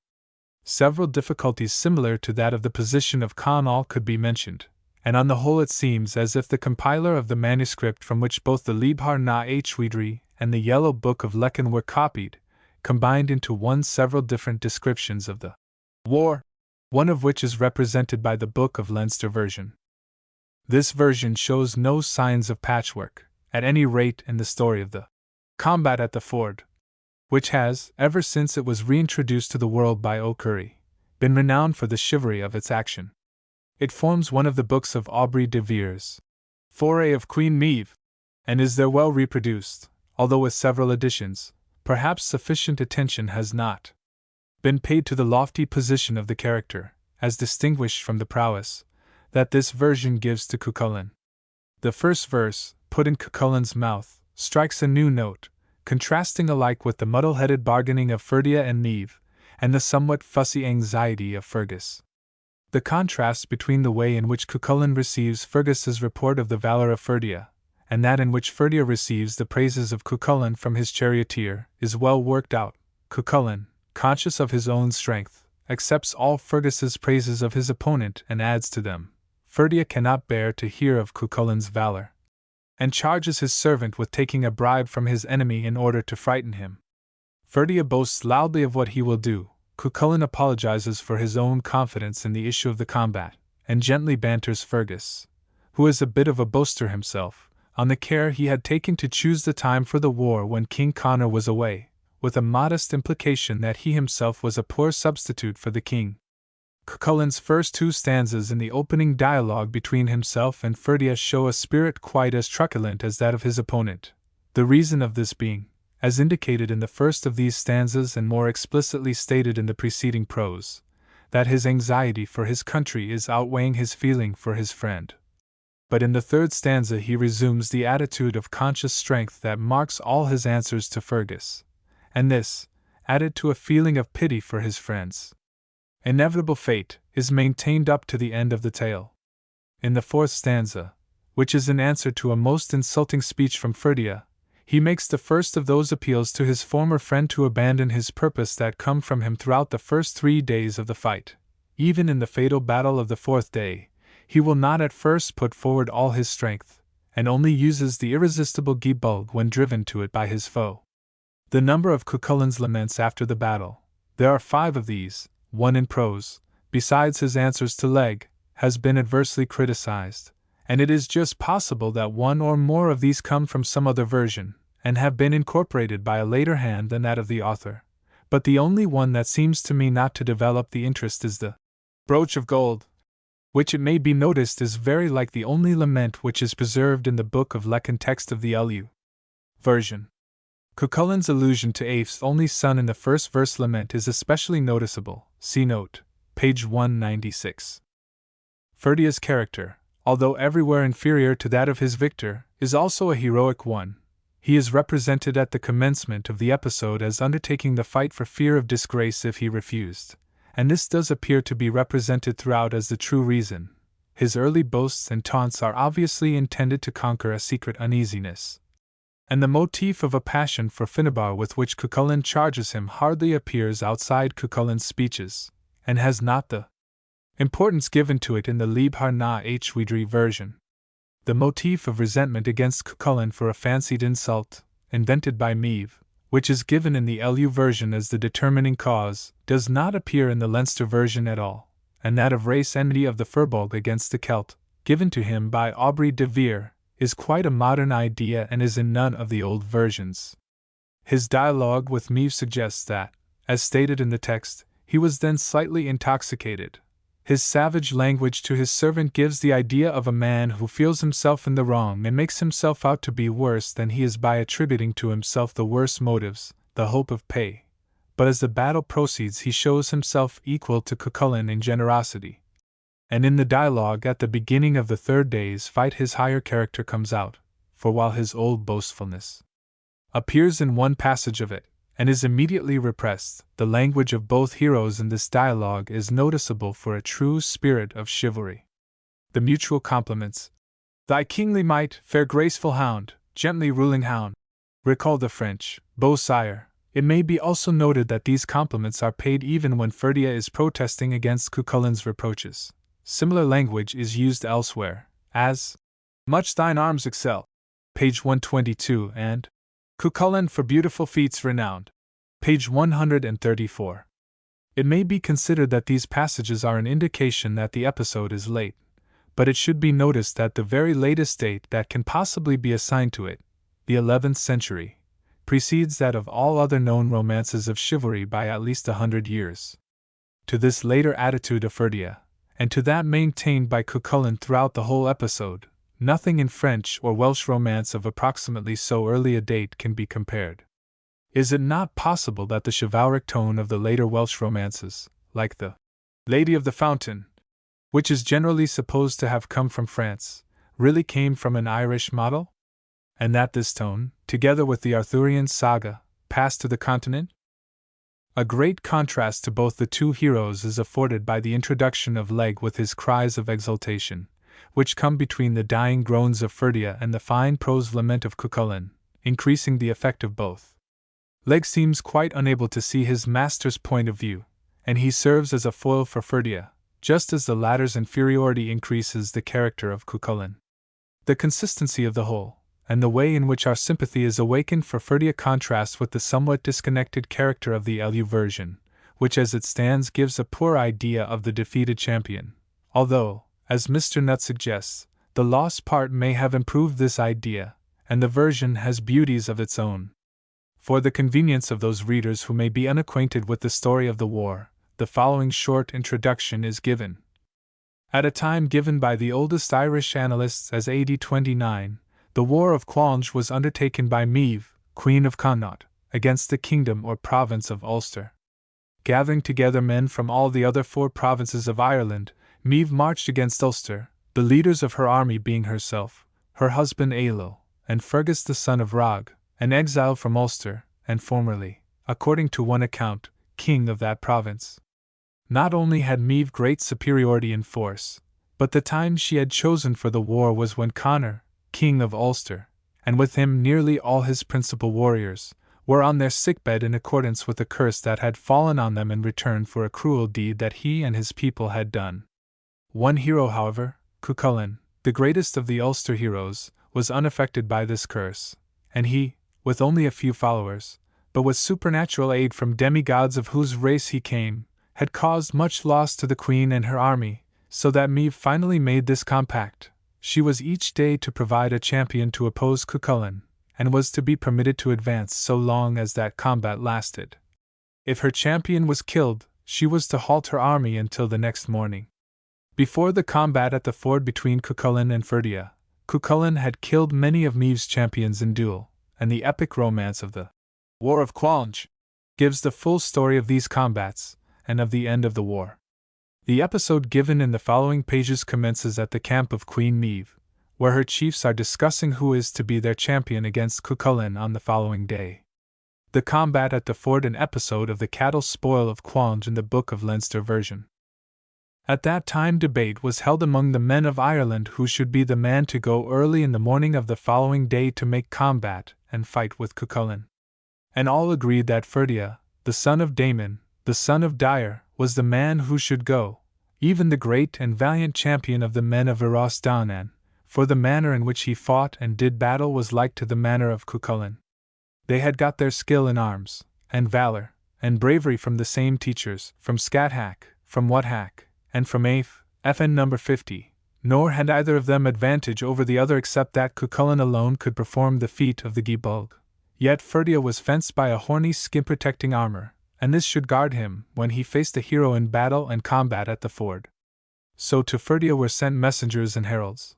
But Ferdia denied the heralds, and he refused to depart with them, for well he knew why it was he was called, even to fight against his own friend, his comrade and fellow pupil Cuchulain, and for that cause he came not with the heralds who were sent. FN number 50, pronounced Skaha, Uha, and Aoife, Skaha and Uha end with a slight guttural like the ch in the Scotch loch, difficult to express in English. And then did Maeve send to Ferdia druids, and satirists and revilers, in order that against him should be made 3 crushing reproaches, and 3 satires, that the stains of shame, and of blemish, and of disgrace should be raised on his face, so that even if he died not at once, death should be his within the space of 9 days if he went with them not. And for the sake of his honor, Ferdia came at their call, for to him it was better to fall before the shafts of valor, of bravery, and of daring than by the stings of satire, of abuse, and of reproach. And he, when he arrived, was received with all worship and service, and was served with pleasant, sweet, intoxicating liquor, so that his brain reeled, and he became gently merry. And these were the great rewards that were promised to him if he consented to make that combat and fight: a chariot of the value of 4 times 7 cumels, and the equipment of 12 men with garments of all colors, and the length and breadth of his own territory on the choice part of the plains of Moai, free of tribute, without purchase, free from the incidents of attendance at courts and of military service, that therein his son, and his grandson, and all his descendants might dwell in safety to the end of life and time, also Finnabar the daughter of Meve as his wedded wife, and the golden brooch which was in the cloak of Queen Meve in addition to all this. And thus ran the speech of Meve, and she spake these words, and thus did Ferdia reply. Meve. Of rings great treasure sending, FN number 51, wide plains and woodlands bending I grant, till time hath ending I free thy tribe and kin. O thou who oft o'ercomest, 'tis thine what gift thou namest. Why hold'st thou back, nor claimest a boon that all would win? FN number 51. The meter of this dialogue and rhyme system are taken from the Irish, but 1 syllable has been added to each line. The exact Irish meter is that given on page 129. Ferdia. A bond must hold thee tightly, no force I lend thee lightly, dread strife 'twill be, for rightly he bears that name of hound. For sharp spear combat breaketh at morn, hard toil at wake the war Cuchulainn Machas shall fearless war be found. Meve. Our chiefs, with oaths the gravest, shall give the pledge thou cravest, for thee, of all men bravest, brave bridled steeds shall stand from tax my word hath freed thee, to hostings none shall lead thee, as bosom friend I need thee, as first in all the land. Ferdia. Mere words are not availing if oaths to bind be failing, that wondrous ford fight hailing, all time its tale shall greet, though sun, moon, sea forever and earth from me I sever, though death I win, yet never, unpledged, that war I'll meet. Meve. These kings and chiefs behind me their oaths shall pledge to bind me, with boundless wealth thou'lt find me, with wealth too great to pay. 'Tis thou who oaths delayest, 'tis done whatever thou sayest, for well I know thou slayest the foe who comes to slay. Ferdia. Ere thou to slaughter lure me, 6 champions' oaths procure me, till these rewards assure me I meet, for thee, no foe. If 6 thou grant as gages, I'll face the war he wages, and where Cuchulainn rages, a lesser chief, I go. Meve. In chariots Donal raceth, fierce strife wild Nieman fasseth, their halls the bard's song graceth, yet these in troth I bind. Firm pledge Morand is making, none carpry min new breaking his troth, thine oath he's taking, 2 sons to pledge I find. Ferdia. Much poison, Meve, inflameth thy heart, no smile thee tameth, but well the land thee nameth proud queen of Croghan's hold. Thy power no man can measure, 'tis I will do thy pleasure, now send thy silken treasure, thy silver gifts, and gold. Meve. This brooch, as champion's token, I give of troth unbroken, all words my lips have spoken performed shall Sunday see. Thou glorious chief, who darest this fight, I give thee rarest of gifts on earth, and fairest, yet greater meed shall be. For Findabar my daughter, all eldest chiefs have sought her, when thou that hound shalt slaughter, I give in love to thee. And then did Meve bind Ferdia in an easy task, that on the next day he was to come to combat and fight with 6 of her champions, or to make duel against Cuchulainn, whichever of the 2 he should think the easier. And Ferdia on his side bound her by a condition that seemed to him easy for her to fulfill, even that she should lay it upon those same 6 champions to see to it that all those things she had promised to him should be fulfilled, in case Cuchulainn should meet death at Ferdia's hand. Thereupon Fergus caused men to harness for him his horses, and his chariot was yoked, and he went to that place where Cuchulainn was that he might tell him what had passed, and Cuchulainn bade him welcome. I am rejoiced at your coming, O my good friend Fergus, said Cucullin.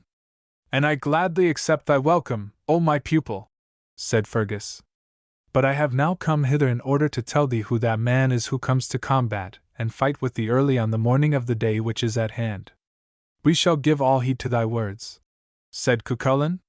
'Tis thine own friend, said Fergus, thy companion, and thy fellow pupil, thine equal in feats and in deeds and in valor, even Ferdia, the son of Damon, the son of Dare, the great and valiant champion of the men of Erosdonen. Truly, said Cucullin, I make mine oath to thee that I am sorry that my friend should come to such a duel. Therefore, said Fergus, it behoves thee to be wary and prepared, for unlike to all those men who have come to combat and fight with thee upon the Táin Bí Cúailnge is Ferdia, the son of Damon, the son of Dare. I have stood here, said Cucullin, detaining and delaying the men of the 4 great provinces of Ireland since the first Monday in Samhain, November, till the beginning of the spring, and not 1 foot have I gone back before any one man during all that time, nor shall I, as I trust, yield before him. And in this manner did Fergus continue to put him on his guard, and these were the words that he spoke, and thus did Cucullin reply. Fergus. Rise, Cucullin! Foes are near, FN number 52, all their covenant is clear. Damon's ruddy son in rage comes the war with thee to wage. FN number 52, the meter is that of the Irish. A literal rendering of the whole dialogue is given in the notes, page 191. Cucullin.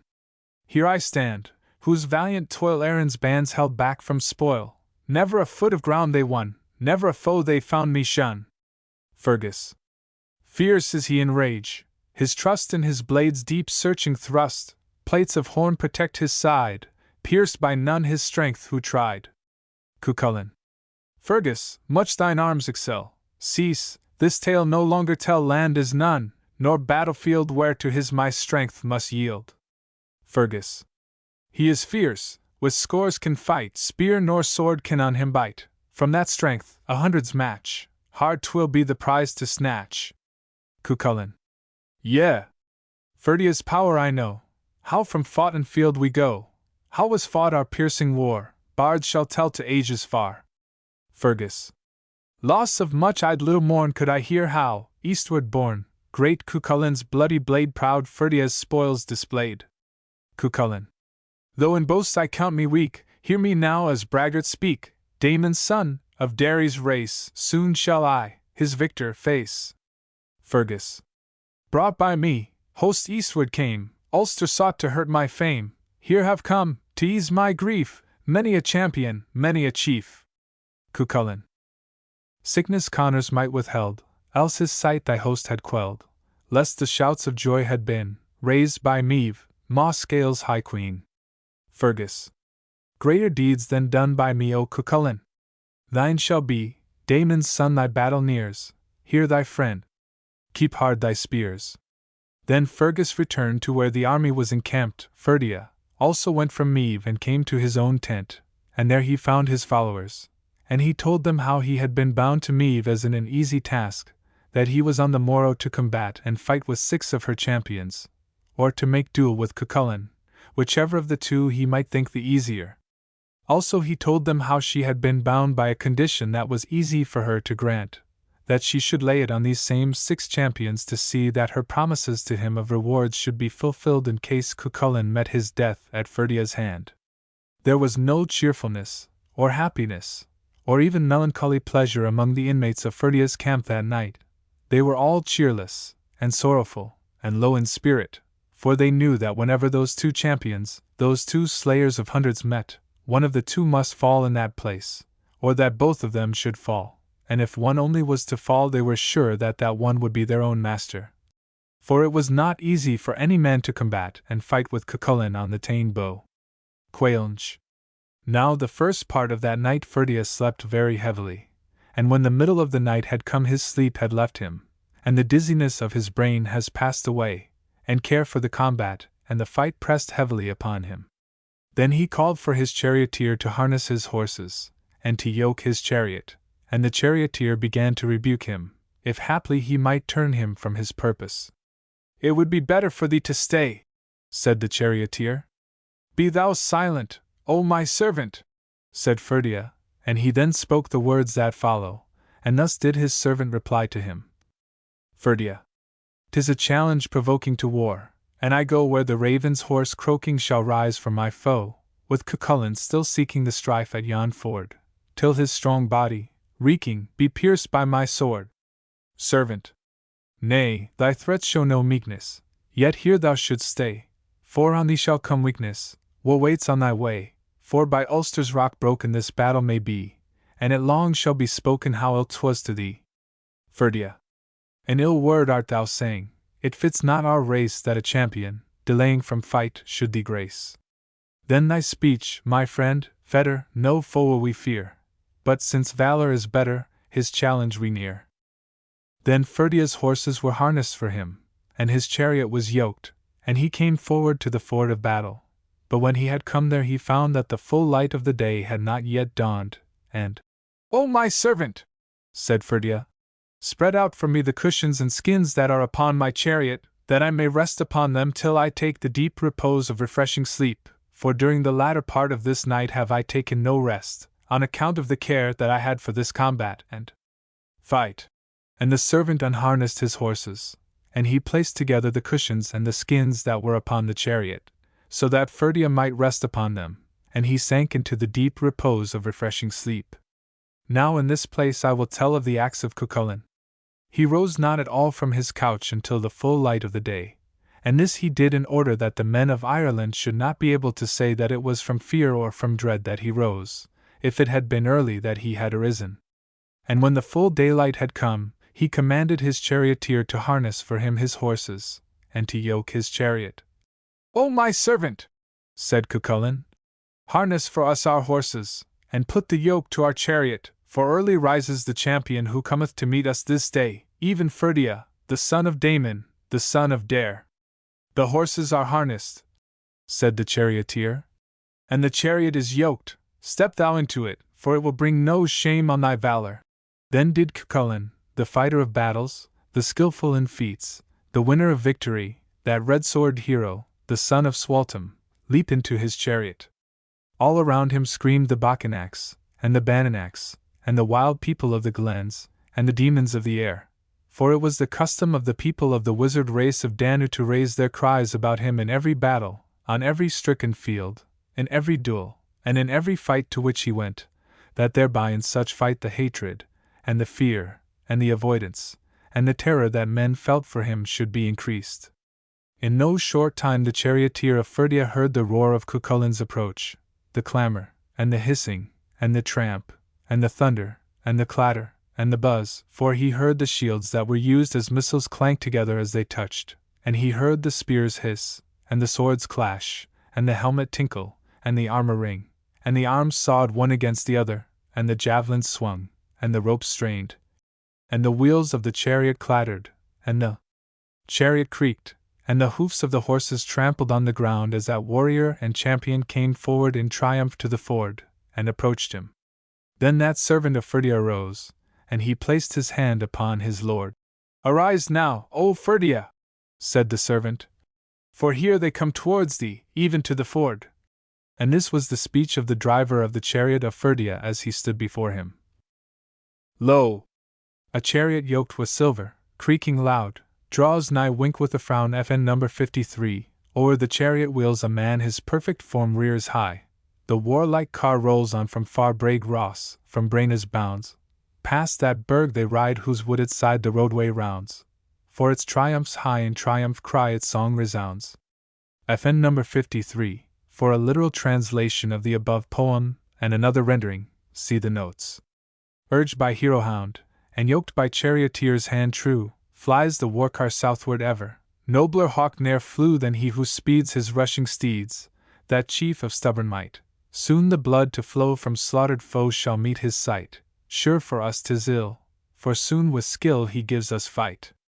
Woe to him who here on hillock stands, that hound to wait, Emain Macha's perfect hound is he, foretold by fate. Last year I cried that him I spied who guards his land from foe, that battle-hound, on whom are found all hues to glow. 'Twas then from far I heard that car, its sound I know.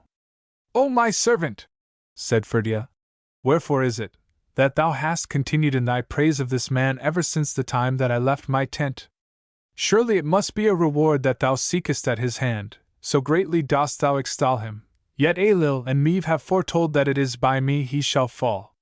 Certain it is that for sake of the fee I shall gain he shall be slain quickly, and 'tis full time that the relief that we wait for should come. Thus then it was that in that place he spoke these words, and thus did his servant reply. Ferdia. 'Tis time that I grant my assistance. Be still, let thy praise of him sink, peer not, like a seer, at the distance. Wilt fail me on battlefield's brink? Though Qualn's proud champion, displaying his gambols and pride thou dost see, full soon shalt thou witness his slaying for price to be paid down to me. Servant. If he who this glory is showing be champion of Qualn indeed, 'tis not in retreat he is going, to meet us he cometh with speed, he comes, nor 'tis slowly he blunders, like wind his swift journey he makes, as stream, from the cliff top that thunders, as bolt, from the storm cloud that breaks. Ferdia. 'Tis pay at his hand thou hast taken, so loudly resoundeth thy praise, else why, since our tent was forsaken, hast sung with such frequence thy lays? Men like thou, who, when foes are appearing, would to chant the foe's praises begin, will attack not, when battle is nearing, but the name of base cowards shall win. Now the charioteer of Ferdia was not long in that place before he saw a marvelous sight, for before his eyes came the beautiful five-pointed, four-peaked chariot, skillfully driven with swiftness and power. A canopy of green overspread it, thin and well-seasoned was the body of it, lofty and long were the spears that adorned it, well was it fashioned for war. Under the yokes of that chariot sped forward with great bounds two great-eared, savage, and prancing steeds. Bellies had they like whales, broad were their chests, and quick panting their hearts. Their flanks were high, and their hoofs wide, their pasterns fine, their loins broad, and their spirits untamable. The horse under one of the yokes was grey, with a long mane and with broad hind quarters. Swiftly he galloped, and his leaps were great. The horse beneath the other yoke was black, his mane was in tufts, his back was broad, and eager was his pace. As a hawk, on a day when the wind bloweth hard, darts up from the fro, as the gusts of the wind in spring sweep forward over a smooth plain upon a day in March, swift as a going stag at the beginning of the chase, after he hath been roused by the cry of the hounds, such was the pace of the two steeds that bore forward Cuchulainn and his chariot, touching upon the soil as rapidly as if the stones that they trod on were hot with the fire, so that the whole earth trembled and shook at the violence of their going. And Cuchulainn reached the ford, and Ferdia awaited him on the south side of it, and Cuchulainn halted his horses upon the north. Then did Ferdia bid welcome to Cuchulainn. O Cuchulainn, said Ferdia, I rejoice to see thine approach. Thy welcome would have been received by me upon an earlier day, said Cuchulainn, but this day I cannot receive it as one from a friend. And Ferdia, said he, it were more suitable that it was I who bade welcome to thee rather than that thou shouldest welcome me, for out in flight before thee are my women, and my children, my youths, and my steeds, and my mares, my flocks, and my herds, and my cattle. Ah, Cuchulainn, said Ferdia, how hast thou been persuaded to come to this fight and this battle at all? For when we were with Scathach, with Wathack, and with Aif, thou wert mine attendant, thine was the office to whet my spears, and to make ready my couch. 'Tis true indeed, said Cuchulainn, but it was then as thy younger in years and in standing that it was my custom to perform this office for thee, and that is not my quality today, for now there is not in all the world any champion with whom I would refuse to fight. And then each of them reproached the other bitterly with breach of friendship, and there Ferdia spoke the words which here follow, and thus did Cuchulainn reply. Ferdia. Hound! Why hither faring, FN number 54, strife with strong ones daring? As if home were flaring, woe shall come on thee! Blood from out thee draining shall thy steeds be staining, thou, thy home if gaining, wounded sore shalt be. FN number 54, the metre is that of the Irish. Cuchulainn. Hot with indignation, take I battle station, face yon warrior nation, round their warlike king, they shall see me meet thee, count the strifes that greet thee, watch, as down I beat thee, drowning, suffering. Ferdia. Here is one to shame thee, how 'twas I o'ercame thee, they who champion name thee long the tale shall tell. Ulster, near thee lying, soon shall see thee dying, all shall say, with sighing, there's the chief who fell. Cuchulainn. Thine shall be the choosing, say, what warfare-using host shall see thee losing at the ford this fight? Swords dost choose, hard-clashing cars, in conflict crashing? Spears, thy lifeblood splashing? 'Tis thy death in sight. Ferdia. Ere the twilight gleameth, red thy lifeblood streameth, small thy stature seemeth, like a cliff thy foe. Ulster's hosts who prated, and thy pride inflated, through them feel thy hated spectre sadly go. Cuchulainn. Down a chasm appalling thou to death art falling, when thy foe, yet galling weapons press thee sore. Proud thou wert but lately, strife shall change thee greatly, thee as champion stately earth shall know no more. Ferdia. Cease this endless vaunting, speech forever flaunting, thou a chief. A taunting, giggling child thou art. None would pay, or fee thee, I as coward see thee, strength hast none to free thee, caged bird. Quaking heart. Cuchulainn. Ah! In bygone story we, as peers in glory, sports and combats gory shared when Skaha taught, thou, of all who nearest to my soul appearest. Clansman. Kinsman dearest! Woe thy fate hath brought. Ferdia. Naught this strife avails thee, glory fades, and fails thee, cock-crow loudly hails thee, high on stake thy head. Qualms, FN number 55, hound, Cuchulainn. Faults thy soul bear rule in, thee to bitter schooling frantic grief hath led. FN number 55, pronounced Kel New York. O my friend Ferdia, said Cuchulainn, it was not right for thee to have come to the combat and the fight with me, at the instigation and the meddling of Ailill and Meve. None of those who came before thee have gained for themselves victory or success, and they all fell at my hand. Either shalt thou win victory or success from this battle, by me shalt thou fall. And it was in this manner that he was speaking, and he recited these words, and Ferdia hearkened to him. Come not near, thou powerful man, FN number 56, O Ferdia Mac Damon, worst of woe on thee is hurled, though thy fate shall grieve the world. FN number 56, the meter is that of the Irish.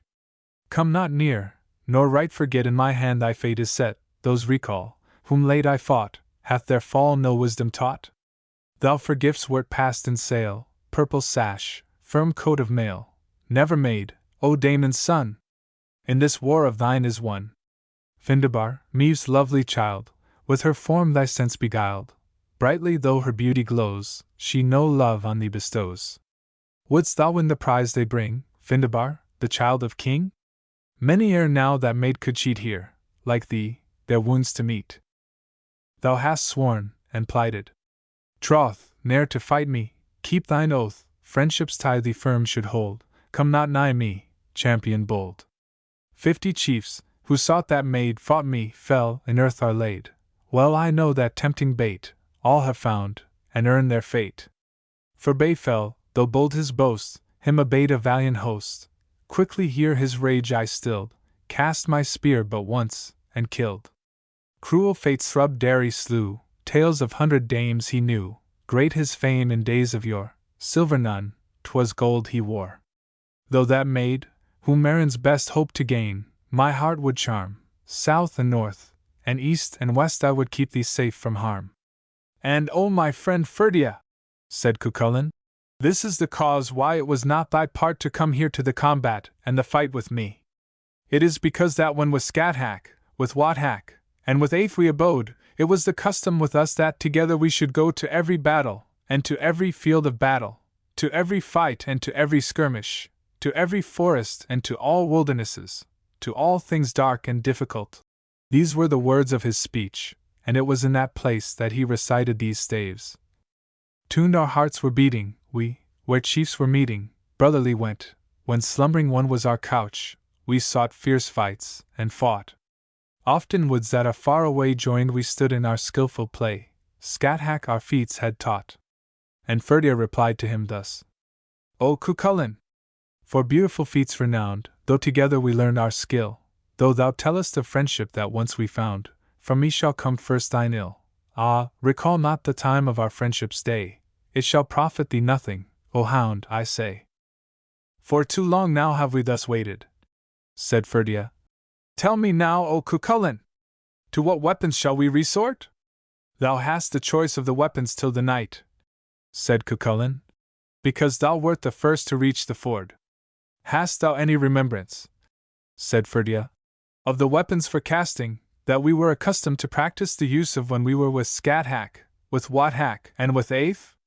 I do indeed remember them, said Cucullin. If thou rememberest them, let us resort to them now, said Ferdia. Then they resorted to their weapons used for the casting. They took up 2 shields for defense, with devices emblazoned upon them, and their 8 shields with sharp edges such that they could hurl, and their 8 javelins, and their 8 ivory-hilted dirks, and their 8 little darts for the fight.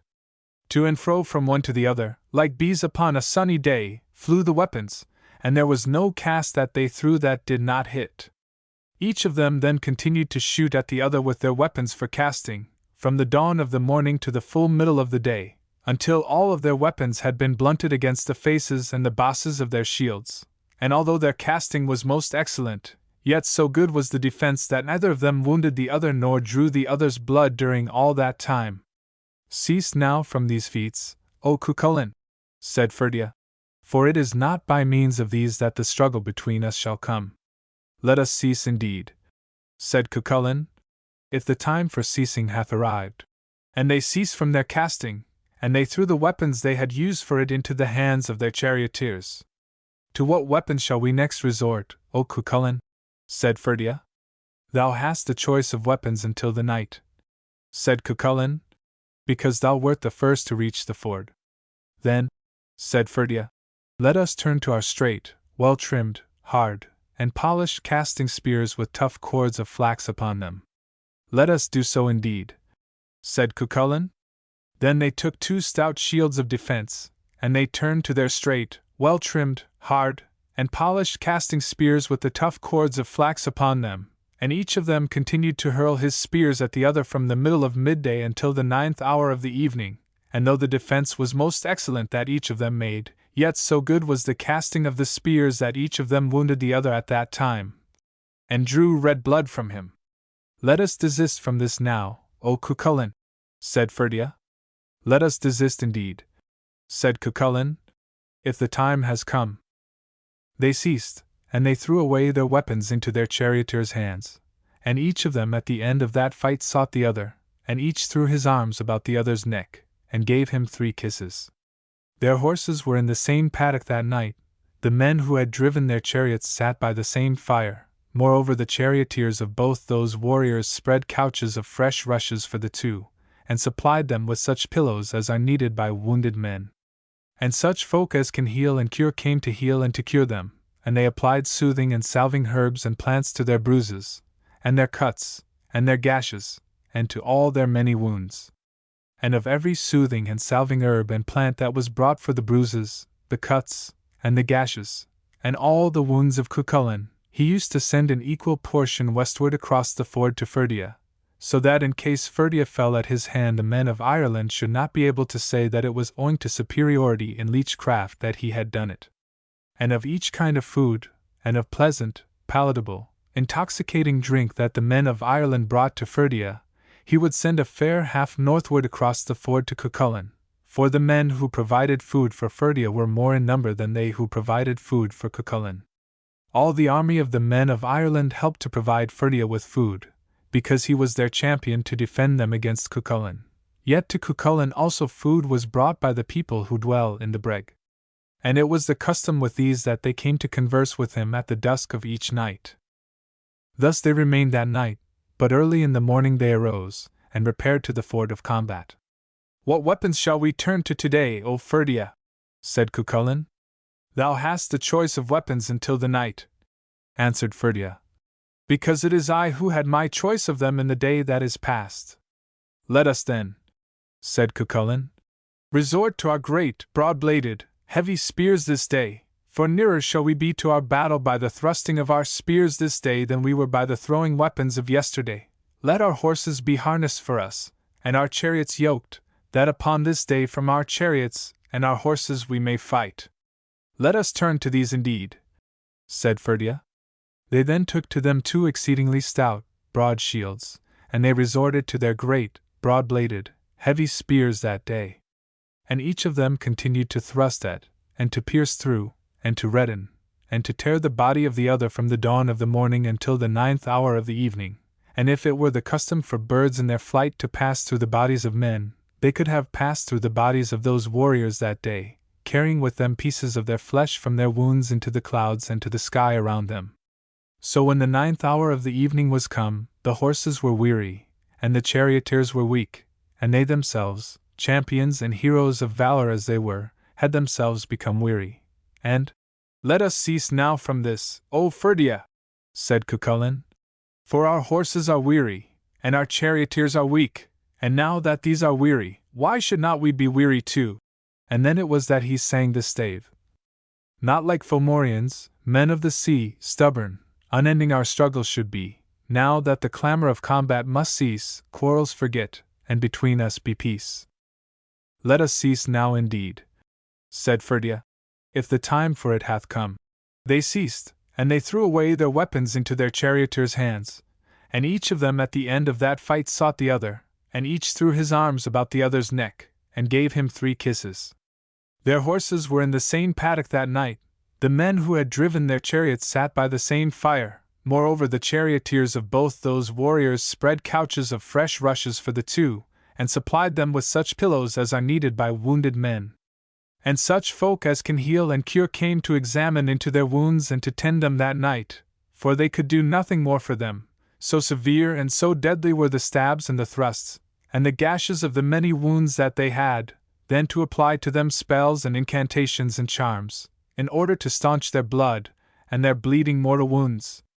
And for every spell and incantation and charm that was applied to the stabs and the wounds of Cucullin, he sent a full half westward across the ford to Ferdia, and of each kind of food, and of pleasant, palatable, intoxicating drink that the men of Ireland brought to Ferdia, he sent a half across the ford to Cucullin, in the north. For the men who brought food to Ferdia were more in number than they who brought food to Cucullin, for all the army of the men of Ireland helped to provide Ferdia with food, because he was their champion to defend them against Cucullin. Yet to Cucullin also food was brought by the people who dwell in the Breg. And it was the custom with these that they came to converse with him at the dusk of each night. Thus they rested that night, but early in the morning they arose, and repaired to the ford of combat, and Cucullin saw that an evil look and a lowering cloud was on the face of Ferdia that day. "Ill dost thou appear to me today, O Ferdia," said Cucullin. "Thy hair hath been darkened today, and thine eye hath been dimmed, and the form and the features and the visage that thou art wont to have are gone from thee." "'Tis from no fear or from terror of thee that I am what I am today," said Ferdia, "for there is not in Ireland today a champion that I am not able to subdue." And Cucullin complained and lamented, and he spoke the words that follow, and thus did Ferdia reply. Cucullin. "Is't indeed Ferdia's face? FN number 57, sure his meed is dire disgrace. He, to war by woman led, comes his comrade's blood to shed." FN number 57, the meter is that of the Irish. Ferdia. "Thou who warrior art indeed, champion tried, who wounds dost breed, I am forced aside to see where my final grave shall be." Cucullin. "Me her daughter, Findabar, who all maids excelleth far, gave thee, not at love's behest, she thy kingly might would test." Ferdia. "Gently ruling hound, I know that was tested long ago, none so great is known to fame, none, till now, to match it came." Cucullin. "All that's chance from thee hath sprung, Dary's grandchild, Damon's son, woman's hest hath brought thee here swords to test with comrade dear." Ferdia. "Comrade! Had I fled, nor found fight with thee, fair graceful hound, meave my word could broken call, Croggan hold my fame but small." Cucullin. "None put meet his lips between, none to king or stainless queen yet was born, whose praise I'd gain, none whose scorn would win thy pain." Ferdia. "Thou who deep in wars dost wade, 'twas not thou, 'twas me betrayed, back with conquest shalt thou ride, fault hast none thy fame to hide." Cucullin. "Clots of blood my faithful heart choke, my soul is like to part, 'tis with little force my arm strikes, to do Ferdia harm." Greatly, although thou makest complaint against me today, said Ferdia. Tell me, to what arms shall we resort?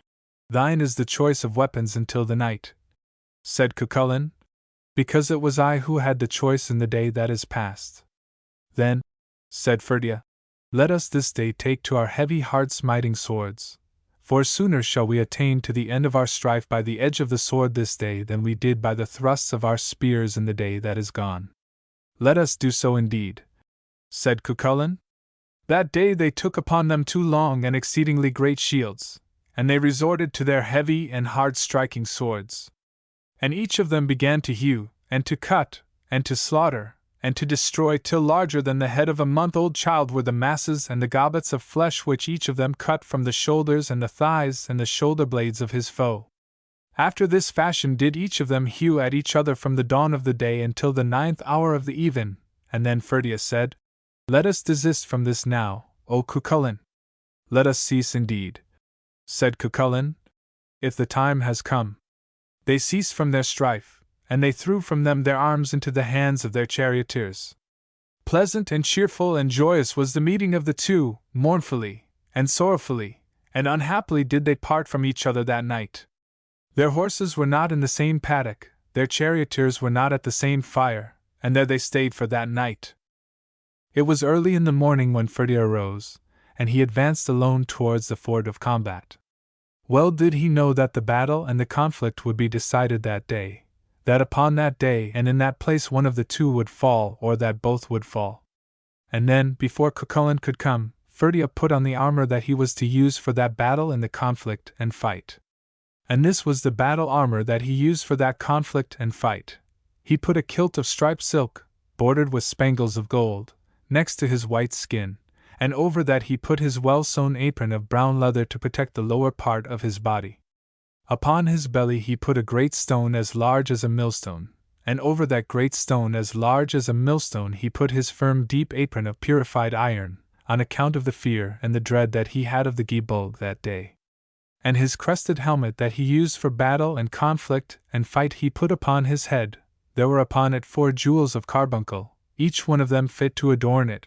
Also it was studded with enamels, with crystals, with carbuncles, and with blazing rubies that had come from the east. Into his right hand he took his death-dealing sharp-pointed strong spear. Upon his left side he hung his curved sword of battle with its golden hilt, and its pommels of red gold.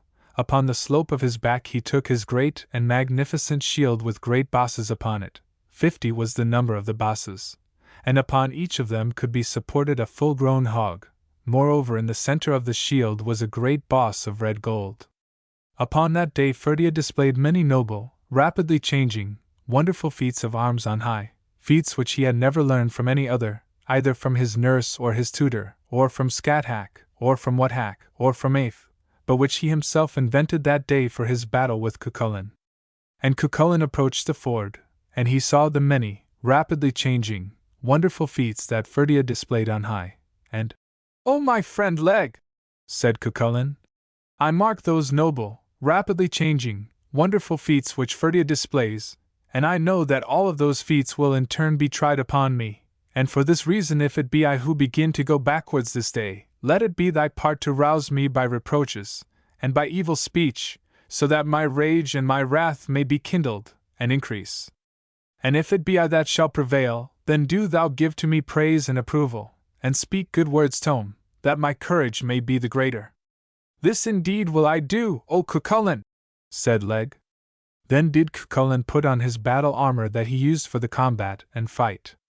And that day he displayed noble, many changing, wonderful, and many feats that he had learned from none, either from Scathach, from Whathack, or from Aeth. And Ferdia marked those feats, and he knew that each in turn would be tried upon him. O Ferdia, said Cucullin, tell me to what arms we shall resort. Thine is the choice of weapons until the night, said Ferdia. Then, said Cucullin, let us try the feat of the ford. FN number 58. Let us do so indeed, said Ferdia. But although he thus spoke, it was with sorrow that he consented, for he knew that Cucullin had ever destroyed every hero and champion who had contended with him at the feat of the ford. FN number 58. i.e., in which all weapons were allowed.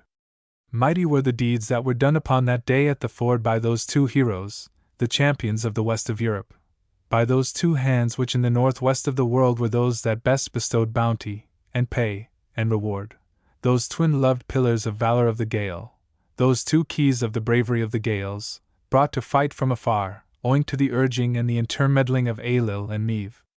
From the dawn till the middle of the day, each began to shoot at the other with his massive weapons, and when midday had come, the wrath of the two men became more furious, and each drew nearer to the other.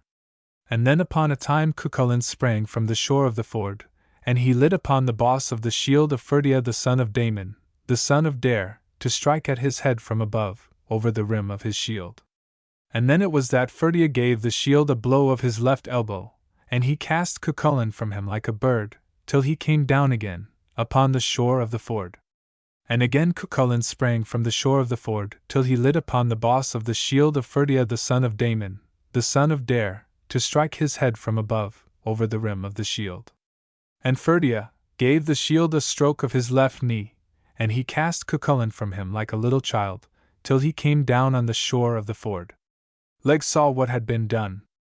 "Ah," said Leg, "the warrior who was against thee casts thee away as a loose woman casts her child.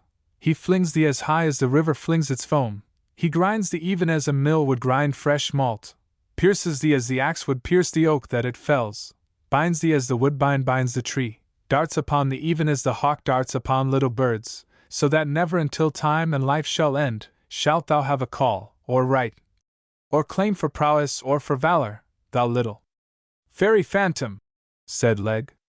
Up sprang Cuchulainn, swift as the wind, quick as the swallow, fiery as the dragon, powerful as the lion, and he bounded into the air for the third time into the troubled clouds of it, until he lit upon the boss of the shield of Ferdia, the son of Damon, striving to strike his head from above, over the rim of the shield. And the warrior shook his shield, and he threw Cuchulainn from him, into the middle of the ford, just as if he had never been cast off at all. And then for the first time the countenance of Cuchulainn was changed, and he rose in his full might, as if the air had entered into him, till he towered as a terrible and wonderful giant, with the hero light playing about his head, rising as a wild man of the sea, that great and valiant champion, till he overtopped Ferdia. And now so closely were they locked in the fight, that their heads met above them, and their feet below them, and in their middles met their arms over the rims and the bosses of their shields. So closely were they locked in the fight, that they turned and bent, and shivered their spears from the points to the hafts, and cleft and loosened their shields from the centres to the rims.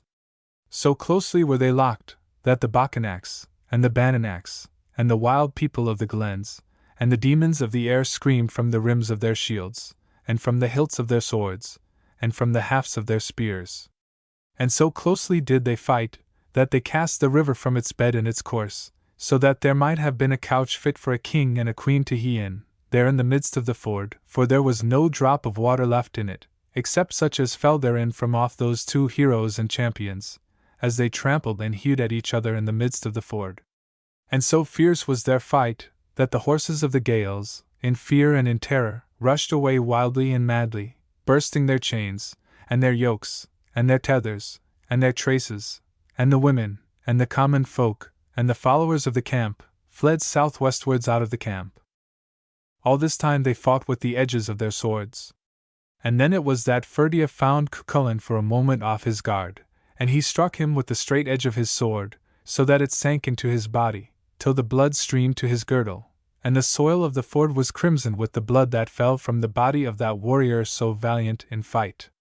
And Cuchulainn's endurance was at an end, for Ferdia continually struck at him, not attempting to guard, and his downright blows, and quick thrusts, and crushing strokes fell constantly upon him, till Cuchulainn demanded of Leg the son of Rhiangebred to deliver to him the gibulg.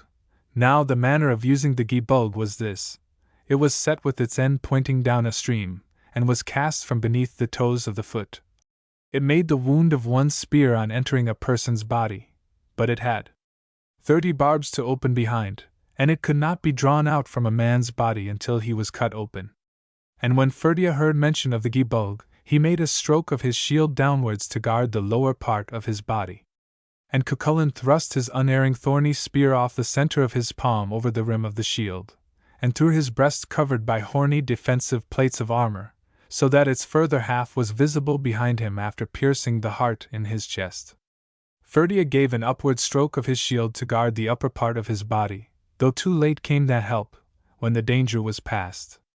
And the servant set the gibelg down the stream, and Cucullin caught it between the toes of his foot, and he threw it with an unerring cast against Ferdia, and it broke through the firm deep apron of wrought iron, and it burst the great stone that was as large as a millstone into 3 parts, and it passed through the protection of his body into him, so that every crevice and cavity in him was filled with its barbs. "'Tis enough now," said Ferdia. "I have my death of that, and I have but breath enough to say that thou hast done an ill deed against me. It was not right that thy hand should be that by which I should fall." And thus did he cry, as he gasped out these words: "Hound, of feats so fair, FN number 59, death from thee is ill, thou the blame must bear, thou my blood dost spill. Help no wretch hath found down this chasm of woe, sick mine accents sound, as a ghost I go. Torn my ribs, and burst, gore my heart hath filled, this of fights is worst, hound.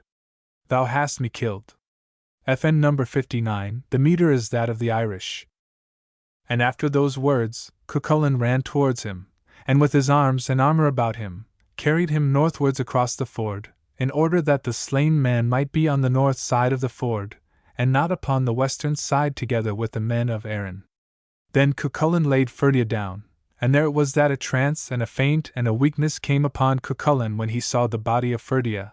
Leg saw his weakness, and the men of Ireland all arose to come upon him. "Rise up now, O Cucullin," said Leg, "for the men of Erin are coming towards us, and no single combat will they give to us, since Ferdia the son of Damon, the son of Dare, has fallen by thy hand." "How shall I be the better for arising, O my servant?" said he, "now that he who leeth here hath fallen by me?" And it was in this manner that his servant spoke to him, and he recited these words, and thus did Cucullin reply: "Leg, now arise, battle-hound of Emania. It is joy and not grief should be sought, for the leader of armies, Ferdia, thou hast slain, and hard battle hast fought. Cucullin, what availeth me triumph or boasting? For, frantic with grief for my deed, I am driven to mourn for that body that my sword made so sorely to bleed. Leg, 'tis not thou shouldst lament for his dying, rejoicing should spring to thy tongue, for in malice, sharp javelins, flying for thy wounding and bleeding he flung. Cucullin, I would mourn, if my leg he had severed, had he hewn through this arm that remains, that he mounts not his steeds, and forever in life, immortality gains. Leg, to the dames of Red Branch thou art giving more pleasure that thus he should fall, they will mourn for him dead, for thee living, nor shall count of thy victims be small. Great Queen Meve thou hast chased, and hast fought her since the day when first Quon was left, she shall mourn for her folk, and their slaughter, by thy hand of her champions bereft. Neither sleep nor repose hast thou taken, but thy herd, her great plunder, hast chased, though by all but a remnant forsaken, oft at dawn to the fight thou didst haste. Now it was in that place that Cucullin commenced his lament and his moan for Ferdia, and thus it was that he spoke. O my friend Ferdia! Unhappy was it for thee that thou didst make no inquiry from any of the heroes who knew of the valorous deeds I had done before thou camest to meet me in that battle that was too hard for thee. Unhappy was it for thee that thou didst not inquire from Leg, the son of Riangabra, FN number 60, about what was due from thee to a comrade. Unhappy was it for thee that thou didst not ask for the honest and sincere counsel of Fergus. Unhappy it was for thee that thou hast not sought counsel from the comely, the fresh-colored, the cheery, the victorious Con all about what was due from thee to a comrade. Well do these men know that never, till life and time come to an end, shall be born in the land of Con not one who shall do deeds equal to those which have been done by thee.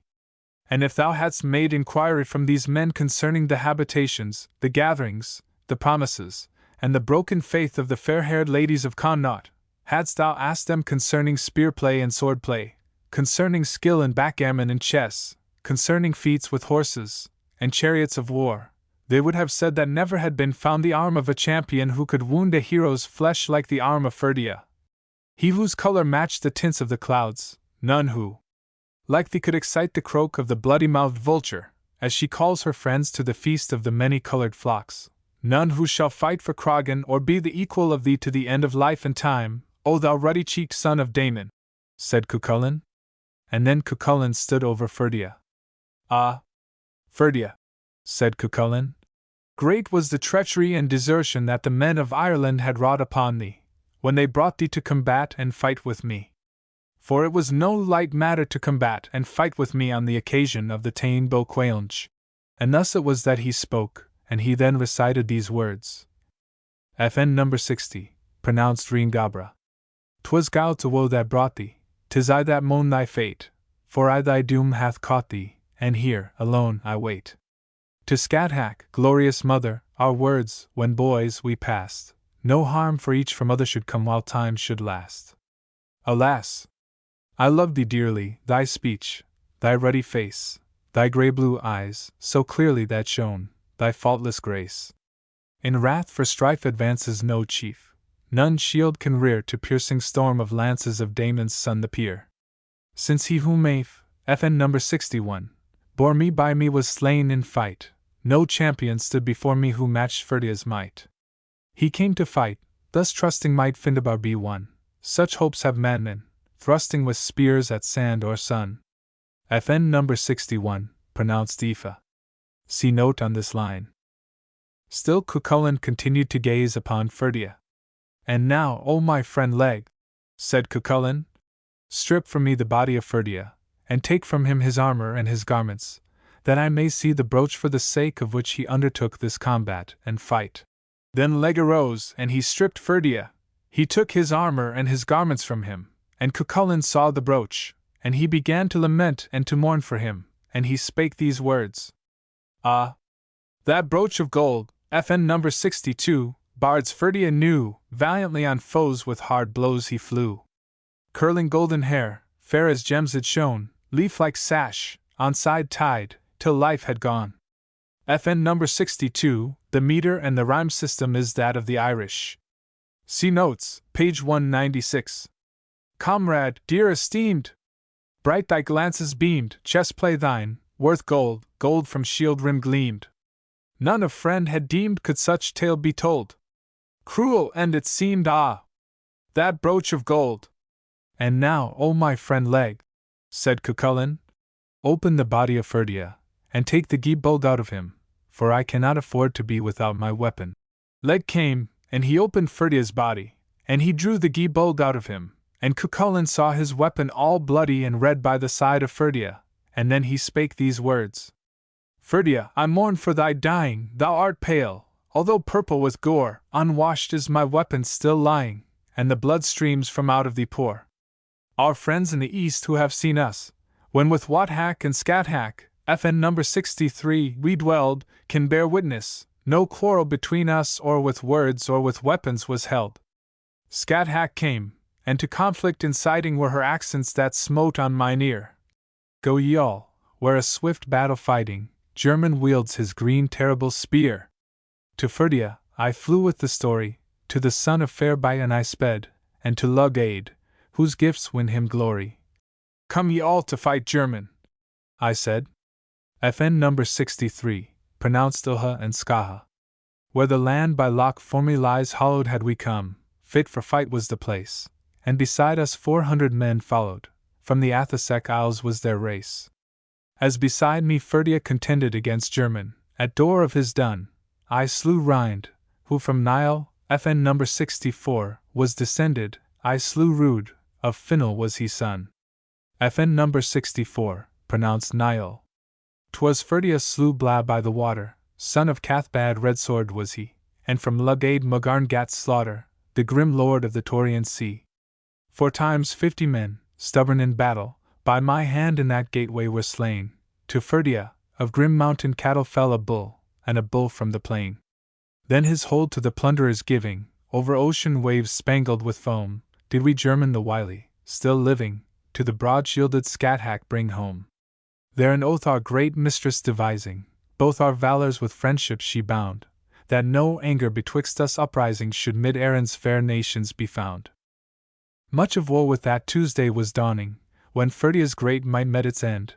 Though red blood drink I served him that morning, yet I loved, though I slew him, my friend. If afar thou hadst perished when striving with the bravest of heroes of Greece, 'tis not I would thy loss be surviving, with thy death should the life of me cease. Ah! That deed which we wrought won us sorrow, who, as pupils, by Scathach were trained, thou wilt drive not thy chariot tomorrow.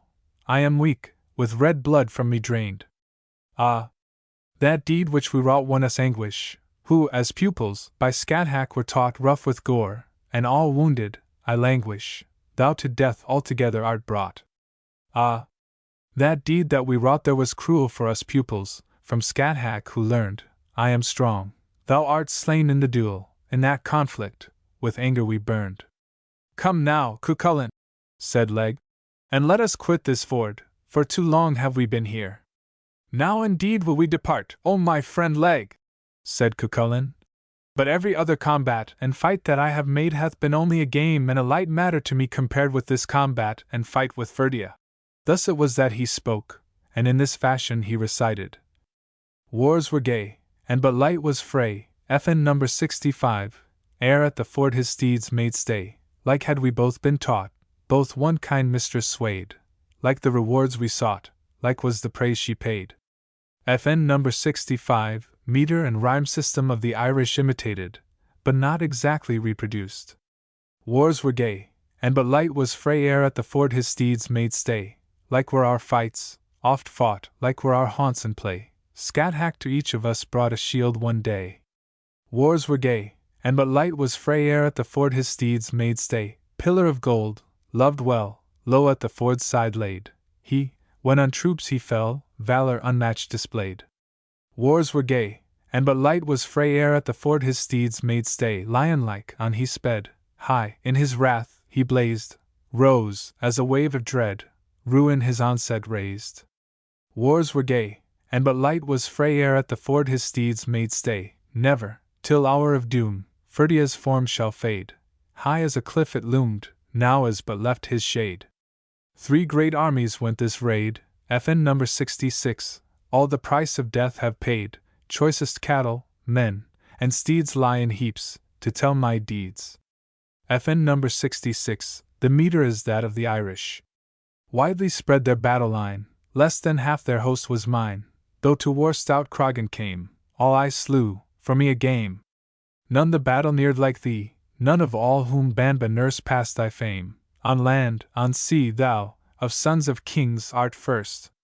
Special note on the combat at the ford.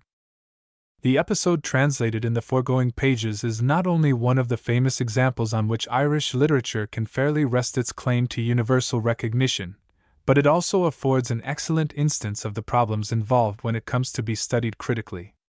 These problems, upon the solution of which must to some extent depend our estimate of the place of Irish in the general development of European literature, Acts briefly dealt with in Mr. Leahy's preface, as well as in his special introduction, Supra, pages 114, 115, but may perhaps be thought worthy of somewhat more detailed examination. The existence of 2 markedly different versions of the Tain Bo Quailnch, one, obviously older, represented by the 11th century MS. Liebhar na Hwydri, LU, and the 14th century MS. Yellow Book of Lecan, YBL. The other, obviously younger, by the 12th century Book of Leinster, LL, was pointed out by Professor Heinrich Zimmer 27 years ago in his study of the LU heroic saga texts, Keltisch Studien v. Zeitschrift für Vergleichen Sprachforschung, Volume 28. The conclusion that he drew from the fact, as also from the peculiarities disclosed by his analysis of the LU texts, is substantially that stated by Mr. Leahy. On the whole, it seems as if the compiler of the manuscript from which both the Liebhar na Hwydri and the Yellow Book of Lecan were copied, combined into one several different descriptions of the war, one of which is represented by the Book of Leinster version. He furthermore emphasized a particular aspect of this compiler's activity to which Mr. Leahy also draws repeated attention. He, the compiler, was a man interested in the historical and antiquarian rather than in the literary side of the text he harmonized and arranged, hence his preference for versions that retain archaic and emphasize mythical elements, hence his frequent interpolation of scraps of historical and antiquarian learning, hence his indifference to consistency in the conduct of the story, and to its artistic finish. Professor Zimmer urged that the compiler was no other than Flann, abbot of Monasterbus, who died in 1047, and was regarded as the most famous representative of Irish learning in his day. There has come down to us under his name a considerable mass of chronological and historical writing, partly in prose, partly in verse, and it seems certain that he was one of the chief artisans in framing that pragmatic redaction of Irish myth, heroic legend, and historical tradition most fully represented by the two great compilations of the 17th century, the Annals of the Four Masters, emphasizing its antiquarian, historical side, Keating's History, emphasizing its romantic, legendary side. Whilst Professor Zimmer's conclusion as to the personality of the LU compiler has been challenged, his main thesis has remained unshaken. On the whole, it can be asserted positively that the common source of LU and YBL goes back to the early 11th century. On the whole, that this common source itself utilized texts similar to those contained in the Book of Leinster. Moreover, the progress of linguistic analysis during the past quarter century has strengthened the contention that some of the elements used by Flann, or another, in compiling his 11th century harmony are as old, in point of language, as any existing remains of Irish outside the Ogham inscriptions. In other words, being as old as the earliest glosses, they may date back to the 8th or even 7th century. In particular, the L.U. Y.B.L. version of the Tain Bo Quailnge contains a large proportion of such elements and may, in the main, be treated as an 8th century text. It must, however, be pointed out, and for this reason I have italicized the qualifying, on the whole, in the main, that this conclusion does not enable us to declare dogmatically, 1. That all portions of the L.U. Y.B.L. version must go back to the 8th century. 2. That all portions of the Book of Leinster version must precede the compilation of the common source of LU and YBL, for as regards 1. Not only must the definitely ascertained activity of the 11th century compiler be taken into account, but also the possible activity of later scribes. If we possess the complete text of the L.U. Y.B.L. redaction in both Mrs., we could at least be sure concerning the possible variations introduced during the 2 centuries that elapsed between the writing of the Yellow Book, early 14th century, and that of LU, late 11th century. But most unfortunately both Mrs. are imperfect, the Yellow Book at the opening, LU at the close of our tale.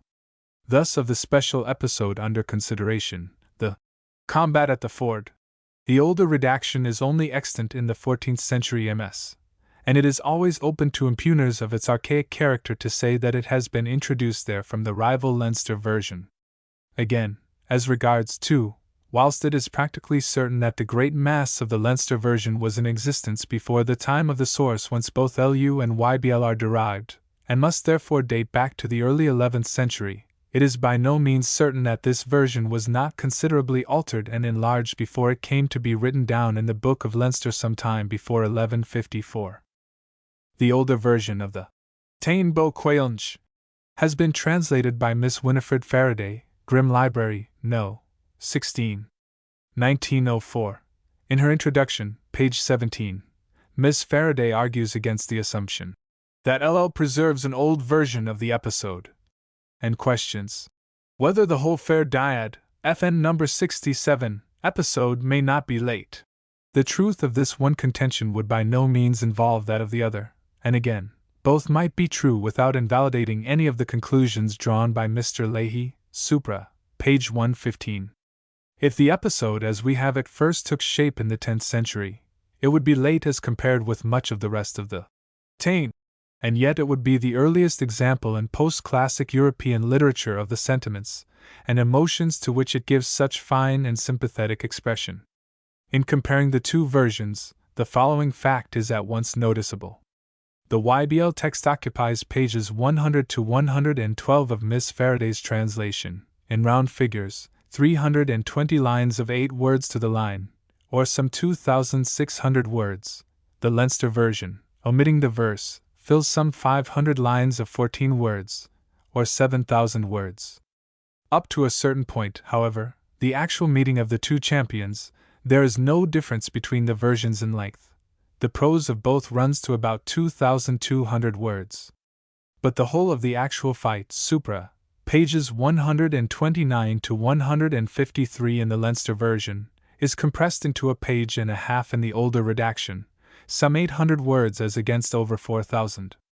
Obviously, this cannot represent the original state of things. It would be psychologically impossible for any storyteller to carry on his narrative up to a given stage with the dramatic vigor, point, and artistically chosen detail displayed in the first portion of the YBL version of the combat, and then to treat the culmination of the tale in such a huddled, hasty, scamped manner. The most likely explanation is that the original from which the YBL scribe was copying was imperfect, and that the lacuna was supplied from memory, and from a very faulty memory. No conclusion can thus, I think, be drawn from the fact that the details of the actual combat are so bald and meager in the only extant text of the older redaction. FN number 67, this is the spelling in Y, B, L. In LL the name appears as one word, Ferdiad, usually scanned as a disyllable, though occasionally as a trisyllable. The spelling Ferdia is the conventional one sanctioned by the usage of Ferguson, Aubrey de Vere, and others. The scansion of the word as a trisyllable is on the same authority. If the two versions be compared where they are really comparable, i.e. in that portion which both narrate at approximately the same length, the older redaction will be found fuller of incident, the characters drawn with a bolder, more realistic touch, the presentment more vigorous and dramatic. Ferdiad is unwilling to go against Cuchulainn not, apparently, solely for prudential reasons, and he has to be goaded and taunted into action by Medb, who displays to the full her wonted magnificently resourceful unscrupulousness, regardless of any and every consideration, so long as she can achieve her purpose. The action of Fergus is far more fully dwelt upon, and the scones between him and his charioteer, as also between him and Cuchulainn, are given with far greater spirit. The hero is indignant that Fergus should think it necessary to warn him against a single opponent, and says roundly that it is lucky no one else came on such an errand. The tone of the older redaction is as a whole rough, animated, individualistic as compared with the smoother, more generalized, less accentuated presentment of the Leinster version. But to conclude from this fact that the older redaction of the actual combat, if we had it in its original fullness instead of in a bald and fragmentary summary, would not have dwelt upon the details of the fighting, would not have insisted upon the courteous and chivalrous bearing of the two champions, would not have emphasized the inherent pathos of the situation, seems to me altogether unwarranted. On the contrary, the older redaction, by touches of strong, vivid, archaic beauty lacking in the Leinster version, leads up to and prepares for just such a situation as the latter describes so finely. One of these touches must be quoted. Cuchulainn's charioteer asks him what he will do the night before the struggle, and then continues. It is thus fair Dyad will come to seek you, with new beauty of plating and haircutting and washing and bathing. It would please me if you went to the place where you will got the same adorning for yourself, to the place where is Emmer of the beautiful hair. So Cuchulainn went thither that night, and spent the night with his own wife. There is indeed the old Irish hero faring forth to battle as a lover to the love tryst. How natural, how inevitable with warriors of such absurd and magnificent susceptibility, such boyish love of swagger, how natural, I say, the free and generous emotion combined with an overmastering sense of personal honor, and a determination to win at all costs, which are so prominent in the Leinster version of the fight. FN number 68. FN number 68. The trait must not be put down as a piece of storyteller's fancy. In another text of the Ulster cycle, Cath Rhys na Rig, Concabor's warriors adorn and beautify themselves in this way before the battle. The Aryan Celt behaved as did the Aryan Hellene. All readers of Herodotus will recall how the comrades of Leonidas prepared for battle by engaging in games and combing out their hair, and how Demaritus, the counselor of Xerxes, explained to the king that it is a custom with these men that when they shall prepare to imperil their lives, that is the time when they adorn their heads. Herodotus 7. 209. The contention that the older redaction, if we had it complete, would resemble the younger one in its insistence upon the chivalrous bearing of the two opponents, may also be urged on historical grounds. The sentiment which gives reality and power to the situation is based upon the strength of the tie of blood brotherhood. So strong is this that it almost balances the most potent element in the ideal of old Irish heroism, the sense of personal honor and preeminence in all that befits a warrior. The tie itself and the sentiment based upon it certainly belong to pre-Christian times, and must have been losing rather than gaining in strength during the historic period, say from the 4th century onwards. The episode of Cuchulain's combat with Ferdiad must have existed in the older redaction of the Táin, for the simple reason that a 10th and 11th century storyteller would have found nothing in the feelings, customs, or literary conventions of his own day to suggest to him such a situation and such a manner of working it out. But, and this consideration may afford a ground of conciliation with Miss Faraday and the scholars who hold by the lateness of the episode, the intrinsic beauty and pathos of the situation, the fact of its constituting an artistic climax, would naturally tempt the more gifted of the storytelling class. There would be a tendency to elaborate, to adorn in the newest fashion, hence to modernize, and it is not only conceivable but most probable that the original form should be farther departed from than in the case of much else in the epic. Alfred Nutt. General notes the courtship of Etain. The translation of both versions of this romance has been revised by Professor Strachan, and the linguistic notes are due to him, unless otherwise stated. The rendering given in the text is noted as doubtful, in cases where Professor Strachan does not assent. Page 7 at both line 17? Line 17. By a means that he devised. Do Eric Memon lit. By a device of mind. Compare Eric Memon 8th, Meyer, H.I.B. Minora, page 28. Line 17. So that she became well nourished, and c. lit. Till there came to her fatness and form. Salt probably means fatness, and feth, form. Page 8.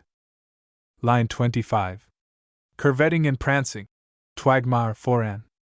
These are guesses by O'Curry. Curvetting may be right, but there is little authority for rendering Foran as prancing. This word is doubtful. With a broad forehead. Forlethan, lit. Broad above. O'Curry renders. Broad-rumped. Line 34. Upon the shore of the bay. Versinpet. Windish's rendering of port is bank harbor, but it is doubtful whether the word means more than place. Page 9. The literal rendering adopted for the poem runs thus. Etain is here thus at the elf mound of the fair-haired women west of Alba among little children to her on the shore of the bay of Sichmain. It is she who cured the eye of the king from the well of Loch de Lig. It is she who was drunk in a draught by the wife of Ader in a heavy draught. Through war for her the king will chase the birds from Tethba, and will drown his 2 horses in the lake de Erbreck. There shall be abundant and many wars through the war for thee on Ecade of Meath, destruction shall be on the elf mounds, and war upon many thousands. It is she who was hurt in the land, it is she who strove to win the king, it is she as compared to whom men speak of fair women, it is she, our Etain afterwards. Line 2. West of Alba is literally behind Alba. Yar en Alba Yar is, however, also used in the sense of west of. Line 14 is given by Windisch. Through the war over Meath rich in horses. This is impossible. The translation of line 17 is not quite certain. The literal translation of the MS seems to be, it is she who was hurt and the land. De Erbreck in line May 12th mean, of 2 chariots. Page 10. Literal translation of the quatrain. Ignorant was Fomnak, the wife of Midder, Sigmal and Bree with its trees in Breleth. It was a full trial were burned by means of Manannan. Page 11. Line 5. Labraid the tracker. This is a very doubtful rendering. The text gives Labradi lurk. Line 25. That he desired full knowledge of. There seems to be something with the Irish here. The word is co-festa, which could only be third singular subj pass. That it might be known, which does not make grammar. It should be co-fest or co-festes. That he or they might know. Page 12. Line 9. His officers who had the care of the roads. A very doubtful rendering. The Irish is Terraluing Sliggeth. Line 29. A bright purple mantle waved round her. Lit. A bright purple curling? Mantle. But the sense of caslecta as curling is not certain. Line 30. Another mantle. The word for mantle here is foli, in the former line it was brat. Page 13. Line 3. As white as the snow. Be gilligair mecto, not whiter than the snow, as Windish's dict gives it. Line 17. All that's graceful, and see. Catch cruth cohitain, coem catch cohitain. Compare conid shukum bagther catch and elb. LU 124b 17. Courtship of Emmer. An IR text, 3. Page 356 1. 4. From which it may be seen that the meaning is that attain is the test to which all beauty must be compared. Page 14. Line 19. So long as they were. Not. So long as he was. The Irish is saying ropas, and ropas is the impersonal preterite passive. Line 29. The choking misery and see. Lit. He let come to him the slauden of a heavy sickness. Slauden is the cough of consumption. Page 15. Line 2. Lit. Worse and worse. Messa catch. Line 18. His burial mound. A fert fod by. Compare Zimmer, Kuhn's Zeitschrift, XXX. 9 for Fotbig. Literal rendering of the dialogue. B. What hath happened to thee, O young man? Long is thy bed of sickness, prostrate is thy full and splendid pace, however fair the weather may be. A. There is cause for my sighs. The music of my harp contents me not, either does any milk please me, it is this that brings me into a pitiful state. E. Tell me what ails thee, O man, for I am a maiden who is wise. Tell me of anything which may be of benefit to thee that thy healing may be wrought by me. A. To speak of it is not possible for me, lit. Finds not room in me. O maiden, lovely is thy form, there is fire of someone behind her eyes, nor are the secrets of women good. B. Though the secrets of women are bad, yet if it is love, the remembrance remains for long. From the time when the matter is taken into hand, this thing is not deserving of its recognition. A. A blessing on thee, O white maiden, I am not worthy of this speech to me, either am I grateful to my own mind, my body is in opposition to me. Wretched indeed is this, O wife of the king, Eacade Fedlec, in very truth, my body and my head are sick, it is reported in Ireland. E.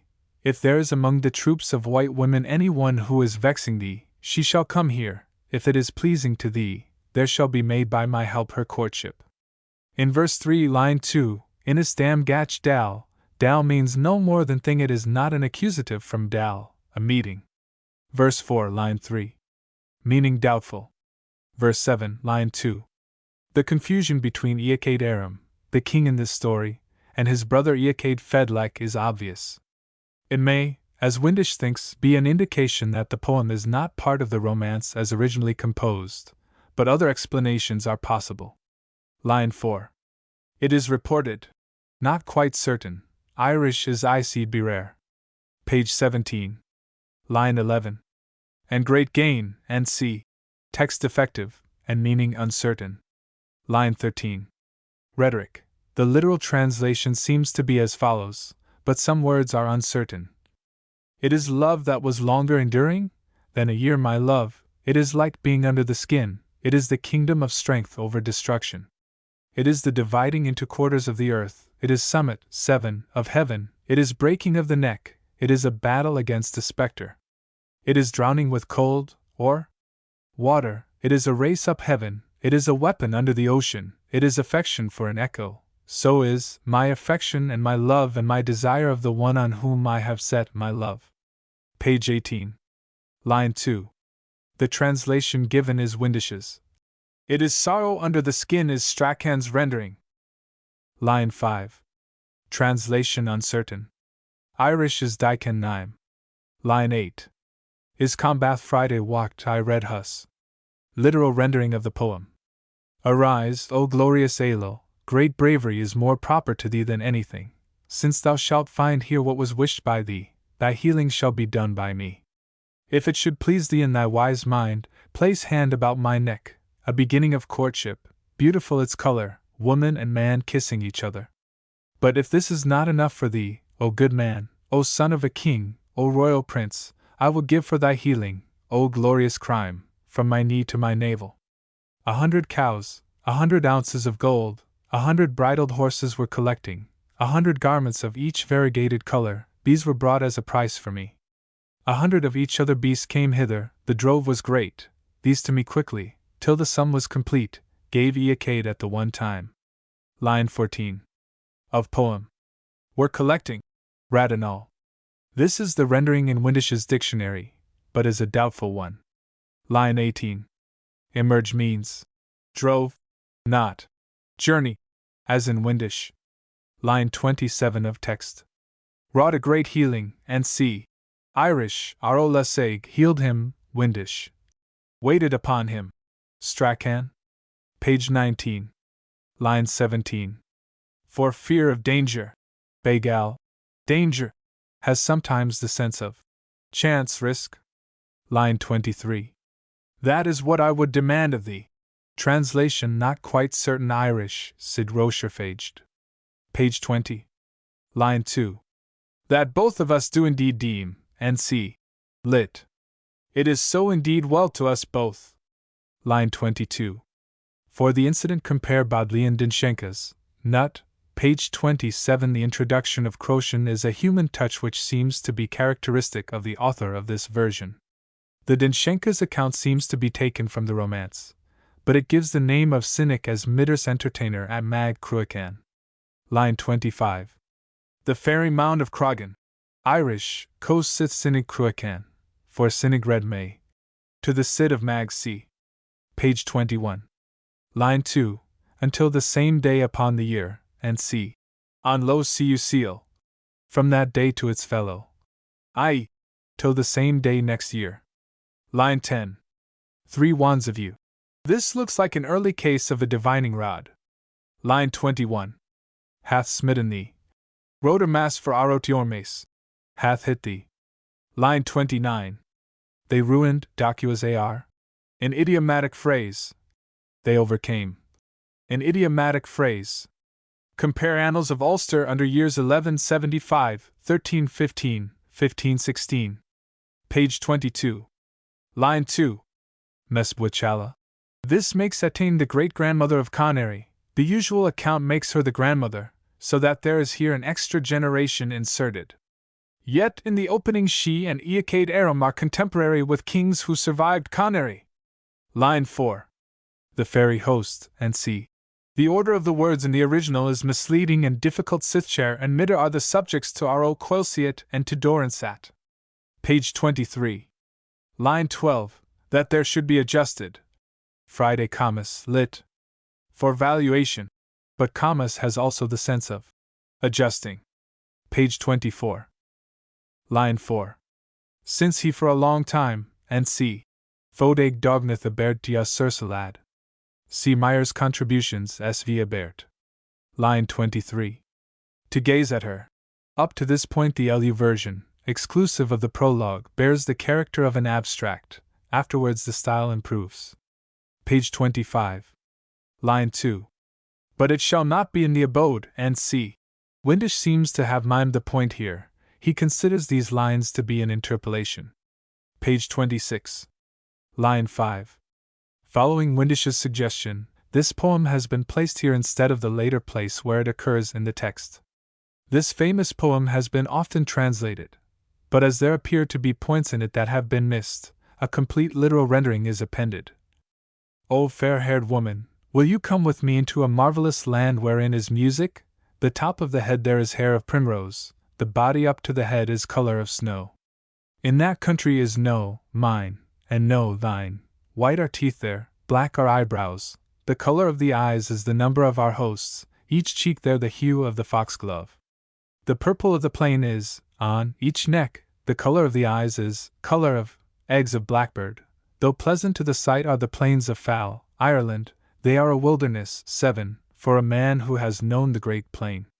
Though intoxicating to ye the ale of the island of fowl, the ale of the great country is more intoxicating. A wonder of a land is the land I speak of, a young man there goes not before an old man.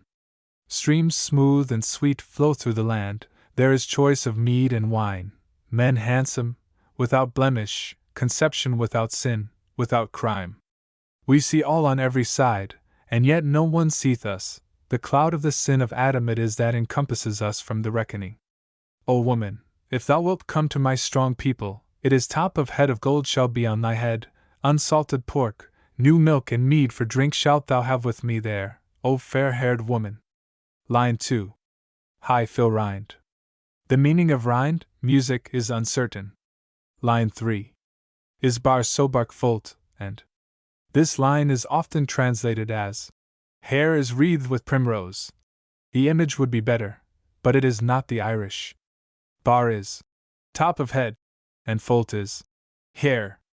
Line 4. Is in nad by mui na tai. Muis is in Old Irish the possessive of the first sing. When followed by a noun it becomes mo. When not so followed it is mui. Tai is also found for do. Okari gave this line as there is no sorrow nor care. Lines 7 and 10. Is li sula lin ar slag and is li sula agai luin are so similar that is li sula must mean the same in both, and cannot mean splendor of eyes in the first case unless it does so in the second. The idea in the first case seems to be that the hosts are reflected in the eyes. It is so rendered in the verse translation. A blackbird's egg has a blue ground, but is so thickly powdered with brown spots of all shapes that it looks brown at a distance. At first I was inclined to take the idea to be hazel eyes, but comparing line 7, it seems more likely that the idea is that all sorts of shapes appear in the pupil. Line 12. The translation of Anam as a wilderness is very doubtful. It more probably is seldom, and the line should be seldom will it be so after knowledge of, and see. Line 16. This has always been rendered no youth there grows to old age, but the Irish is enithect oac and re-scion can only mean before an old man. The sense possibly is that as men do not become feeble with advancing years, the younger man has not the same advantage over his elders in the eyes of women that he has in this world. Line 17. Teeth milsy.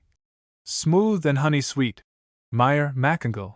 Page 196. Line 24. Compare a story of some magical pigs that could not be counted accurately. Revue Celtique, Volume 13. Page 449. Line 31. Mucur, unsalted pork. See Glossary to Laws, page 770. Also Mackenglin, Kuno Meyer, p. 99. Page 27. Line 23. He ascended. Phosrocabe for Sasta. Phosrocabe is an unknown compound, equals Fosrodegabe. Perhaps Frizicabe for Sasta. Mounted on the heights. Line 29. Cobrania de Imdi. To the edges of his two shoulders. See Brain, in Meyer's Contributions. Page 28. Line 19. Casting their light on every side. Kacha erdi equals kacha eridi. In every direction. Line 25. If thou dost obtain the forfeit of my stake. Mad tu beras amo thosel. For tosel see Zimmer, Kunstzeichen, XXX. 80. Line 29. Eager, Femendi? See Bruden de Durga, Stokes, 50-51. Line 30. Easily stopped. Soatati suggested for sostati in the text, cf. Bruden de Durga. The conjecture has not Strachan's authority. Page 29. Line 19. Literal translation of rhetoric. Put it in hand, place it close in hand. Noble are oxen for hours after sunset. Heavy is the request. It is unknown to whom the gain, to whom the loss from the causeway. Line 28. Over the chariot pole of life. Seems to be a literal rendering of Frafurda's in Betha. Strachan renders on the face of the world, which is of course the meaning of the simile. Line 30. High was he girt. Ard chustel. The meaning of custel is not known. It was used of some arrangement of the dress. CIR text 3. 226, also LU 79A, 35, LL 97A, 40, 98A, 51, 253A, 30. Line 31. Eacade arose. Atragester Eacade. Strachan thinks it much more likely that this is. Eacade feared him. The verb coming from atagur. It is, however, just possible that the word might be a deponent form from atragame. I arise. Eacade does not elsewhere show any fear of midder. The meaning given agrees better with the tone of the story, and is grammatically possible. Page 30. Line 1. All things that seemed good, and c. Lit. I have been accustomed to get what seemed good to thee. Adathane and I bad maith. Line 3. Anger for anger. Bara Friday bure. Compare the word bura in Meyer's contributions. Line 25. In order that Eacade should stand in his debt. Lit. That there might be cause of reproach for him to Eacade. Line 32. Forest that is over breg. MS. Fid dar brie, with mark of abbreviation. This is read to be dar breg. Professor Rees, Arthurian Legend, page 28, renders. To cover Darbrek with trees. Line 33. As it is written in the Book of Drumsnekta. This is a conjecture by Mrs. Hutton as a restoration of the words in LU, which is torn just here. The words appear to be Amal Adbert Lebedrums. Page 31. Line 1. This rhetoric is very obscure. Much of it cannot be translated. The text seems to be as follows, according to Strachan. Quist ilan taker ilan erder damrad traum koidin clunathar fer ferdi bidni balk thruim crancher fordig ser feeder sechwib slimprib snithib sitha lama indras kloina fo bithon na. Durbin digel durbin tram diam terthim flatho fair ben famnus in fair brainy serpi famnus diad durge fair arfiad soluig fria isss line fair bran for tiir tecta in de lamnado lucher for de theth by dalcud? Diclacud midi indract coich les coich amos? Thoker? Darcy? Moin. Apparent rendering. Place on the land, place close on the land, very red oxen, heavy troop which hears, truly manlike?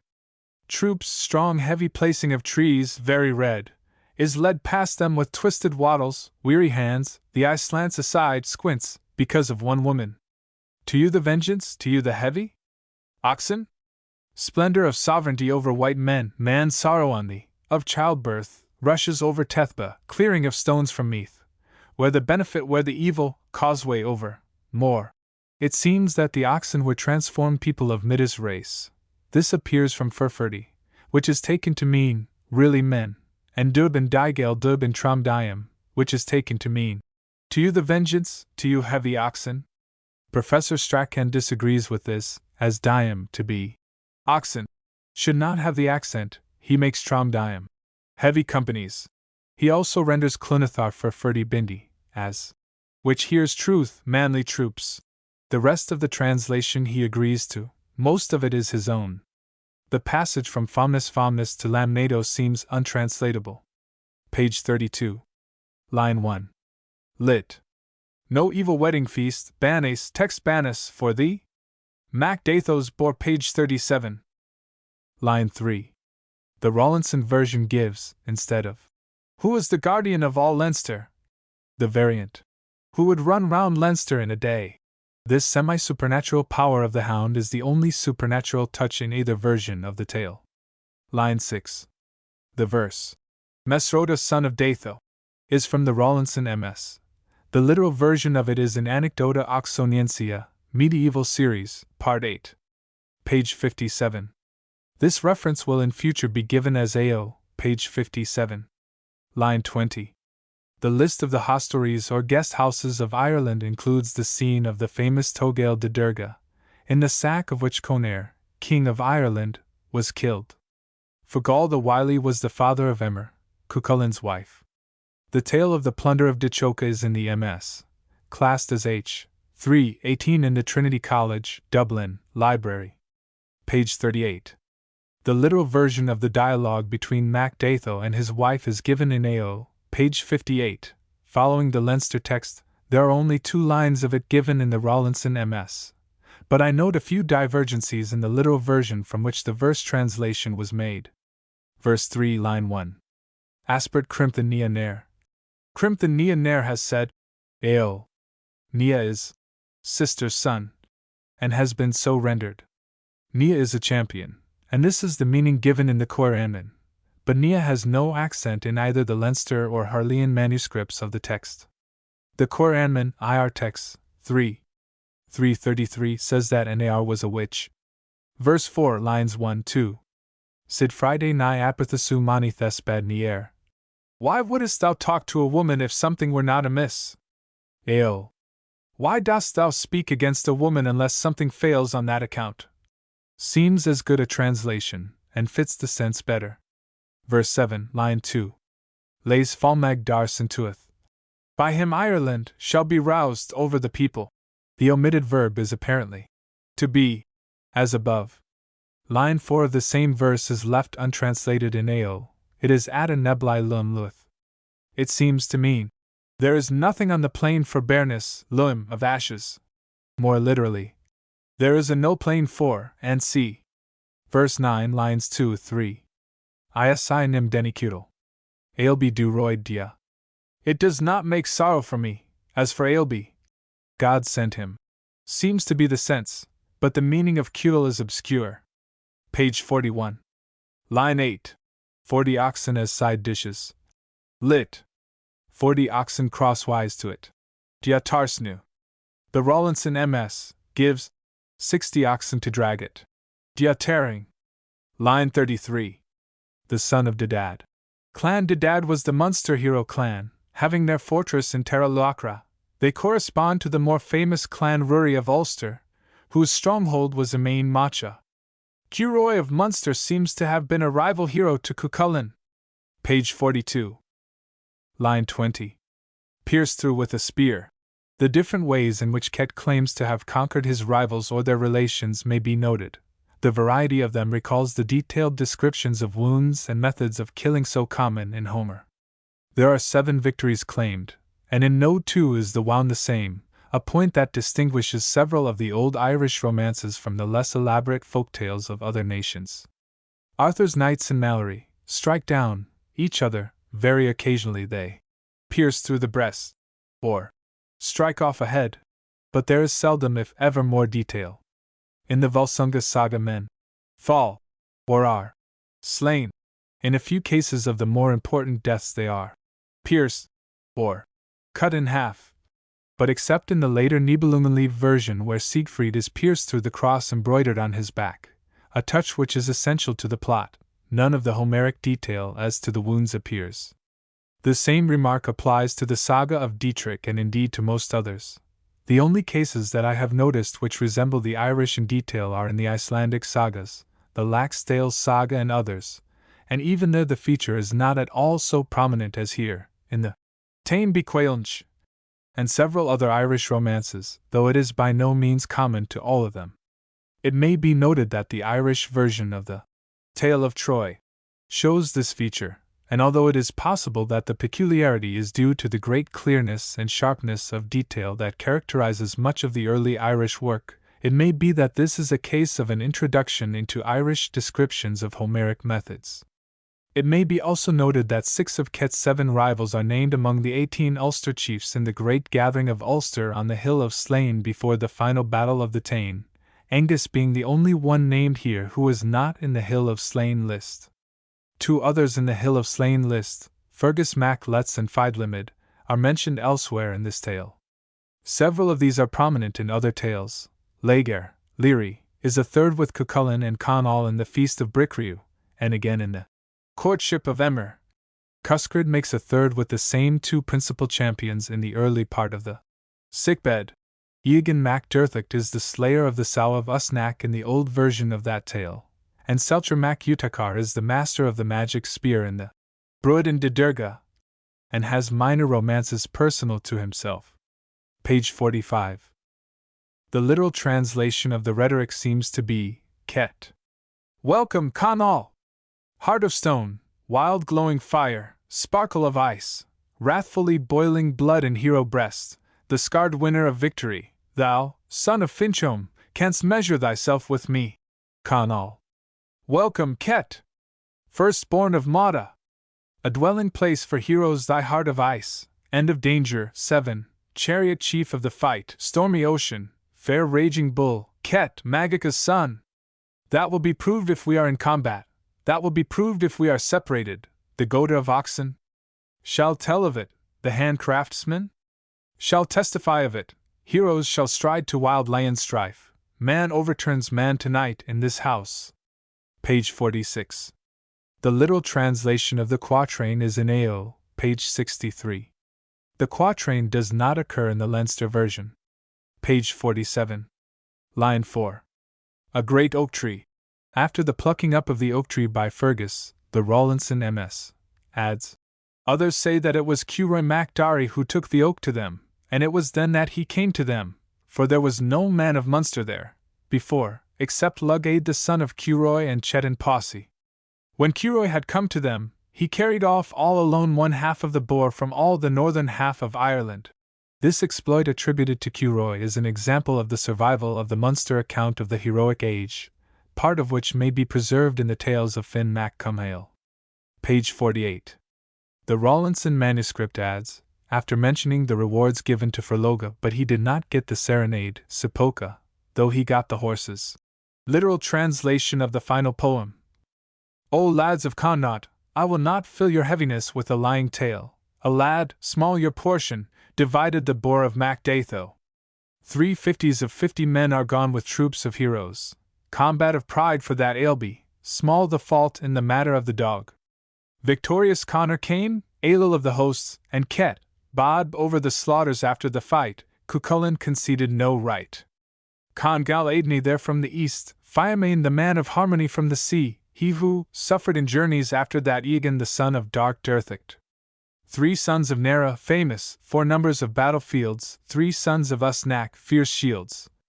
Senlech the charioteer, he was not foolish, came from high Conalad Cruachan, Dubtak of Emain, high his dignity, Burba bade her of the gentle word, Elan glorious for the multitude of his deeds, fierce Munramer of Loch Sale, Conall Cernak, hard his valour, Markin, Selcher the Ulsterman, man over man, Lugaid of Munster, son of 3 dogs.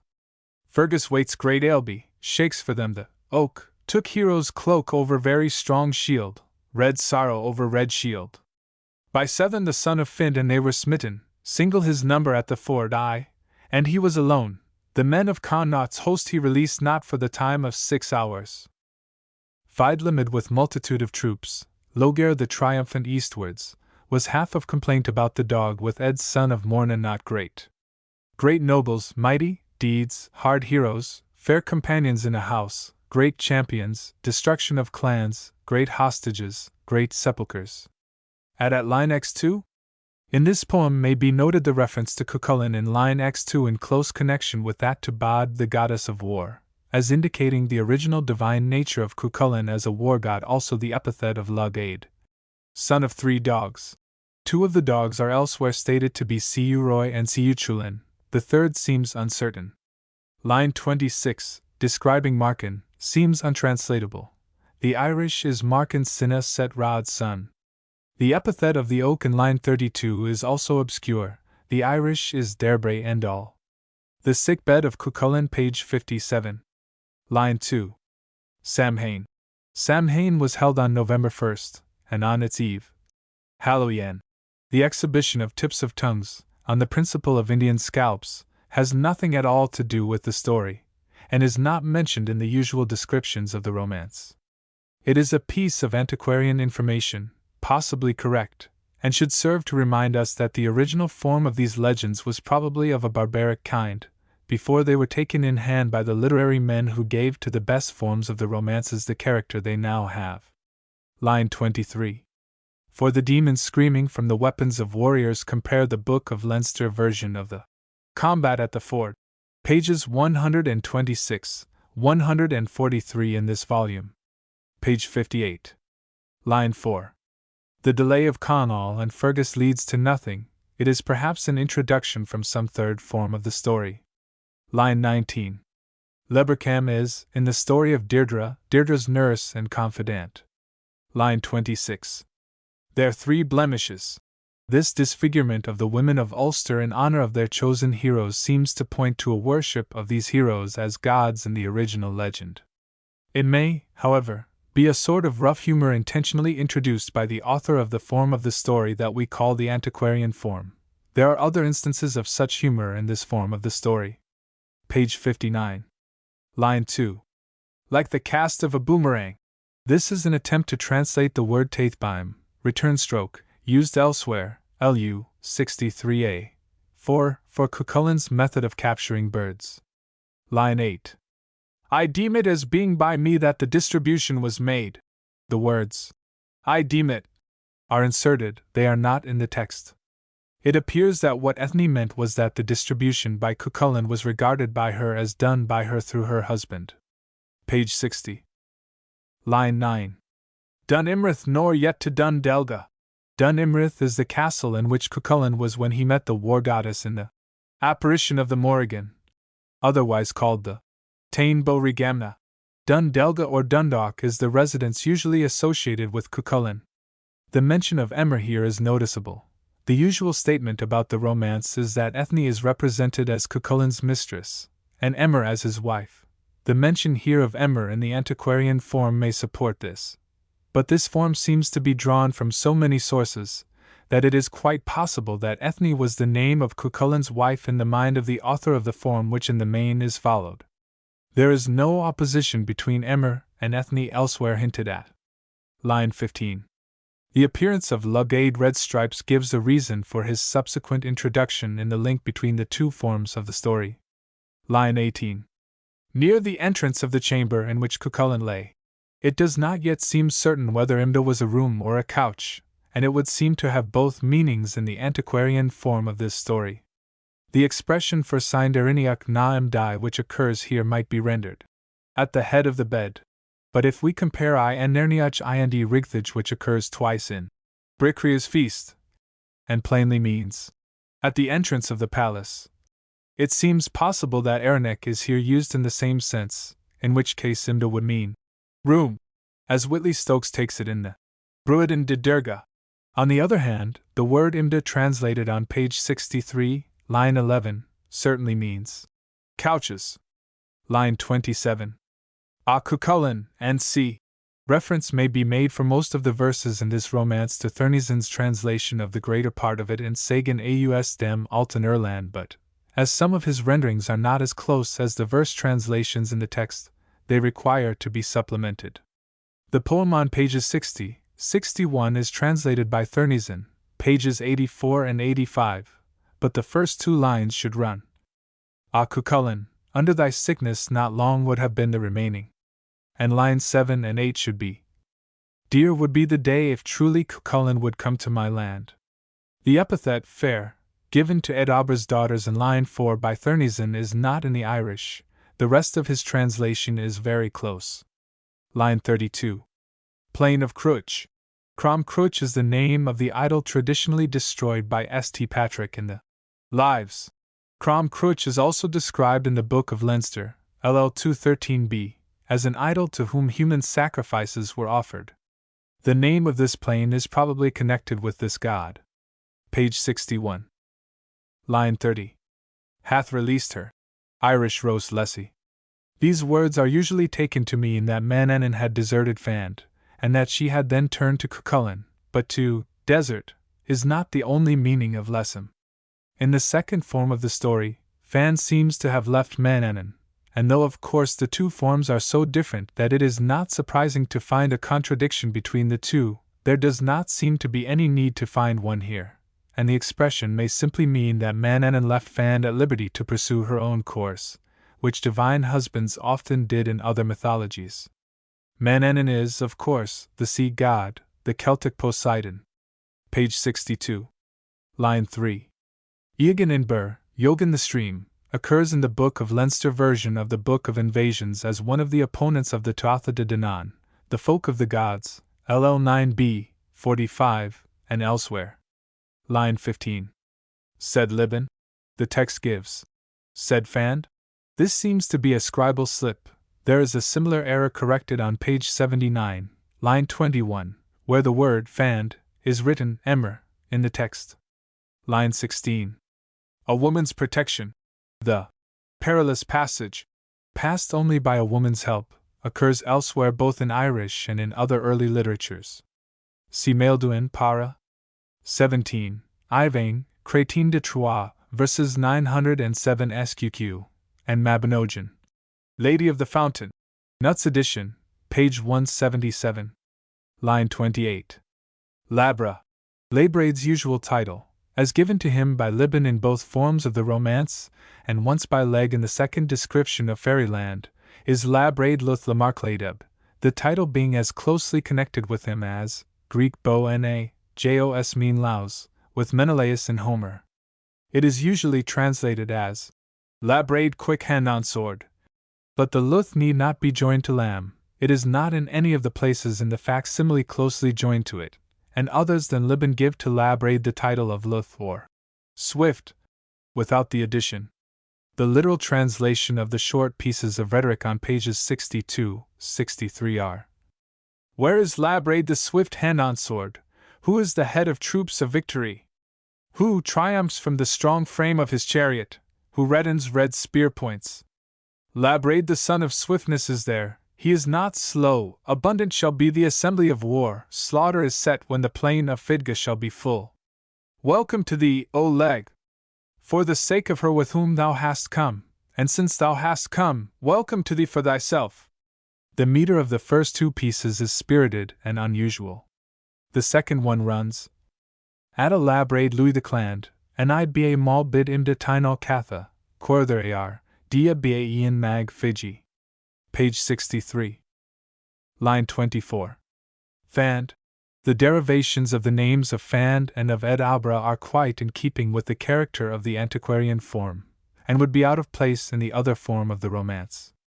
It may perhaps be mentioned that the proper meaning of Albra is an eyelash, but the rendering, Ed Albra of the fiery eyebrows, which has been employed in accounts of this romance, would convey a meaning that does not seem to have been in the mind of the authors of either of the two forms. For the literal translations of the three invocations to Labraid, on pages 63, 66, Thurneson, page 87, may be referred to, but there would be a few alterations. In the first, line 2 should be, Heir of a little host, equipped with light spears. If Windish's dictionary is to be followed, line 5 would seem to begin, He seeketh out trespasses, Ordnia, and line 7 should begin, Attacker of heroes. Not an attacking troop, which hardly makes sense. In the second invocation, the first line should alter Labraid's title to Labraid the swift hand-on sword of battle. Line 3 should end with wounded his side. In line 6 and again in the third line of the third invocation, Thurneson translates Gus as wrath. Windish gives the word to mean strength. Line 4 of the third invocation is rendered He pierceth through men. By Thurneson, the Irish is Criathraid Ocu. Criathrame is given by O'Reilly as meaning to sift. He sifteth warriors. Seems a satisfactory meaning, if O'Reilly is to be relied on. Page 65. Labraid's answer to the three invocations seems to run thus, but the translation is doubtful. Many words are marked unknown by Windish. I have no pride or arrogance, O lady, nor renown, it is not error, for lamentation is stirred our judgment. Reading now Ardark Nid Mel, chimest there with the second MS. We shall come to a fight of very many and very hard spears, of plying of red swords and right fists for many peoples to the one heart of Ekade Jul, let be, no anby of thine nor pride, there is no pride or arrogance in me, O lady. I can make nothing of anby. Page 66. Thurneson does not translate the rhetoric. The translation seems to run thus: Great unprofitableness for a hero to lie in the sleep of a sickbed, for unearthly women show themselves, women of the people of the fiery plain of Trogak, and they have subdued thee, and they have imprisoned thee, and they have chased thee away, amid great womanish folly. Rouse thyself from the contest of distress, Gloss. The sickness sent by the fairy women. For all is gone of thy vigor among heroes who ride in chariots, and thou sittest in the place of the young, and thou art conquered? Condit Chelty if connected with Tochel, and thou art disturbed, in thy mighty deeds, for that which Labraid's power has indicated. Rise up, O man who sittest, that thou mayest be great. Chase thee away. In line 7, for Condit Ellet, perhaps connected with Duillane? Page 67.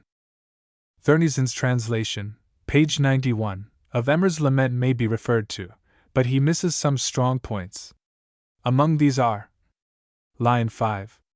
Woe to Ulster where hospitality abounds. Line 12. Till he found a druid to lift the weight. Line 25. Were it forbade of the heroes.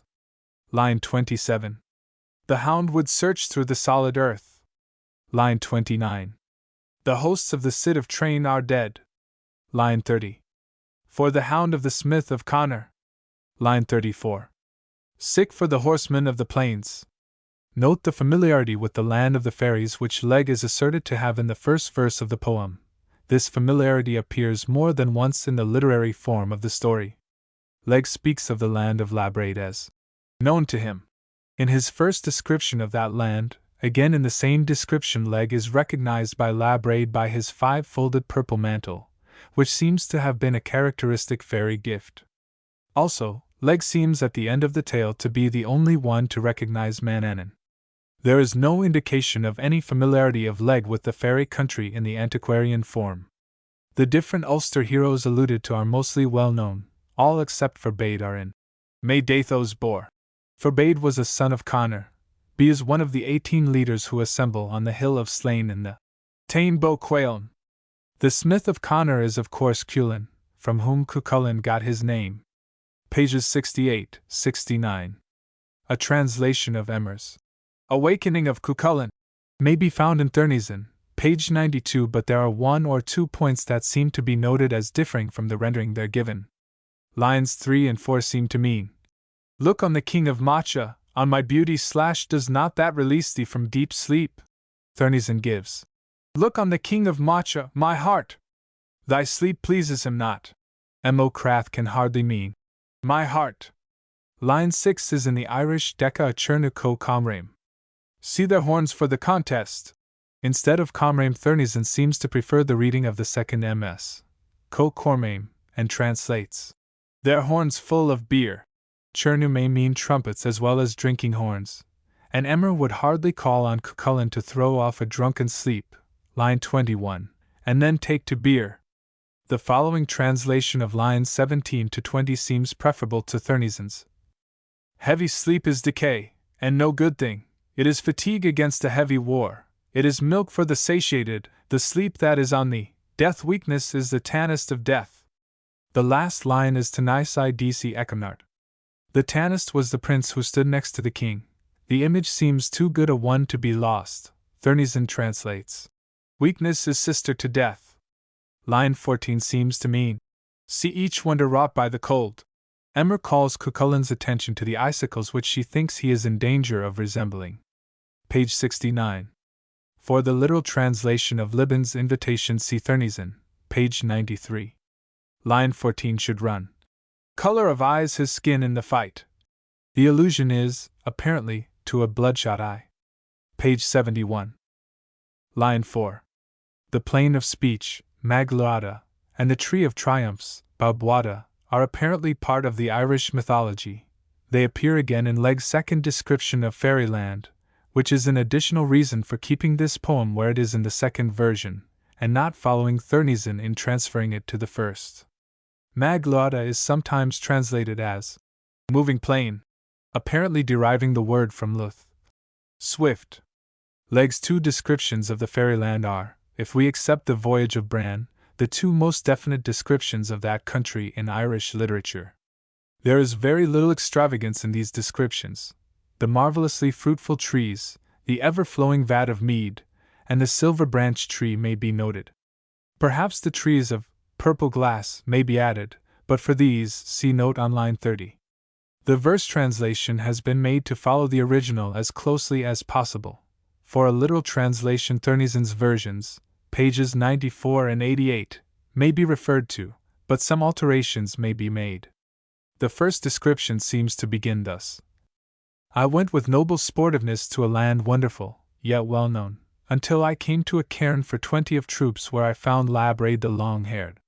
There I found him on that hill sitting among 1,000 weapons, yellow hair on him with beautiful color, an apple of gold for the confining of it. And it ends thus. Alas I that he went not long ago, and each cure should come, at his searching, that he might see how it is the great palace that I saw. Though all Erin were mine and the kingship of Yellow Bregia, I would resign it, no slight trial, for knowledge of the place to which I came. The following points should also be noted.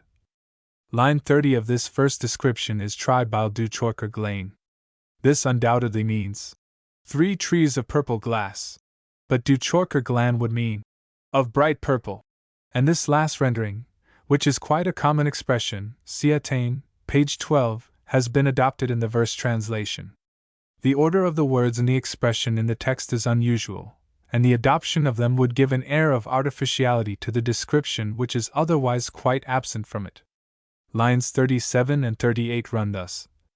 There are the thrice 20 trees, their tops meet, and meet not. Lines 43-44 rendering. Each with splendid gold fastening well hooked through its eye. Are literally. And a brooch of gold with its splendor in the ear of each cloak. The ears of a cloak, usually described as made of the peculiar white bronze, occur elsewhere in the tales, and there are different speculations as to their use and meaning. The most probable explanation is that they were bronze rings shaped like ears, and sewn into the cloak, a brooch to fasten the cloak being passed through the rings. This explanation has been suggested by Professor Ridgway, and seems to fit admirably the passages in which these ears occur. Compare Freach, line 33, in the second volume, also the Courtship of Ferb, Nut, page 6. There are also a few corrections necessary to Thurnison's translation of the second description. Lines 13 to 20 should run thus. A beautiful band of women, victory without fetters, are the daughters of Ed Abra. The beauty of Fand is a rushing sound with splendor, exceeding the beauty of a queen or king. The last line is more literally, not excepting a queen or and see. I will say, since it hath been heard by me, that the seed of Adam was sinless, but the beauty of Fand up to my time hath not found its equal. For the allusion to Adam's sin, compare Attain, page 26. Allusions like these show that the tales were composed in Christian times. There seems no reason to suppose them to be insertions, especially in cases like this one, where they come in quite naturally. Line 21 is literally, with their arms for slaying, not, who warred on each other with weapons, as in Thurnison. Page 76. For the cooling of Cuchulain's battle frenzy with water, compare the similar treatment in the account of his first foray, LU 63a, Miss Faraday's translation, page 34. For a literal translation of Faud's triumph song over Cuchulain's return, see Thurnison's translation on page 97 of the work already referred to. Thurnison's translation is very close. Perhaps the last verse should run. Long rain of red blood at the side of the trees, a token of this proud and masterful, high with wailing is the sorrow for his fiend-like frenzy. The description of Cuchulain's appearance in verses 5 and 6 seems to point to a conception of him as the sun god. Compare the sun-like seat of his chariot on page 79. Page 78. The literal translation of Libban's rhetoric in Welcome to Cuchulain seems to be, Hail to Cuchulain! King who brings help, great prince of Murtham! Great his mind, pomp of heroes, battle triumphing, heart of a hero, strong rock of skill, blood-redness of wrath, ready for true foes of the hero who has the valor of Ulster, bright his splendor, splendor of the eyes of maidens, hail to Cuchulain! Torque in the second line is glossed in the MS. By, that is, a king. Cuchulain's account of his own battle is omitted by Thurnison, possibly because the account that he gives differs from that in the text, as is pointed out by Windisch, IR Text, Volume 1, page 201. But it is quite in keeping with the hero's character that he should try to lessen his own glory, and the omission of this account destroys one of the features of the tale. The literal rendering is, I threw a cast with my light spear into the host of Eogan the stream. Not at all do I know, though renowned the price, the victory that I have done, or the deed. Whether he was better or inferior to my strength hitherto I chanced not on for my decision, a thorough ignorance of the man in the mist. Certainly he came not away a living man. A white army, very red for multitudes of horses, they followed after me on every side, people of Manan and Mac Lyre, Egan the stream called them. I set out in each manner when my full strength had come to me, one man to their 30, hundreds, until I brought them to death. I heard the groan of Eke Jewel, lips speak in friendship. If it is really true, certainly it was not a fight, that cast if it was thrown. The idea of a battle with the waves of the sea underlies the third verse of this description. Page 79. 5 pieces of rhetoric follow, all of which are translated by Thurneson. A few alterations may be made, but all of them would be small ones. The verse translations given are, it is believed, a little closer to the text than Thurneson's.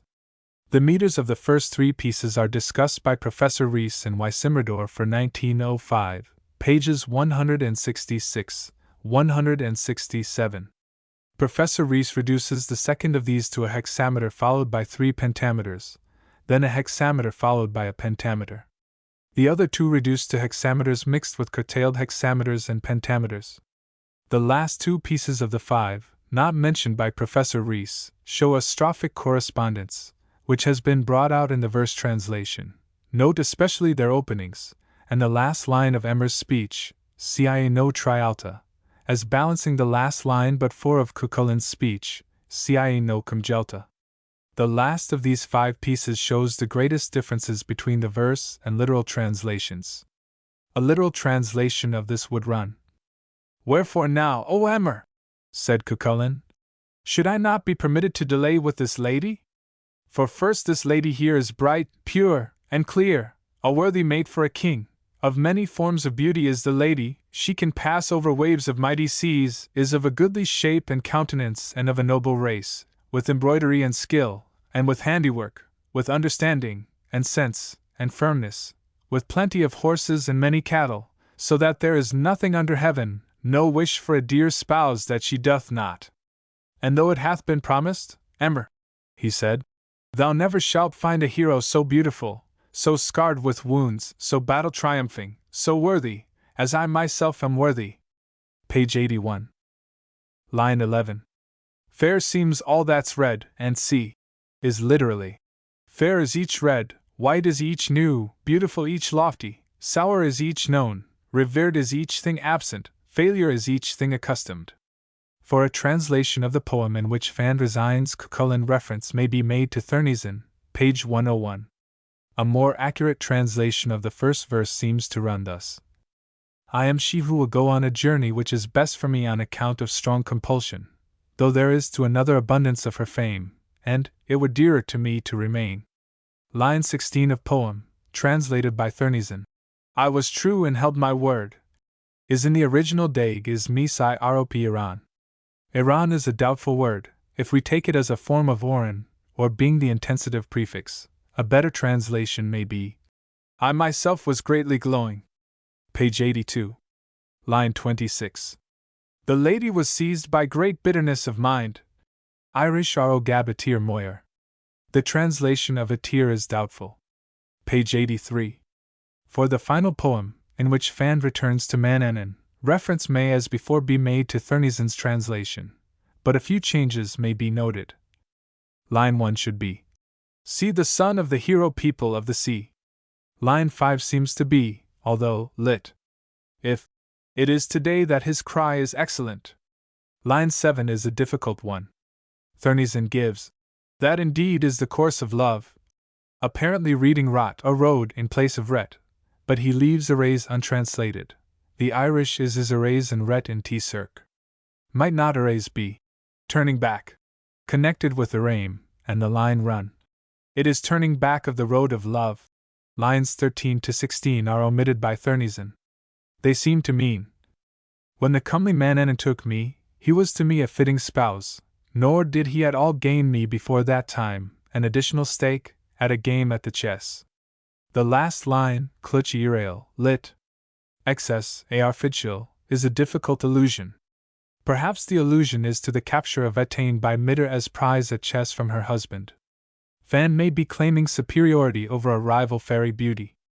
Lines 17 and 18 repeat lines 13 and 14. Lines 46 and 47 are translated by Thurneson. Too hard have I been offended, Leg, son of Rhiangebra, farewell. But there is no farewell in the Irish. The lines seem to be. Indeed, the offence was great, O Leg, O thou son of Rhiangebra. And the words are in answer to Leg, who may be supposed to try to stop her flight. Page 85. Line 24. That she might forget her jealousy. Lit. A drink of forgetfulness of her jealousy. Dioga Dermeda Heta. The translation seems to be an accepted one, and certainly gives sense, but it is doubtful whether or not eta can be regarded as a genitive of et, jealousy. The genitive elsewhere is eot. There is a conclusion to this romance which is plainly added by the compiler. It is reproduced here, to show the difference between its style and the style of the original author. This then was a token given to Cuchulainn that he should be destroyed by the people of the Mound, for the power of the demons was great before the advent of the faith. So great was that power that the demons warred against men in bodily form, and they showed delights and secret things to them, and that those demons were co-eternal was believed by them. So that from the signs that they showed, men called them the ignorant folk of the Mounds, the people of the Cid. The Exile of the Sons of Usnach, page 91. The 4 pieces of rhetoric, at the beginning of this text, are translated by Thurneson, Sagan Aus dem Alten Irland, pages 11 and 12. In the first, third, and fourth of those, the only difference of any importance between the text adopted and Thurneson's versions is the third line of the third piece, which perhaps should run. With stately eyes with blue pupils. Segdabe Swaleb Selglasabe, taking the text of the Yellow Book of Lecan. The second piece appears to run as follows. Let Cathbad hear, the fair one, with face that all love, the prince, the royal diadem, let he who is extolled be increased by druid arts of the druid, because I have no words of wisdom to oppose, to Fidlamid, the light of knowledge, for the nature of woman knows not what is under her body, or what in the hollow of my womb cries out. These rhetorics are remarkable for the great number of the alliterations in the original. Page 93. Thurneson omits a verse of Cathbad's poem. A translation of the whole seems to run thus. Deirdre, great cause of destruction, though thou art fair of face, famous, pale, Ulster shall sorrow in thy time, thou hidden, daughter of Fidlamid. Windish's dict. Gives modest daughter, in the last line. The original is Injun feel. But the word might be more closely connected with feel. A veil. Modest is not exactly the epithet that one would naturally apply to the Deirdre of the Leinster version, and the epithet of veiled or hidden would suit her much better, the reference being to her long concealment by Connor. There shall be mischief yet afterwards on thy account, O brightly shining woman, hear thou this. At that time shall be the exile of the 3 lofty sons of Usnach.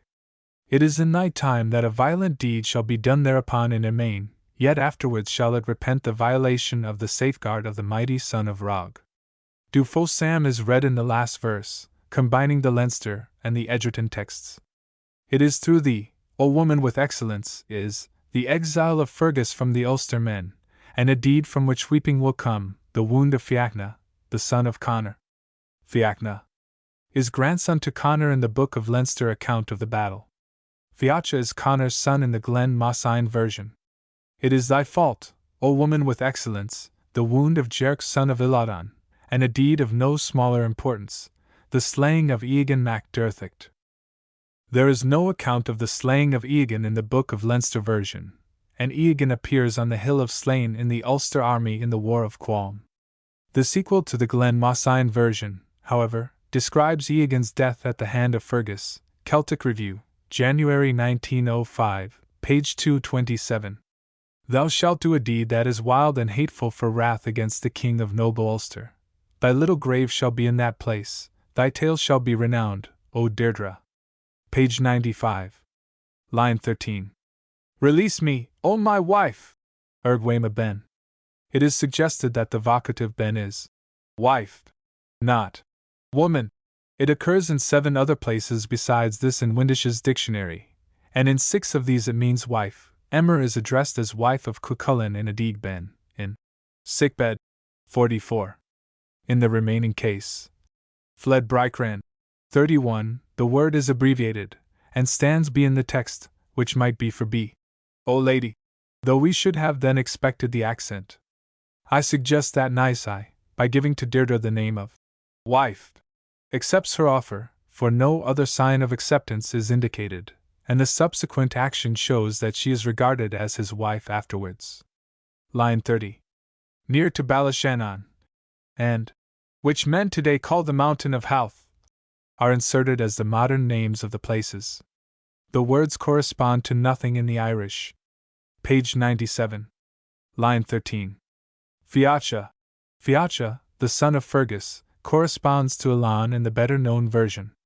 There is no one in this version who corresponds to the traitor's son, Bin. Page 98. The Lament of Deirdre, one of the finest of the older Irish poems, has been rendered by Thurneson and by others, among which should be specially mentioned Miss Hull, in the Cuchulainn Saga, pages 50 to 51. O'Curry's and O'Flanagan's versions seem to be very far from correct, and it will be more convenient to give that literal translation which seems nearest to the original, instead of indicating divergencies. The literal translation adopted runs as follows. Though fair to you seems the keen band of heroes who march into a main that they lately left, lit, after departing, more stately was the return to their home of the 3 heroic sons of Usnach. Nisai, with mead of delicious hazelnuts, came, to be bathed by me at the fire, Arden, with an ox or boar of excellence, Aindel, a faggot on his stately back. Though sweet be the excellent mead to you which is drunk by the son of Ness, the rich in strife, there has been known to me, ere now, leaping over a bank, frequent sustenance which was sweeter. Line 3 of the above stanza seems to be Bathium Ream Ream for Bra, taking ream from the Edgerton text. The allusion is to a cascade.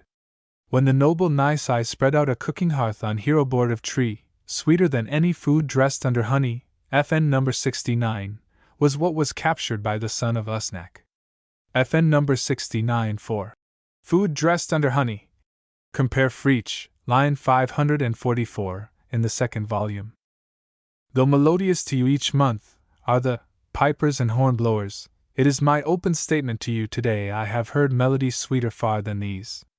For Connor the king is melody pipers and blowers of horns, more melodious to me, renowned, enchanting the voice given out by the sons of Usnach.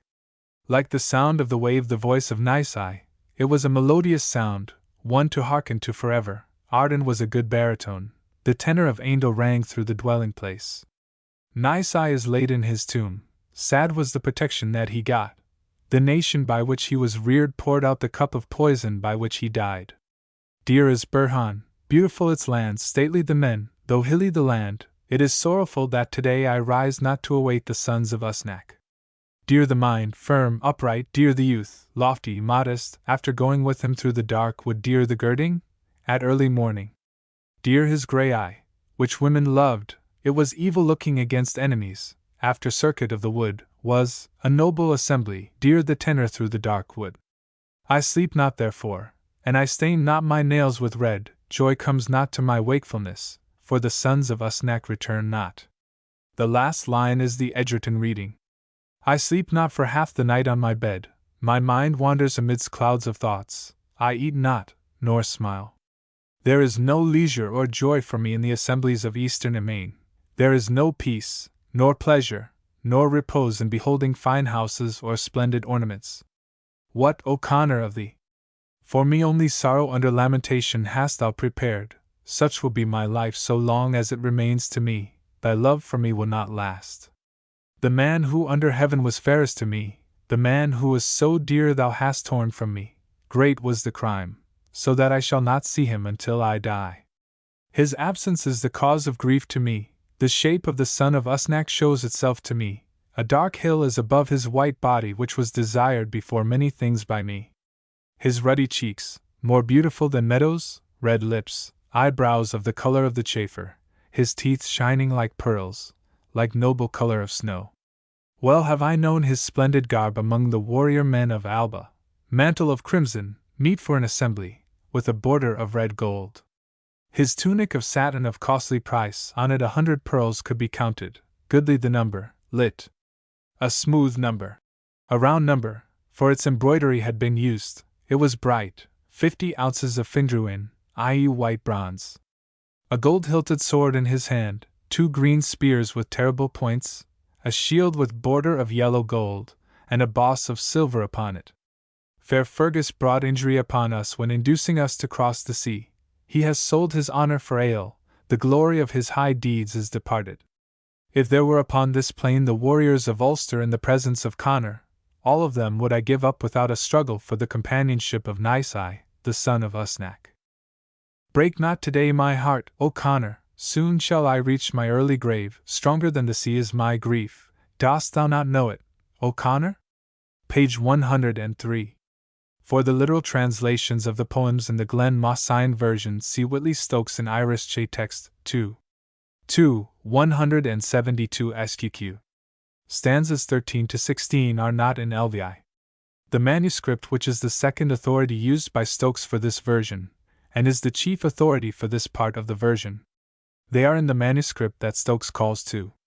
The version used by O'Flanagan, which, like LVI, agrees pretty closely with the Glen Mossine text so far as the latter manuscript extends. Stanza 22 is also from O'Flanagan's manuscript. This verse is not translated by Stokes, but it seems worth inserting. The literal translation of it is: I am Deirdre without joy, it is for me the end of my life, since to remain behind them is the worst thing, not long life to myself. Page 107. Line 21.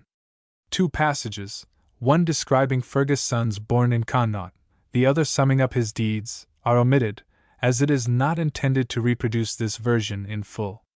The combat at the ford. The well-known translation by O'Curry of this part of the Book of Leinster version of the Táin Bo Quailn is given in the 3rd volume of his Manners and Customs, pages 414 to 463. There are, as has often been pointed out, many inaccuracies in the translation, and the present version does not claim to correct all or even the greater part of them.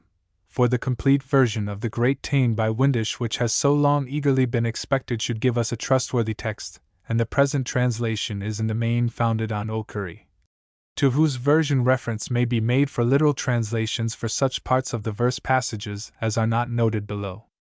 A few more obvious corrections have been made. Most of those in the prose will appear by comparing the rendering with O'Curry's.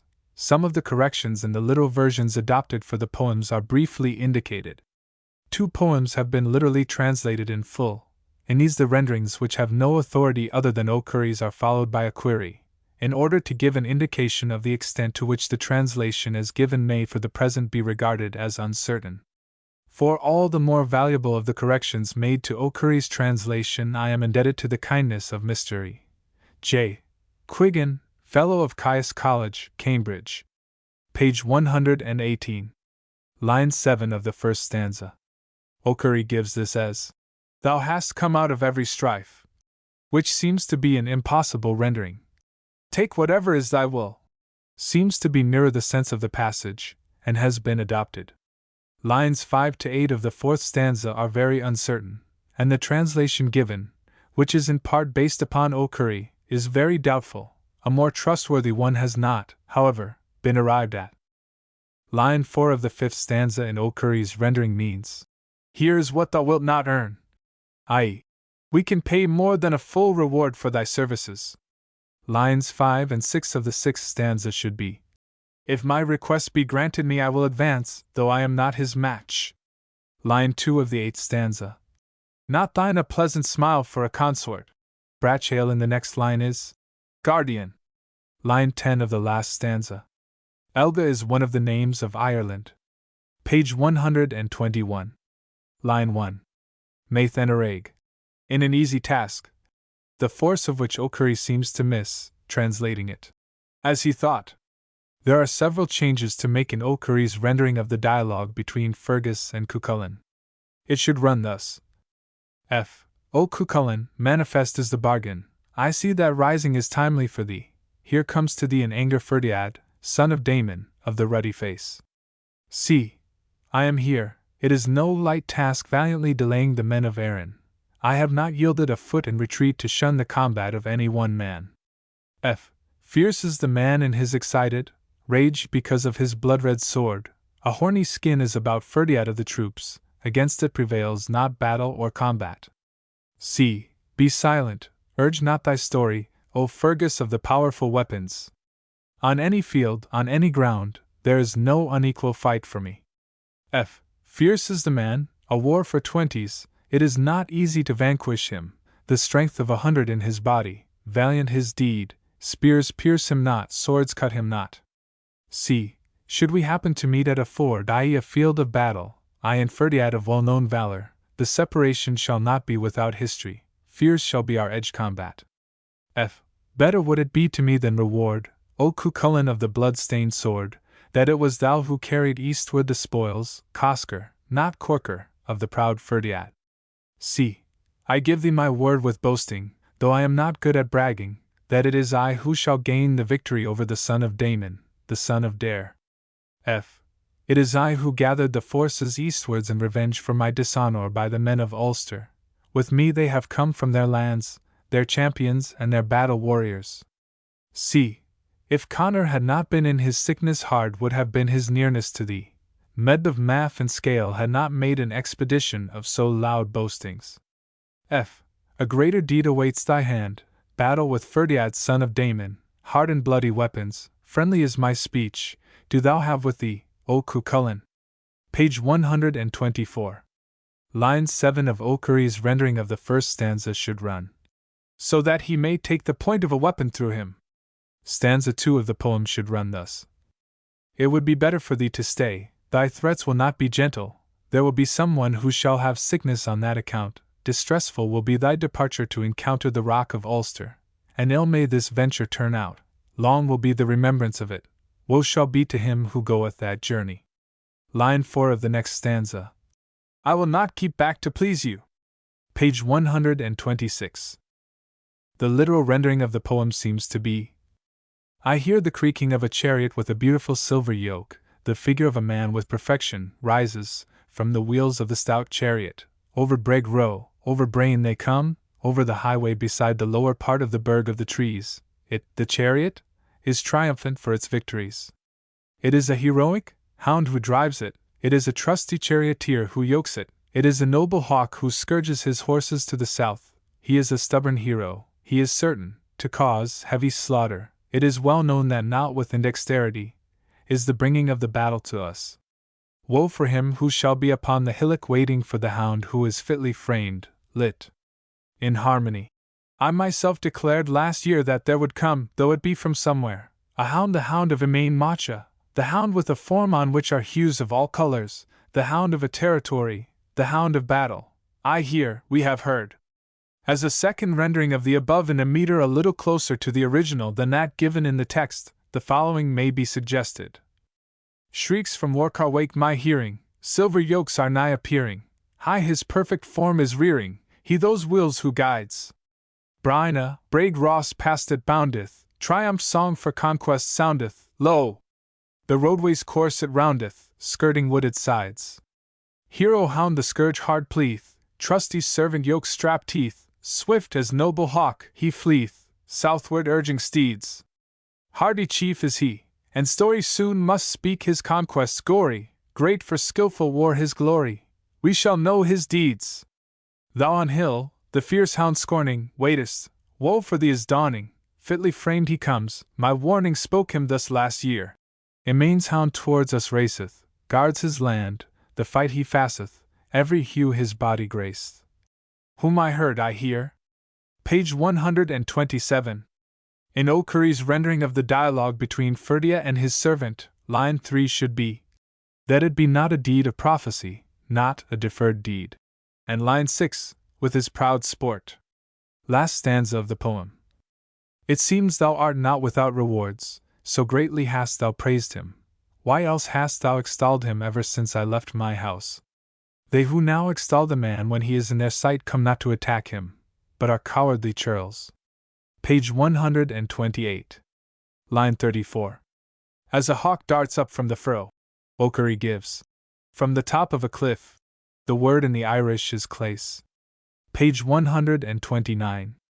The meter of this poem, which is also the meter of all the preceding poems except the second in this romance, but does not occur elsewhere in the collection, may be illustrated by quoting the original of the fifth verse, which runs as follows.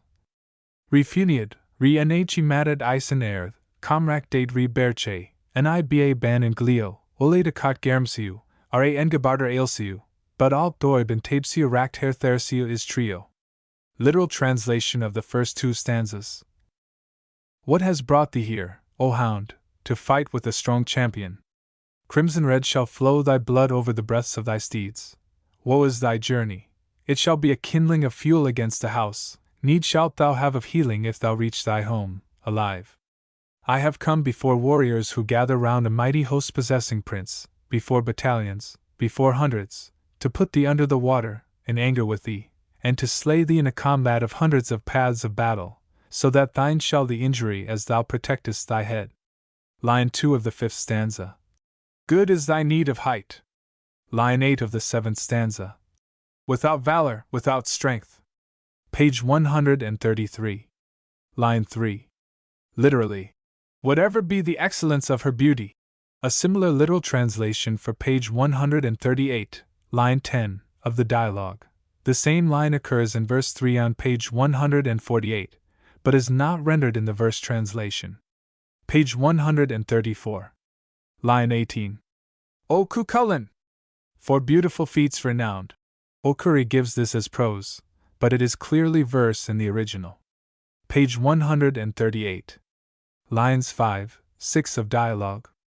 O Cuchulainn! Who art a breeder of wounds. Lit. Pregnant with wounds. O true warrior! O true, accent probably omitted. Champion! Lines 7, 8. There is need for someone, i.e. himself, to go to the sod where his final resting place shall be. The Irish of line 7 is as ice in du neacha thect, which O'Curry translates. A man is constrained to come. And he is followed by Douglas Hyde, who renders the two lines. Fate constrains each one to stir, moving towards his sepulchre. But du neach cannot possibly mean every man.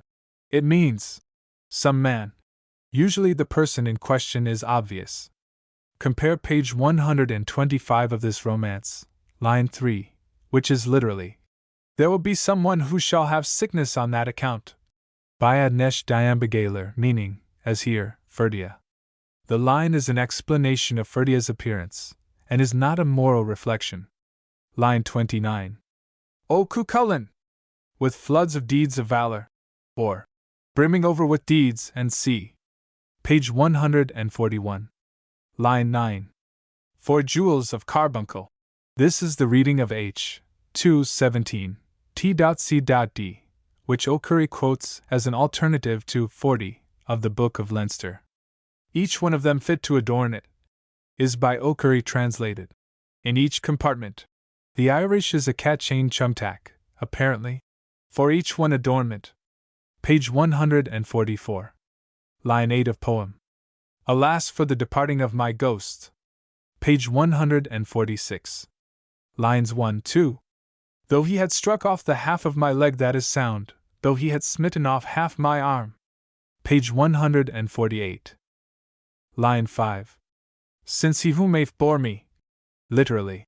Never until now have I met, since I slew Aef's only son, thy like in deeds of battle, never have I found it, O Ferdia. This is O'Curry's rendering, if it is correct, and it seems to be so substantially. The passage raises a difficulty. Aef's only son is, according to other records, Conlake, son of Cuchulainn Naef, killed by his father, who did not at the time know who Conlake was. This battle is usually represented as having taken place at the end of Cuchulainn's life, but here it is represented as preceding the War of Qualm, in which Cuchulainn himself is represented to be a youth. The allusion certainly indicates an early date for the fight with Conlake, and if we are to lay stress on the age of Cuchulainn at the time of the war, as recorded in the Book of Leinster, of whose version this incident is a part, the son of Aef would not have been a son of Cuchulainn at all in the mind of the writer of this verse. It is possible that there was an early legend of a fight with the son of Aeth which was developed afterwards by making him the son of Cuchulainn. The oldest version of this incident, that in the Yellow Book of Lecan, reconciles the difficulty by making Comlake only 7 years old when he took up arms. This could hardly have been the original version. Line 23 of poem is literally, "It is like thrusting a spear into sand or against the sun." The meter of the poem, "Ah, that brooch of gold," and of that on page 144, commencing, "Hound of feats so fair," are unique in this collection, and so far as I know do not occur elsewhere. Both have been reproduced in the original meter, and the rather complicated rhyme system has also been followed in that on page 148. The first verse of the Irish of this is, Dursan, a eo or a ferdiad na endam a belk bemnig bwain ba bwadak du lam. The last syllable of the third line has no rhyme beyond the echo in the second syllable of the next line, or gold has no rhyme till the word is repeated in the third line of the third verse, rhymed in the second line of the fourth, and finally repeated at the end.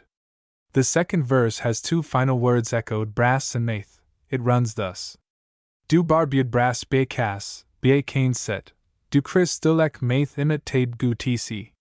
The rhymes in the last 2 verses are exactly those of the reproduction. They are cain ser, main, lane, chain, the other 3 end rhymes being oir, choir, and oir. Line 3 of this poem is, O hero of strong striking blows. Line 4. Triumphant was thine arm. Page 149. Lines 11 and 12 of the poem. Go ye all to the swift battle that shall come to you from German the green terrible. Of the terrible green spear. Page 150. Line 12. The Taurian Sea is the Mediterranean. Page 151. Line 15. Literally, thou in death, I alive and nimble. Line 23. Wars were gay, and see, clutchy catch, gain catch. Each was a game, each was little. Taking gain as gain, the known derivative of gand. Scanty. O'Curry gives the meaning as sport, and has been followed by subsequent translators, but there does not seem any confirmation of this rendering. Page 153. Line 10. Banba is one of the names of Ireland. End of Volume 1.